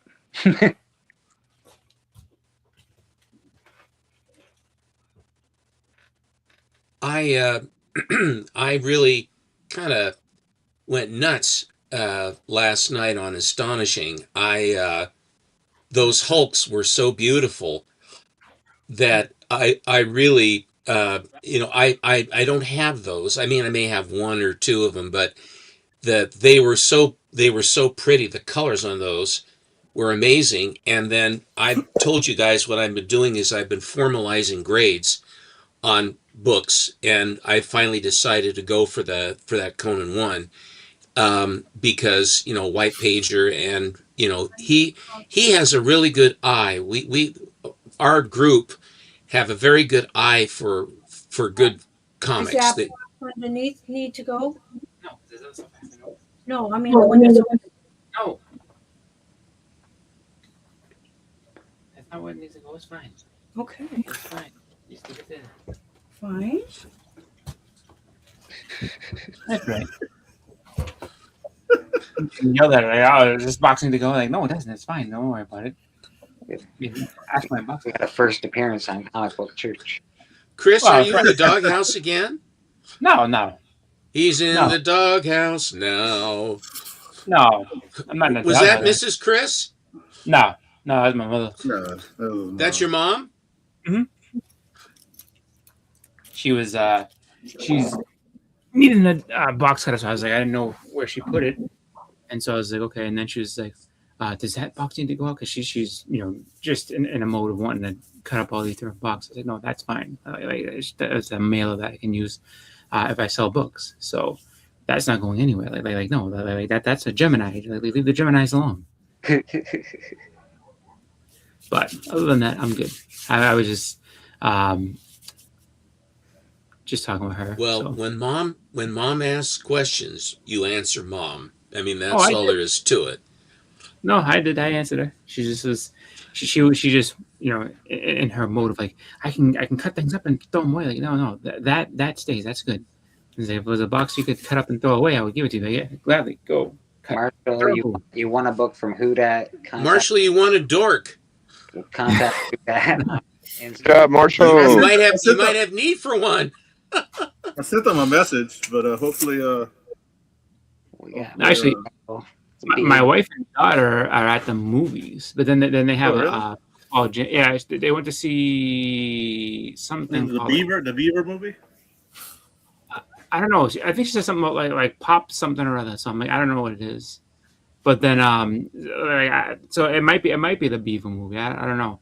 But then I saw something with my daughter last week. I got Aldi and Boog went and watched Hopper. Maybe that's it. That's what it is, Hopper. That's what it was, Hopper. Yeah. Yeah. So we go through that, and then they have they're having I guess for the Pop Warner League, they're doing a football jamboree, so they have to go and watch football game later on, and I was like, oh, cool. And then I know that next week is Super Mario Brothers comes out, so I'll probably end up going to the movies next week too, just because she Allie really liked Mario the first one, so this second one was great, and I'm really hoping that they're going to expand and do more Nintendo properties as movies, because I heard Star Fox is in this one. Really? We got Patel dropping a super chat, so we're gonna give him some love. Thank you. I think we have seen a miracle, and this miracle is forgiveness. Yes, that's right. The Lord will extend his forgiveness, Yes, he will. but he ain't gonna do it for free. No. In order to be forgiven, you must go to the root of the word, which is give. Give. Give a Cough it up. Reverend Taylor, I think this deserves a song. Very nice. Thanks very much, buddy. I appreciate you, man. Yeah, I'm waiting on a showcase tomorrow. I might be getting my showcase 34 first Ray Palmer, Silver Age Adam. It's going to be looking pretty sweet. Mine should be coming in next week too. Oh boy, you got it'll be twinsies. Yeah, you remember I told you I had one I was waiting to come in? Might have forgot that, but I'm glad to hear it. That sounds good. I bet yours is probably three times nicer. Yeah, mine's raw, but yeah, we talked about it. We was talking about looking at different pricing grades and stuff like that. Oh, okay. I told you I had one coming in the mail, but it was raw. Yeah, Benny bought one too. So there's three of us. There might be someone else out there that got it too. I don't know. Yeah, it was kind of funny when you started looking for that book. I was like, I just got that. It's awesome, man. So Great minds think alike. I got mine back in, I think, 1990. I think. No, I was in 2000. I got it because it's a first generation slab. But collecting the Atom is a great. I love the Atom as a title. So that's one you want to get. The Atom #1's a good book too. It is. Yeah. I got all the other keys except for one now, I would say. I got the second Zatanna. Well, not all of the keys, because there's that one with the wristwatch I love a lot too. Oh, the Chronos. That's a great. Yeah. Book. Hard to that's find good. that green cover, Biggie.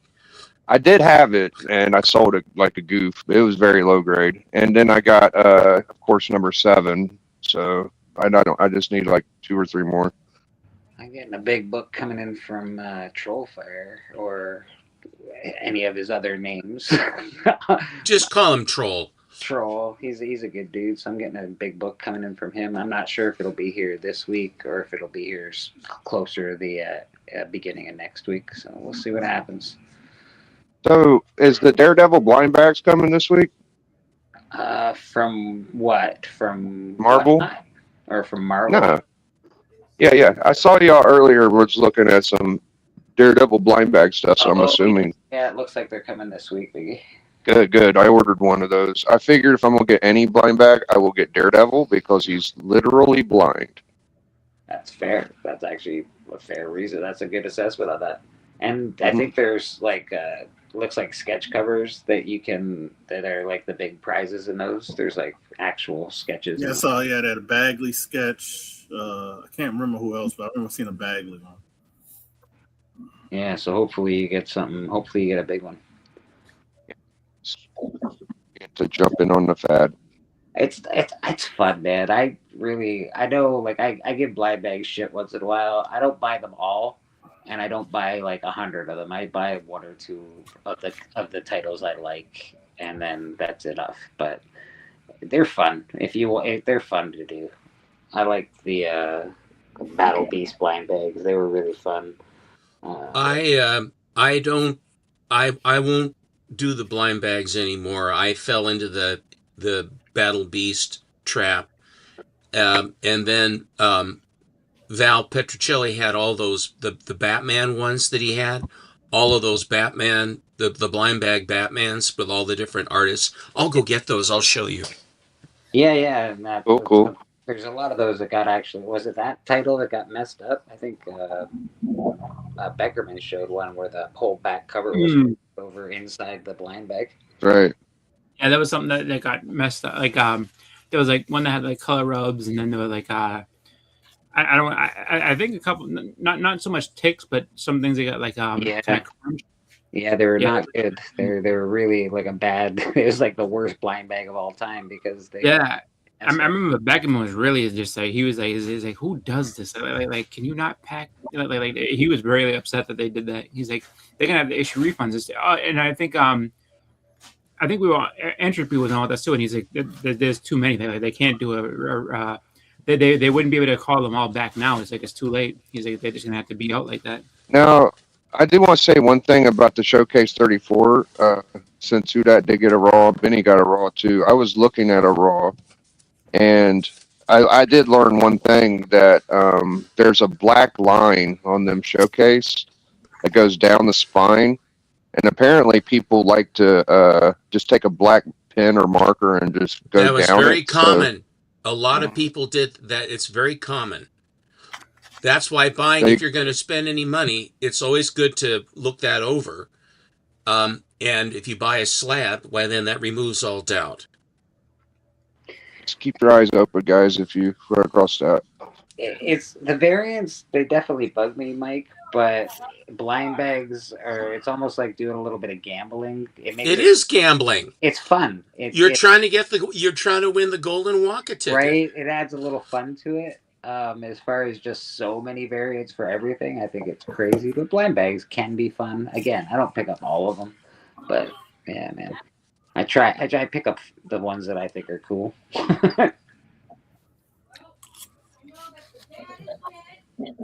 All right, the Daredevil blind bags are out this week, and so they might be already out, Biggie. So you might already have one in your pull box. Good, interesting. Yeah, I might have missed it. Evil says he's seen people opening them already.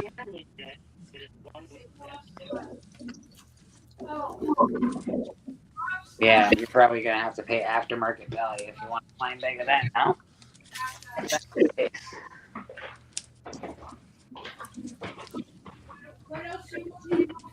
Is what not allowed to sell blind bags anymore? Are they allowed to do that? Because I heard they're getting sued. They can sell the like Marvel when Marvel produces them. Yeah. Like they have to be official. They can't it can't be like, oh, me and Bleak have our own blind bags. That's what people were doing.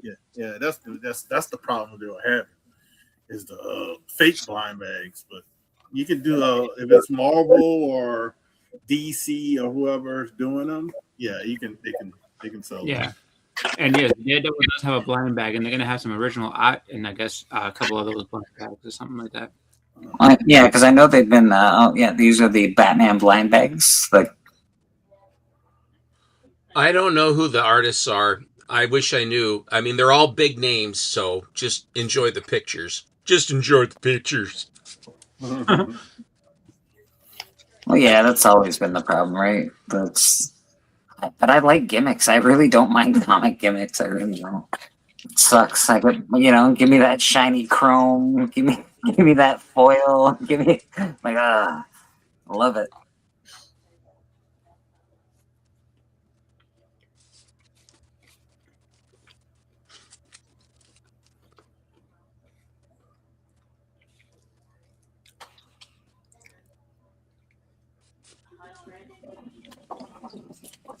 And none of these came back bad. Then they're all in pretty nice shape, Steven. It looks like. No, he opened them up.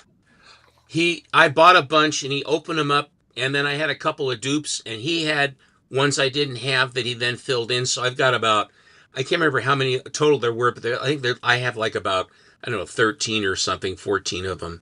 Right. But I love the Batman, so. You don't say. It's almost like you have early Batmans or something, like a Batman 1, and, crazy. There's a signed Bob Kane.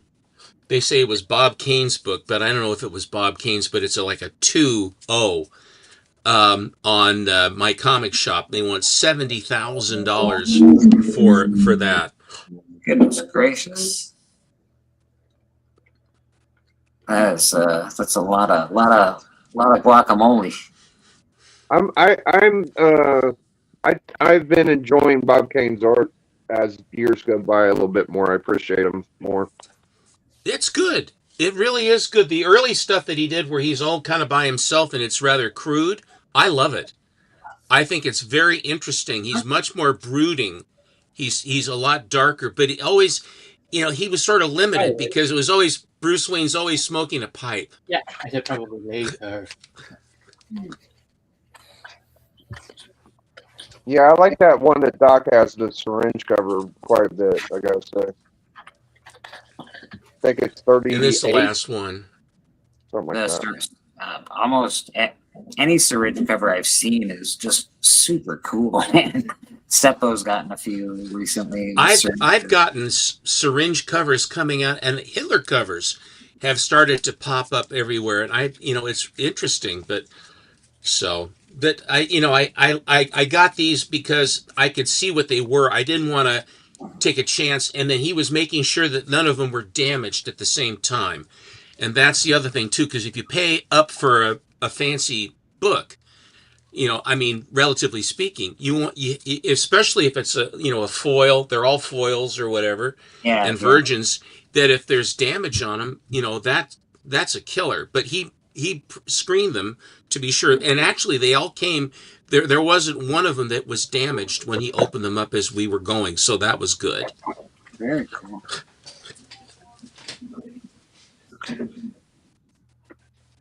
Well, I'm gonna hop off and eat my lunch. I'll be back to hang out with y'all after a while.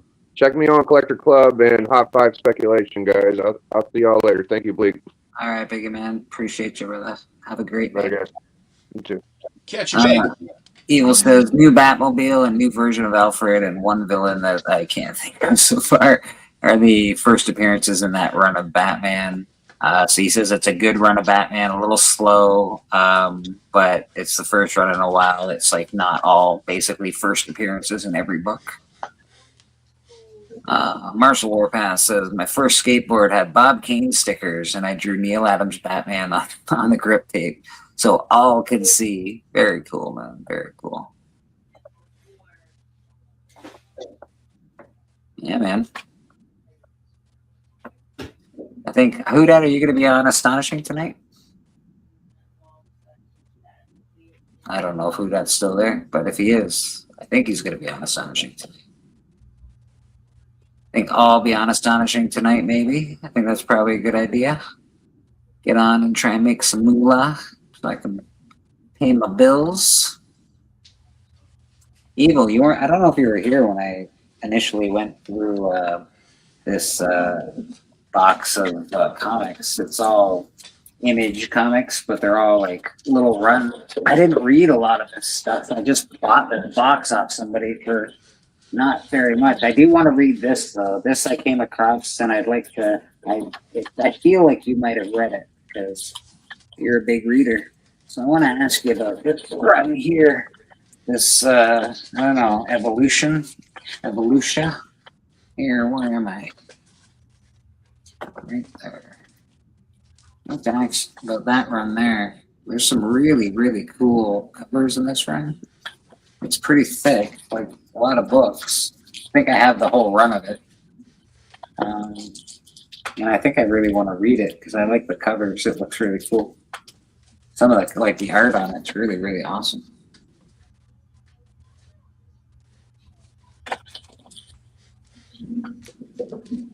Seen it but never read it. Okay, fair enough. Fair enough. Usually, if you're gonna ask somebody, the Evil Mike, if he's read something, because he reads a lot of good stuff. But some of these covers are just really, really freaking awesome. So it's got me intrigued. I like the title. And like I said, the covers are absolutely tremendous on some of this. Like, this is so great. So I'm guessing there's evolution. I'm guessing it's something's happening. Yeah, I think this is probably the whole series, I would imagine. It goes up to, well, that's Little Birds. I got Little Birds as well in here, which I never read. So yeah, there's the #1 for evolution. But yeah, I think I have all of the evolution run. So I don't know, man. It looks pretty cool. I want to read it. I got the Little Bird as well. That seems to be I don't know how long it went on, but I've got Little Birds 1 to 5, it looks like. And these are really interesting covers too. Just really unique, interesting stuff.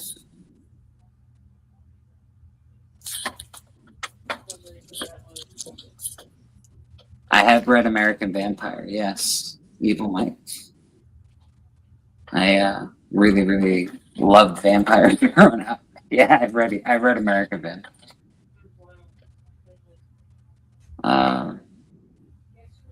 Yeah, man. These this Little Bird stuff, I don't know. It looks interesting too. Like some of the covers are just interesting.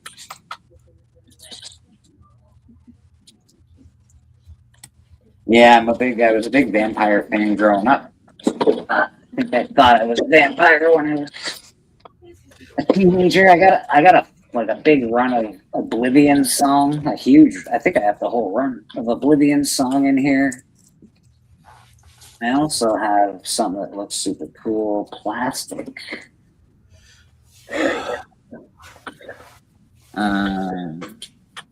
Plastic. Gotta get into this. Yeah, I've heard Oblivion song was really good. I'm glad I have that run. This is Plastic. I don't know if it's any good, but some of the covers are pretty neat. Definitely. I don't know. I wonder if there's a lot. I wonder if plastic surgery or something. I wonder what's going on in these books.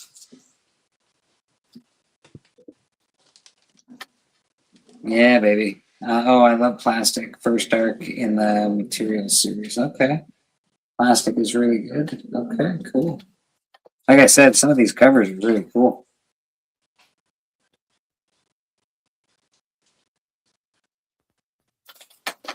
And apparently I've got Realm #1. I got a little run of Realm as well. So this is just a cool box of Image comics. So I got a nice little run of Realm. And then apparently, I don't know what this is either. This is cool. We got Reaver.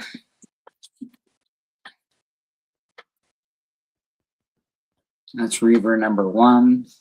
Yeah, I had that. I don't know. Yeah. Yeah. Is it any good? The covers are pretty. I only got really the first issue. I didn't continue on after that, but it was supposed to be like something that it was supposed to be something down the road, but I don't think it really did much of anything else. I didn't read past the first issue. So I mean, the first issue was cool, but I was just like, yeah, okay. Yeah, no, I get it. I do that once in a while. I'll just get one and just not buy anymore. And that's another. That looks like probably, I would imagine, the full run of Reaver. I don't know how many issues it went to, but I've got, looks like at least 6. And this is issue #1, but it's like, it might be a variant for it, probably. Oh, wait, is that issue 6? No, it says issue 1. Looks like a variant for it. And then I got a Virgin. I don't know which number that is exactly, but there's a Virgin in there.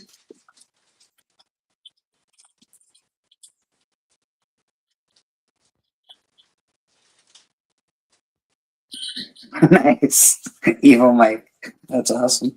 Yeah, that's Reaver. Pretty cool.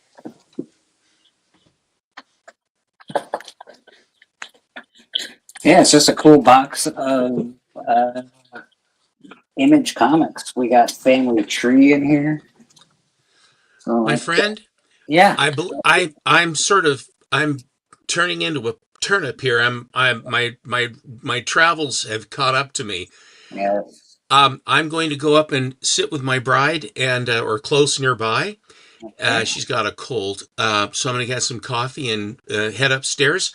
Please join us on Monday for the Monday special. I don't know what we're doing as yet, but I'll show you one book that I did get that I haven't shown yet that I got, and it's Crime Detector. Ooh. Very cool. Do you guys have a theme for this Monday? I don't know what our theme is. I honestly don't. I haven't been told by the boss. So I will wait to see what he has to say. But it will be something. I don't know if it'll be Fiction House. I don't know if it'll be Standard Needor. I don't know if what it will be. I've shown the Timelies. I haven't shown the Batmans for a while. I haven't shown my Captain Americas for a little while. But I don't know for sure what it will be, but it will be something fun. I know we showed all those monsters last time, which was fun. We'll figure something out, but don't give up on us, folks. We'll be there. It's a pleasure to be here, and I'll look to see you soon. All right, Stephen. Thanks very much for coming in. I know you just got back from the coast, so it's not an easy thing. I appreciate you coming on and showing some great books. See you later. See you, boss. Bye, guys. It's just the #1 of the Future Imperfect, Marshall. But yeah, it is for sale. What else we got? Boss, did you read the IDW Sierra Muerta G.I. Joe books? No, I didn't read any of those. No. I got 1, 2, and 3 for that. There's the boys right there. Yeah. We got Family Tree. This one looks really cool because it just looks cool, and I like the title. We got Grave Diggers Union. I imagine I got one to whatever. But Grave Diggers Union. I never read that, so I want to read that. It looks really cool. Number 7, number 8, number 9, number 4. Yeah, so it goes up to looks like number 9. And then we got number 1 as well. Yeah, man. So I just got some cool books that I just forgot I bought, to be honest. Maestros, we got a full run of Maestros.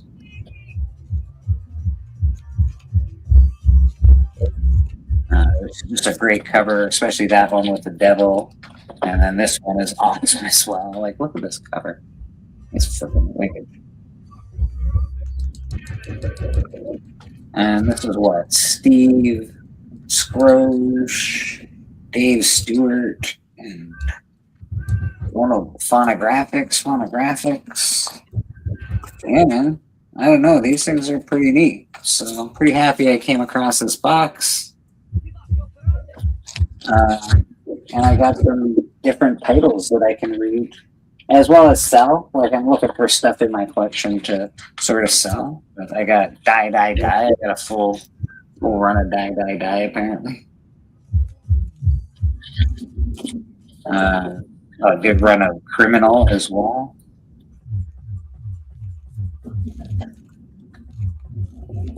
His dad was a wizard, but he lived in our realm. He inherits his father's throne. Okay, all right. I can live with that. And then again, we got Die as well. Why am I hearing Jumanji drums? I don't know, brother. Is someone playing Jumanji around you? Jumanji? Then why is he hearing Jumanji drums? What else do we get? I never read this either. Copra? Don't know.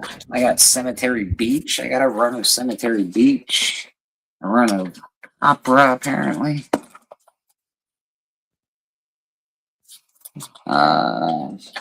Mitchell or Michael Fife. I don't know. It's like a thump, thump, thump. I don't hear it, brother, but maybe. Maybe it's when I put down my book beside me. Is that it? Because that's a thump. I thought the game was calling me. Yeah, man. I sort of want the Evil Mike to see those because, and Callie, that's always a good one too. Because these guys, they got good taste and weird eclectic tastes. So. Weird, it sucks. Okay, cool. Yeah, Cemetery Beach I got as well, which is, it looks, I don't know, interesting. Cemetery Beach. I don't know, there's some cool stuff. Bloodstrike versus our Bloodstrike Brutalists, 1, 2, and 3. Just Bloodstrike number 1, apparently. Gotta have some Bloodstrike number 1. Yeah, a lot of cool indie books. A lot of Image number 1s, little runs. So I'll be trying to probably sell some of those on Astonishing Auctions tonight if I get going on there. Everybody's getting pulled into the game apparently. Holy smokes! Rad Art Comics.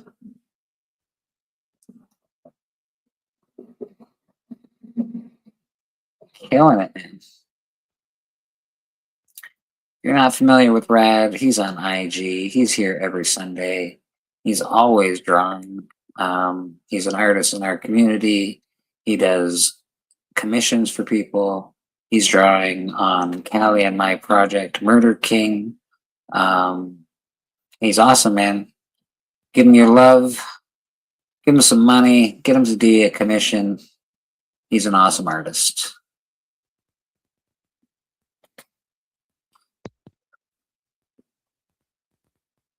Steven left us. I wonder who that is. He might be hanging out with the fan family for a minute. Patel's giving away a couple of books today on church. One through me, one through Hudat, and Steven also gave away a book today on church. One through me, which is amazing. I can't thank you guys enough. That's certainly, I don't know, it's fun. I really appreciate it. So that's really cool. What you guys got going on with yourselves? Are you guys ever going to do a graphic content again or what? What's happening there? That I mean, I am working in my I'm working in the office this week, so I mean, we definitely could do one. I just don't know what his schedule is going to be like. It would be probably later on, but I mean, I'm ready whenever. So I just it would end up being I think every day this week for the most part. Maybe I don't know about Friday, but I think every day this week should be fine. So yeah, we my wife and my daughter went to go see Hoppers. I didn't know what it was called, so I was just like, oh, I heard. I know I had an op in there somewhere, so it was either hop, pop, something like that. I'm guessing his wife and daughter are watching the saucy Wuthering Heights as you. No, I don't know about that. But Yeah. I know, like I know next week, I think next Wednesday the Mario movie comes out, so I'm sure she'll say something about that. Like, oh, like can we go see the Mario movie? Like, I still haven't actually seen the Mario movie. I don't know why. it was good. I mean, it was good. It really made me want to see like more of that stuff made in the movies. Like I know, it's been rumored forever that they're gonna make a Legend of Zelda movie. I really hope that they do. But yeah, there's a bunch of movies I'd love to see. I'd love to see a Metroid. I'd love to see, like from the first one, they kind of innuendo that Punch Out could be a movie that they could make if they wanted to, because there's all kinds of different stuff in the pizza shop that they have. I think Mario's uncle runs it, but it was fun though. I don't know why I haven't watched it. It's not like I'm not against it or anything. I just haven't watched it. Weirdly enough, I know it's on Netflix. Made a lot of money, so it should be. It's very popular. Tate Yeah. says yeah, interesting. Mario 3 was a huge part of my life. Mario 3, the video game, was a massive part of my life, man. That video game took ages to beat that video game. Wow, Mario 3 was funny just because it had what was it? It had an entire movie be a commercial for it, because that's what the Wizard was. As much as people are like, oh, the Wizard was great for the Wizard was a Nintendo commercial, but it was more of a Super Mario Brothers 3 commercial. And they were just like, It tells us Heritage Auction sold a Punch Out NES prototype cart this week for $45,000. yeah. What? So what's funny is last night they started talking. So as things were winding down on Astonishing, they started talking about like video games, and MT was like, oh, he's like, what the most expensive Nintendo games are, and he was talking about like there's like a game that is like a Bible game, and yeah, I've heard that like there's a Bible Adventures game that's very expensive. But he's like, what the most expensive game is? I was like, yes, I do. I was like, it's the NES World Championship from like 1991 or something like that. I think that game is really expensive. And he's like, well, yeah, I think so, but this one sold for like, $10,000. I was like, yeah. I was like, the gold cartridge of that game sold for like $200,000, like just because it was, kind of like the Wizard. Like they had like this game that had, it was like a tournament game that they used to have this contest that Nintendo would let you play. And so I think the people that participated in it got one of the cartridges. Like you got to actually take the game, and so they had the actual they had the gray copies, but then they had some of the gold copies, and the gold copies go for like $200,000. The gray ones go for like 150. I was like, the World Fitness Challenge, and then they had the track and field game they brought up too. Like, yep, there's a track and field game. My friend actually had it for the Power Pad. I did not know that. I looked at Village. People would come in there and like raid all the video game stuff. That was a huge deal for people to. And I know they got good deals because nobody knew video games in the store. They were just pricing them, cheap. Yeah, yeah. I think it's called like Stadium Games or something like that. Stadium Games, and then the fitness game for the Power Pad. Like both of them did not sell well because I don't think the Power Pad did all that well. My friend had it, and really like for the track and field games, you could easily cheat. All you have to do is just sit at the so the Power Pad you put on the ground and it's pressure sensitive, so you're supposed to run on it and everything like that. All you do is just sit there and just hammer on it with hammer on the pads with your feet. I mean with your hands, and you beat everybody. So that's how you cheated to win the race game. But they were just going over all these different games and stuff, and I was like, oh yeah, I know all about this, and I had to it was funny that it like turned to that, and I was just like, so what's this, a video game channel now, or is this? And then he was like, no, we're just talking about games. But it's just like, yeah, like I've seen, just that community. There's a lot of graded games out there. So there is a gaming community that loves to sell vintage games, graded games, and stuff like that. And they will cost you a pretty decent amount of money. The vintage video game, graded video game, especially if everything's all intact and everything like that. Those are very expensive. Apparently, Little Samson by far is the highest valued NES game.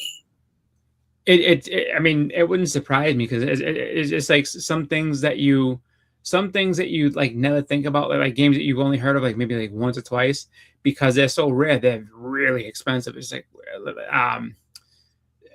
there's all kinds of games that are just like super expensive, like the ones that you think would be like, oh, like this should be expensive, but it's not. It's like Super Mario 3 should be expensive. It's not that expensive. Not in reference to some of these other games that are just like ones that you got seen like one.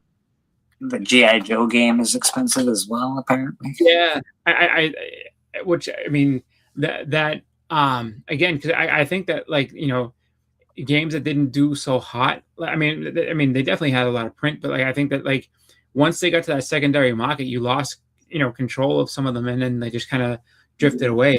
I'm sure a lot of them didn't sell, so there's probably a ton of them that are still in the box and everything that I don't know if they got thrown out or what happened with them, but I'm sure there's going to be warehouse finds of old video games, just like there's warehouse finds of old comic books somewhere. Someone's just like, yeah, we bought a ton of these, or we bought a bunch of these video games and no one's seen them in 30 years, and here we go. Oh, check these out. So the box goes over $1,000. That's crazy.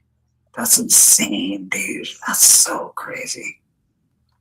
Yeah, whoa, he got beat up for a copy of Def Jam Vendetta and Marvel's Capcom. That sucks. No, he's got a beat up copy. I think he said you got beat up for those. I was like, oh man.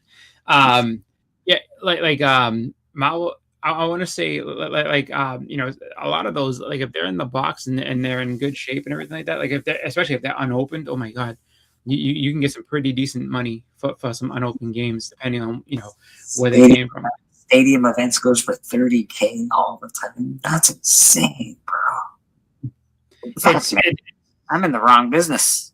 I mean, it's kind of a crazy one where you just sit there and look at it, where it's just like, oh wow, they made a game like that. Yeah, I would have never thought they would have made a Texas Chainsaw Massacre game, but I'm sure they didn't make a ton of them. And so if you have them, and especially if you have an old Atari game from 1985 or something stupid like that, or 1982 that you never opened, that's worth money. Just like VHS tapes. Yeah, that's VHS tapes. I watched so a guy was trying to do a comic sale. And he was like, all right, cool. And then someone's like, oh, what's those videotapes you got in the back? And he had a bunch of old VHS tapes that were all sealed and everything like that. And he had a Back to the Future one. And he had a bunch of different ones, but it turned into a VHS sale, and he was making crazy money. He was like, yeah, I'm trying to, he was trying to make enough money to buy his daughter a car. He needed $9,000. He made that in about 15 minutes selling VHS tapes that were really expensive. It's crazy. John Riley has the complete collection of complete NES, but also SNES, Atari, and Genesis. Jesus. He lives near Steppo in Portland. That's fair. Yeah, because a lot of people just, again, when all these stores started going out of business, like you said, video stores and stuff like that, it's like, oh, I'm a video rental store, but I'm going out of business. It's like, oh, perfect. So, you have these games. Yes. Do you have the boxes for them? No, but we just have we have them in the little cartridges. Some people actually did have the boxes for them. That's what you would do. Is like they would keep all the games behind the counter, and then you just bring them up the box. So it was like perfect. Put it in there, and so like when they all went out of business, hey, like, all right, let me get all these, and they were selling them for like what, a couple bucks a pop. Amazing that old technology like VHS, not just the tapes. If you can get a VHS system, they're expensive because they don't sell them anymore. Yes. So if you you can actually do well selling VHS systems it's crazy to me that that's the case. I remember selling all my VHS movies because you couldn't even get a quarter for them. So I was like, I better sell these and start with my DVDs and then Blu-ray and blah blah blah. Well, that's a funny thing because a lot of people, especially what people are noticing, I would say over the past maybe 10 years, is that there's all kinds of content, especially with digital content and stuff like that. There's all kinds of stuff that they've changed as far as movies are concerned. Like they've edited things out, things are happening. Even movies that come out now, they'll edit this scene out of this thing or that thing out of that thing, and it's just so a lot of people who are purists, they want their movies to be exactly what they were when they how they were intended to come out. We want Han to shoot first. God dang it! Exactly, and it's just so a lot of people will be like, all right, physical media is the best way to do things. So there's a lot of people who are absolutely huge into physical media. They definitely want to make sure that it's there because of the fact that digital stuff they can change. They can insert scenes, they can delete scenes, they can do all kinds of stuff. They can change things. So it's just there's also that's why horror movies, all those old VHS horror movies, they don't make them, a lot of them, into Blu-rays, and they don't remake them into this, that, and the other. So that's the only place to get them. So there's a big market for horror movies, old crappy shitty horror movies from the 70s. Well, that's the thing that kind of gets me because I always wonder, when people go into because you can go into Salvation Army or any sort of thrift shop, you can and they have tons of stuff there, and it's always funny to me. I always wonder this is I mean, what does it actually entail? I've never looked into it myself, but what does it entail to have it? Because I mean, if you have Predator from the first release of Predator from what was it be 1988 or something like that when that came out on VHS. If you have that, yes, it's it's not sealed. It's just there. But you have it. It looks like it still could play and everything like that. Is that worth a bunch of money, or is it only worth the $5 that they'll charge you inside of there? And then the next thing you have to think about is, will you, I mean, if you did go down that rabbit hole, where are you going to store them all? Just because that was the biggest problem with VHS tapes is that if you had a bunch of them, you had to find a place to store them all, and so you'd have stacks of tapes all over the place. And so you can't do that. So. Yeah, no, there's physical media, man. It's just definitely something to hold on to. It's just they make it so easy. I don't have to have tapes and albums anymore. I have one little square thing that holds a bazillion songs, so I don't need all that. You don't even need that. All you got to do is just if you have Spotify, you can literally listen to any album you want that they have access to, and it's just you just go on there and that's what it is. You don't have to have the actual you don't have to have the album, you don't have to have an iPad iPod or whatever that has it all in there. You just have to just go on and say, all right, I want to listen to this. All right, here we go. I remember switching to the MP3 from my Walkman, and that was a weird switch, man. It took me a while. Yeah. I remember a friend of mine had one way his was really early on, and it basically was a thumb drive that you just put a headphone jack into.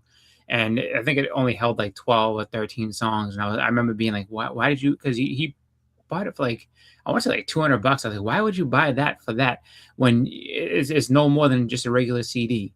Oh, that's stupid. And then let time go on, and they started making iPods, and it was oh wow, this is amazing. Oh, you make fun of me for having one of these. I made fun of you for having it because you bought something for $200 that was basically the same length of a CD. I was that's why I made fun of you. I said, you could have very easily just waited a little bit, like I'm doing, and buy one that can hold 10,000 songs instead of the piddly 12. Wilbur says gramophone or bust. It hasn't been real since the gramophone, guys. That's the real deal right there. I mean, that is, I guess, one of the arguments that people that listen to people that have vinyl will tell you that all day. There's no more crisp and clean sound than vinyl. I don't care what it is. So they'll tell you all day. If you got a good record player, you're good. That is true, actually. It is. If you got a good record player with good sound, records are still the best, in my opinion. It just there's a tone that they hit that CDs just don't seem to hit. But you can get really, really high end equipment, and you can get that kind of sound. You just have to have super high end. See, Tape Prime says I collect records, and that market has exploded as well. Yeah, I mean, it's everybody wants to have a bunch of stuff like that. Like everybody wants to be able to say that they collect these things or have these things, just because I mean it is different. Like, and I mean I was born in '82, so I was young enough, or I should say old enough, to have had actual records and stuff. And I was too young for 8-tracks. Like, yes, we had them, but no one really used those anymore. Those are out of date. But I mean, cassette tapes and records was the first, music that I had access to, and then eventually CDs and stuff like that. So it's just like, my daughter, if I showed her a record, she wouldn't know what it is. She'd be like, what's this? Like, record player, put the needle on and go, and she would have no idea. And I'd have to tell her, like, all right, don't touch it because you're gonna break it. So she knows what CDs are. She knows that she's seen DVDs and stuff like that. So she's seen that, but but she would have no idea like what to do with a cassette tape. She's like, what do you do with it? I don't have a lot, but I got a few. I got some David Bowie action. Oh, that's cool. We got the Beatles. You gotta have some Let It Be from the Beatles. We got this one's. Yeah. See, that's the tough part when you get like those, because remastered ones. Like, it's just like having reprinted comics where it's like, okay, well that one's not better. You had the original, absolutely. Iggy Pop. So, yeah. Love me some Iggy Pop. We got Velvet Underground. Oh, there you go. See, most of my records. We got some Violent Femmes action. Oh, that's cool.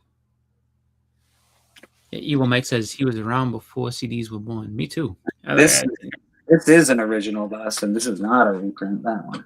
Oh, this nice. Motley Crue. Yeah, see, that's awesome to have like that. This. This is something stupid that my work gave me. You're like, you've been here for a while. Here's a record that says you've been here for 5 years. Oh. And I'm like, that's awesome. Thanks for that stupid thing. Does it play a song of like, hello, no, you are the record. They get stickers all over it. Oh. I don't even know why I kept it. We got Pink Floyd, Dark Side. Yeah. See, now if you have the original, like that's definitely a CD. That's definitely an original Boston. Boom. Yeah. See, there you go. See, that's definitely worth some money. That's an original right there. Yeah. Like I wouldn't say it's worth you're not retiring on it, but it's definitely you definitely get some. I know that. I don't think it's worth too much money, but it's the original soundtrack from the motion picture, and it came out in the late 80s. No, I'd say that that's probably early 80s. If oh yeah, early 80s, and it does have a. So in here, it does have the Star Wars. There is a little yeah. Yeah. Oh, see that's big stuff that came with that. Yeah, it's good that you have that, just because. Yeah. That definitely increases. Yeah. There you go. So this does have the actual book that came with it, which is cool. Yep, because that will be what burns you if you try to sell that and you don't have it. Yeah. It's like, oh, did you have a book? Like, no, book. What do you mean book? Yeah, oh, no, that's it. $5. That's it. If you had the book, it's $150. Like, what? What book? I need this book. Well, I don't have a ton of records, but I got a few. I don't like. It's not something I collect, but I like records, and I have a record player, and it's not a good record player by any stretch of the imagination, but I still like. I don't know, something about records. They're cool.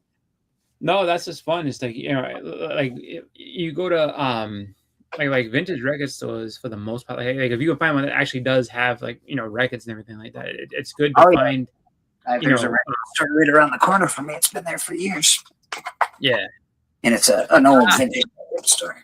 His first cassette was New Kids on the Block, The Right Stuff. Nice. Funny, because I'm not gonna lie to you, I had that tape because I've already gone over the story many times, but I wasn't allowed to have stuff like that, but I did have some. Like I had Guns N' Roses, Appetite for Destruction, and a Metallica tape when I was a kid. Those were my first tapes that I had.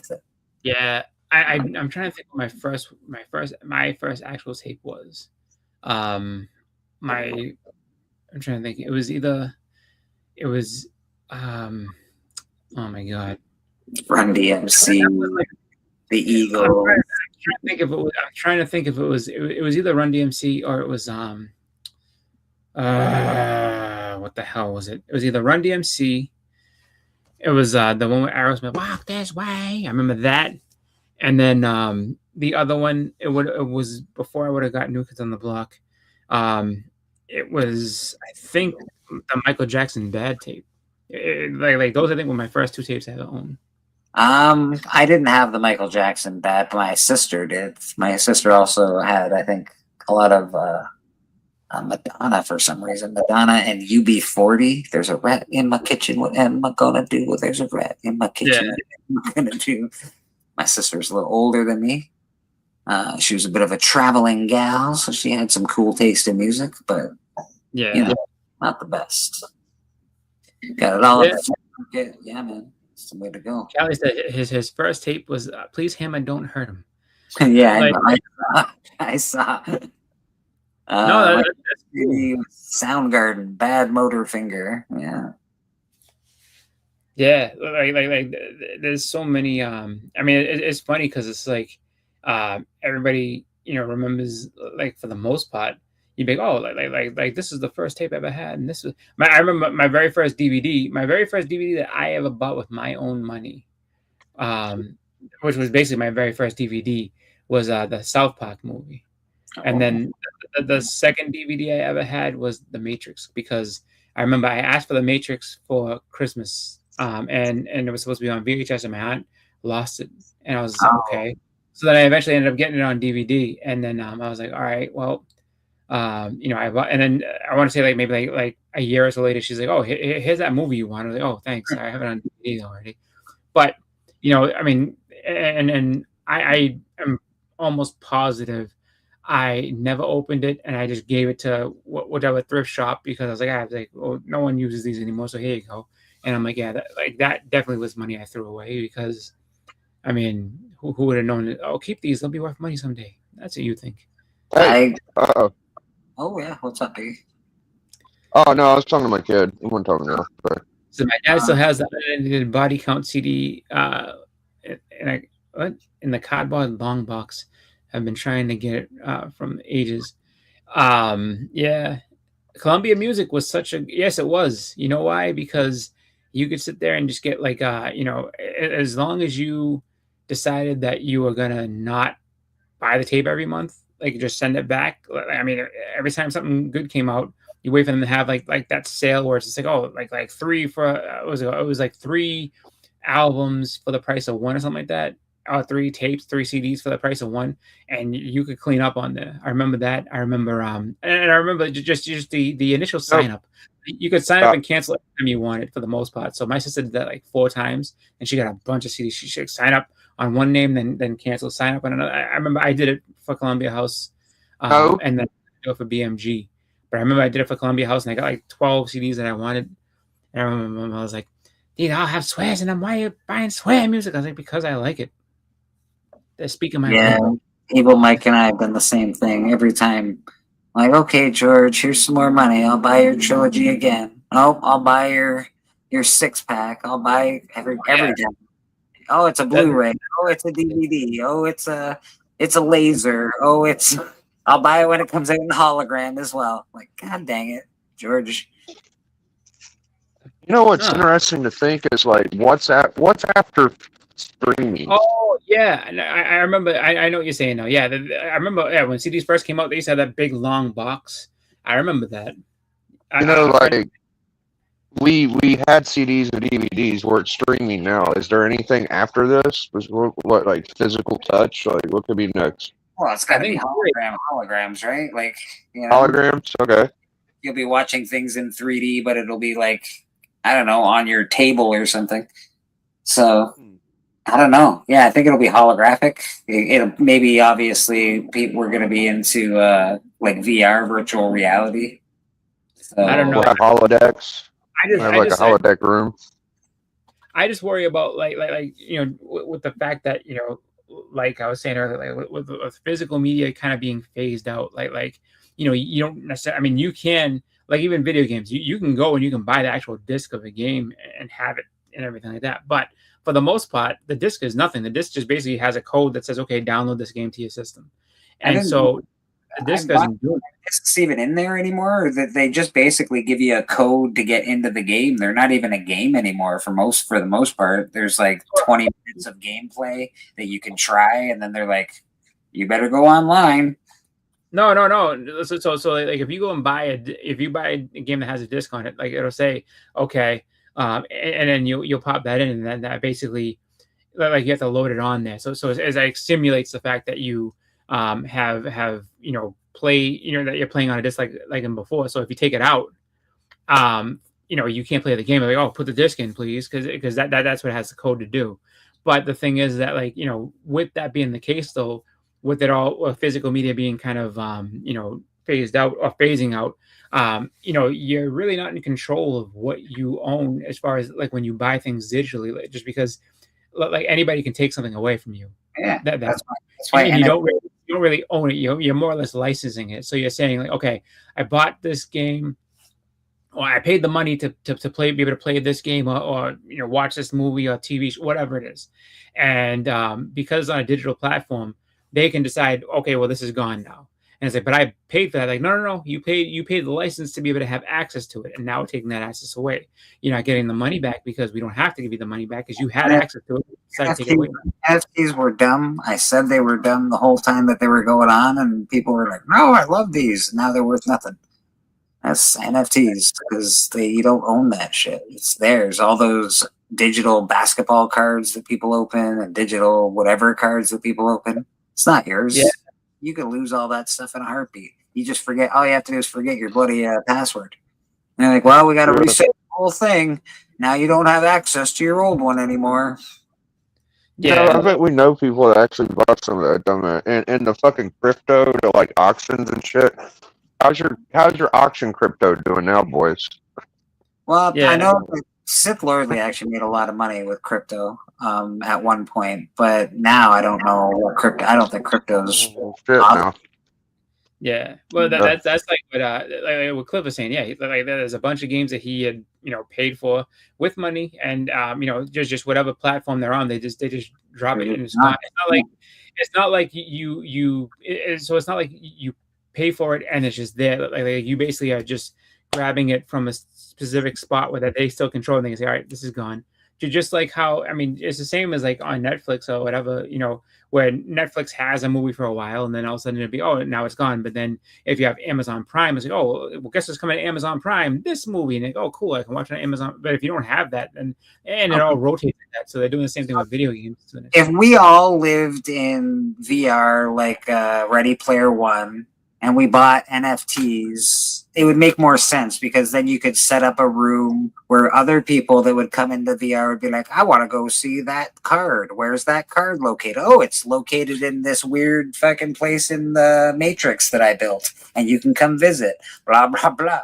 See, that's cool, but they don't have that, so they're useless. Until, what else is...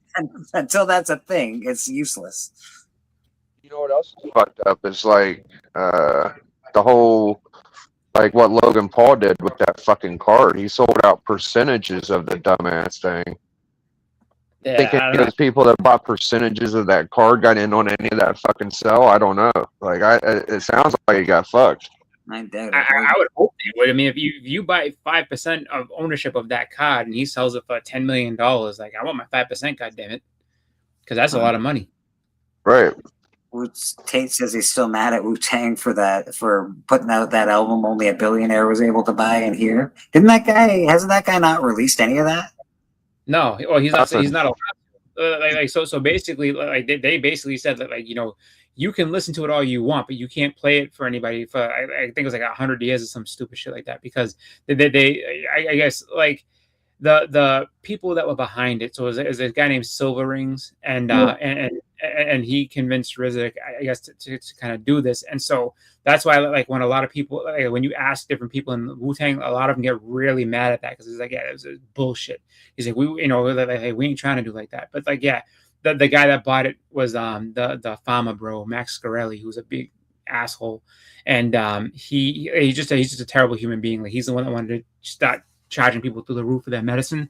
So stuff that should be affordable, he was charging like AIDS patients like something like, you know, $2,000 a pill for like the AIDS medications. Like, people are gonna die. Like you can't do that. And he's like, why can't I? Like, I mean, we have a product, they need it.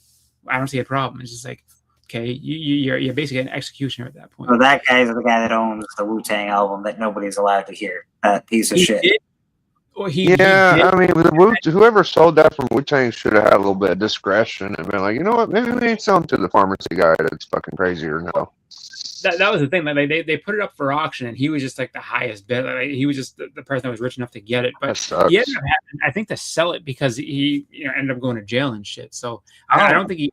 So someone else owns it, but but again, like they can't go ahead and do that. Like, you can. What the guy could do, and this is kind of also, I think, kind of a stupid thing to do, but what he could do if he wanted to, is he could invite people over to go ahead and say, listen, I'm going to play this CD. Like, you can't record. Oh, he had listening parties. Yeah, he had listening parties. Yeah, and you can sell tickets to that, and be like, yeah, like, so I'm gonna, you know, it's gonna be $10 a pop. Everybody come in and listen to the CD. Okay, that's it. And but he can't actually go out and put it like on YouTube or play it in full. Like that's against the rules. Which I don't know what happens if you were to do that. Like, what happens? You like, does Wu-Tang sue you? I don't know what the consequences are if you were to go ahead and do that. But yeah, exactly. They tricked. They basically didn't tell. It was that's why they all hate the guy Silver Rings, because Silver Rings was the one that did it. Like, he negotiated that whole deal, and so they thought they were just making an album. And then then he went ahead and made this thing. Oh no, it's only for a certain people. You know, it's only gonna be this. Like, and then he was like, all right, this is bullshit. But RZA was kind of like he convinced RZA that it was a cool thing to do, because it's like a one of one, and it's, you know, it's an art piece that'll live on forever. So you think, like I don't think in 100 years people like, oh, Wu-Tang. Like, no, I don't think so. I hope right now, I want to listen to it. I really would like to hear that album. Could you unheard Wu-Tang? Come on, that'd be fine. Well, they kind of have that. They got RZA's lost tapes. They said there was a flood. There's actually a album where they explain what happened, and there's new Wu-Tang coming out all the time. You never hear anybody going, "Oh shit," you know. But, well, there was a bunch of albums that ended up getting so. The beats that was supposed to be made for like Inspectah Deck's first album was supposed to come out, I want to say in like 95 or something like that, 95 and 96, and then that flood happened. And I would literally think these are better tapes than the shit that got sold to them, because this is back when they were fucking good. You know what I mean? Like, oh yeah, I would think, and it ain't fucking Seven Rings, it's RZA's. You know what I mean? So yeah, there's some good shit out there. He unfortunately he lost all his equipment at that point, but because there was a bunch of stuff that was supposed to happen. Like Inspectah Deck's album was supposed to be out like way before, and yeah, it's out on YouTube now. It's fairly new. Like, I think it came out either this year or last year. You can go check out these flood tapes. They're fucking dope. Some of these people can't even die. Tupac's been putting out new music since he's dead. I was just watching fucking gay related, dude. I forgot that James Earl Jones was in the damn thing. How cool was that? Tupac got to act with James Earl Jones a little bit. Yeah, that's like top shelf shit, man. You know, that's like one of the biggest actors there are, right? Yeah, the Tupac thing where he had so I mean the reason they were able to do that is because he wanted to get out of his Death Row contract, so he recorded a ton of music all at once. Because he wanted out, because he didn't want to be in there anymore. Because despite what everyone will tell you about how gangster he was afraid. He was scared. Like that I believe. I believe he was scared being there. He didn't like being there, and so he tried to get out There's no And then- true rumor that's like there's a guy that sounds just like Tupac. I've heard him. There's no truth to the rumor that they just keep like, hey man, we need another Tupac song. No, he is a doornail. They kill him, and Yeah, I mean, there's rumors and shit. I mean, I always leave a little crack in the door to where, you know. no, I mean, because that's the thing. I've been saying. I mean, how many years I've been saying that Elvis is dead? So Elvis is alive. Paul McCartney's been dead for 50 years apparently, and this and that. And the guy that's walking around now is not really Paul McCartney. It's some other guy. Like, Right. so it's just like, I mean, it is like, weird, but people go through growth spurts too, so who knows? But he definitely like recorded all that stuff, and then they just being vultures, they're able to be like, oh, like we just keep putting stuff out here and there and just keep releasing the song every however many years that no one's heard yet. And it just that part of things is one of the nastier things. That's actually one of the things that really sparked my hatred of Puff Daddy. Yes, I don't call him P. Diddy. I will always call him Puff Daddy because he doesn't want to be called that. Because I did not like what he did with Biggie. Like when Biggie died, everything that he possibly could do to put out every song had something to do with him. It was like, dude, okay. And he just kept milking that cow as much as he possibly could and made tons of money off of that man's name and didn't give shit to his family. It's horrible what he did.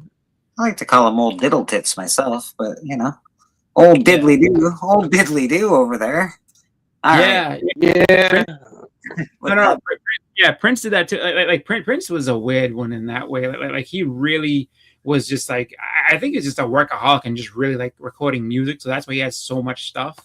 And I think when he had his problem with when he got rid of the Prince name because and called himself the artist because he had a contract dispute, and that's how they refer to all musical artists as you are the artist and this and that. That's why he changed his name and everything like that and became the symbol. But yeah, he was just like like he I think made all that music and kept doing it just so that they couldn't have it. And he's like, no, this is mine. I will never give up. And All right, we're gonna get out of here. Oh, go ahead. Biggie, what did you have to say before? I was gonna say even work. He like would be picky on the artists he worked with. They had to have their own rights and shit. He was very anti-establishment. Yeah, it's people were not happy with old what's his name there. He was a shitty person. He even fucked with goddamn Ice Ice Baby. Are you kidding me? How do you fuck with that guy? Good night. All right, we're gonna get out of here. It's 3:30.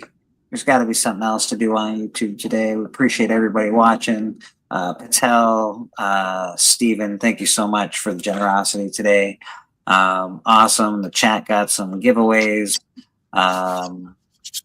We got, I think, Boston Chris and Marshall Warpath won today. And someone else won. We'll figure that all out.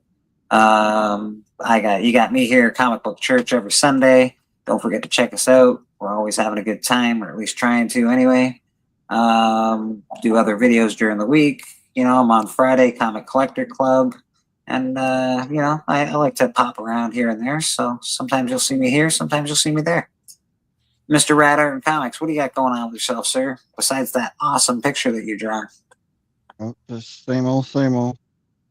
Reach out to me on Instagram. See me back here next week. Beautiful. You want some art? Get Rad to be smart. He's awesome. Who-Dat, are you there yet? Or are you not there? Who-Dat Comics will be on probably Astonishing Auctions tonight. He's on Astonishing pretty regularly. He's also got his own channel, lots of unboxings. He does graphic content with Boston Chris from occasion to occasion. Hopefully they get one in soon. I haven't seen one. I think they need to hash it out and do some graphic content. Mr. Boston Chris, what do you got going on with yourself, sir? Right now, just really busy with work and everything. But I know that in 2 weeks, I'm going to the Little Giant Comic Con, so that'll be fun to go to that. And as far as graphic content, I'll talk to Who-Dat to see when he's available to do one. We'll go ahead and do that. that's pretty much it for me. I just pop in and say hi to people when I can and watch people's stuff. So I just, you know, I'm always around. I'm always in and always willing to, you know, hop on the stream and, you know, have fun with people. Who's watching the Watcher? Boston Chris is watching the Watcher. That's who. Mr. Biggie Shack, what do you got going on with yourself, sir? Well, Collector Club was cool. Go check that out Friday night, 9 p.m. Eastern. Hell, a lot of people watching the Collector Club on a Friday night. It's fucking insane, bro. You had like 70 people in there last time I checked. Yeah.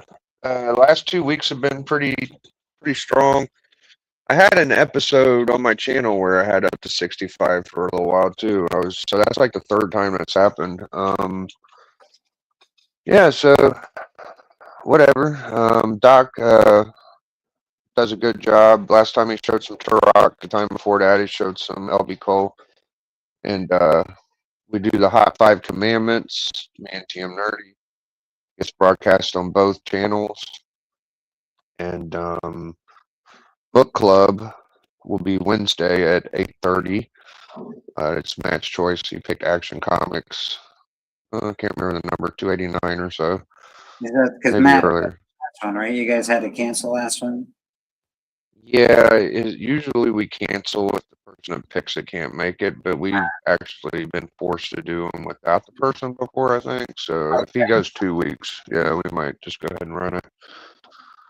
But yeah, that's about it. You check me out 2 to 4 and Back Issue Bros and shit like that. To being here, Biggie. It's awesome. Biggie Shack has a comic book network. Go check him out. He's on there quite often, always doing something. 2 to 4s, doing all good shit. Check out Houdat. Check out everybody on the panel. Give us all a follow. Give us all some likes and love. And again, check us tonight. I think Houdat and I will both be on Astonishing Auctions tonight. I'm not quite sure yet, but you know, we got some books. We got some books to sell. I just pulled apart a whole cool box of indie image firsts and all, like, you know, good runs. So if you missed out on any of that stuff, you can check us out tonight. Stephen Lucky, Alexandra DeBarrio, live actions at Tana, please. All right, I can dig that. All right, let's get out of here. Everybody have a great rest of your day, man. Looks like I picked the wrong week to quit amphetamines.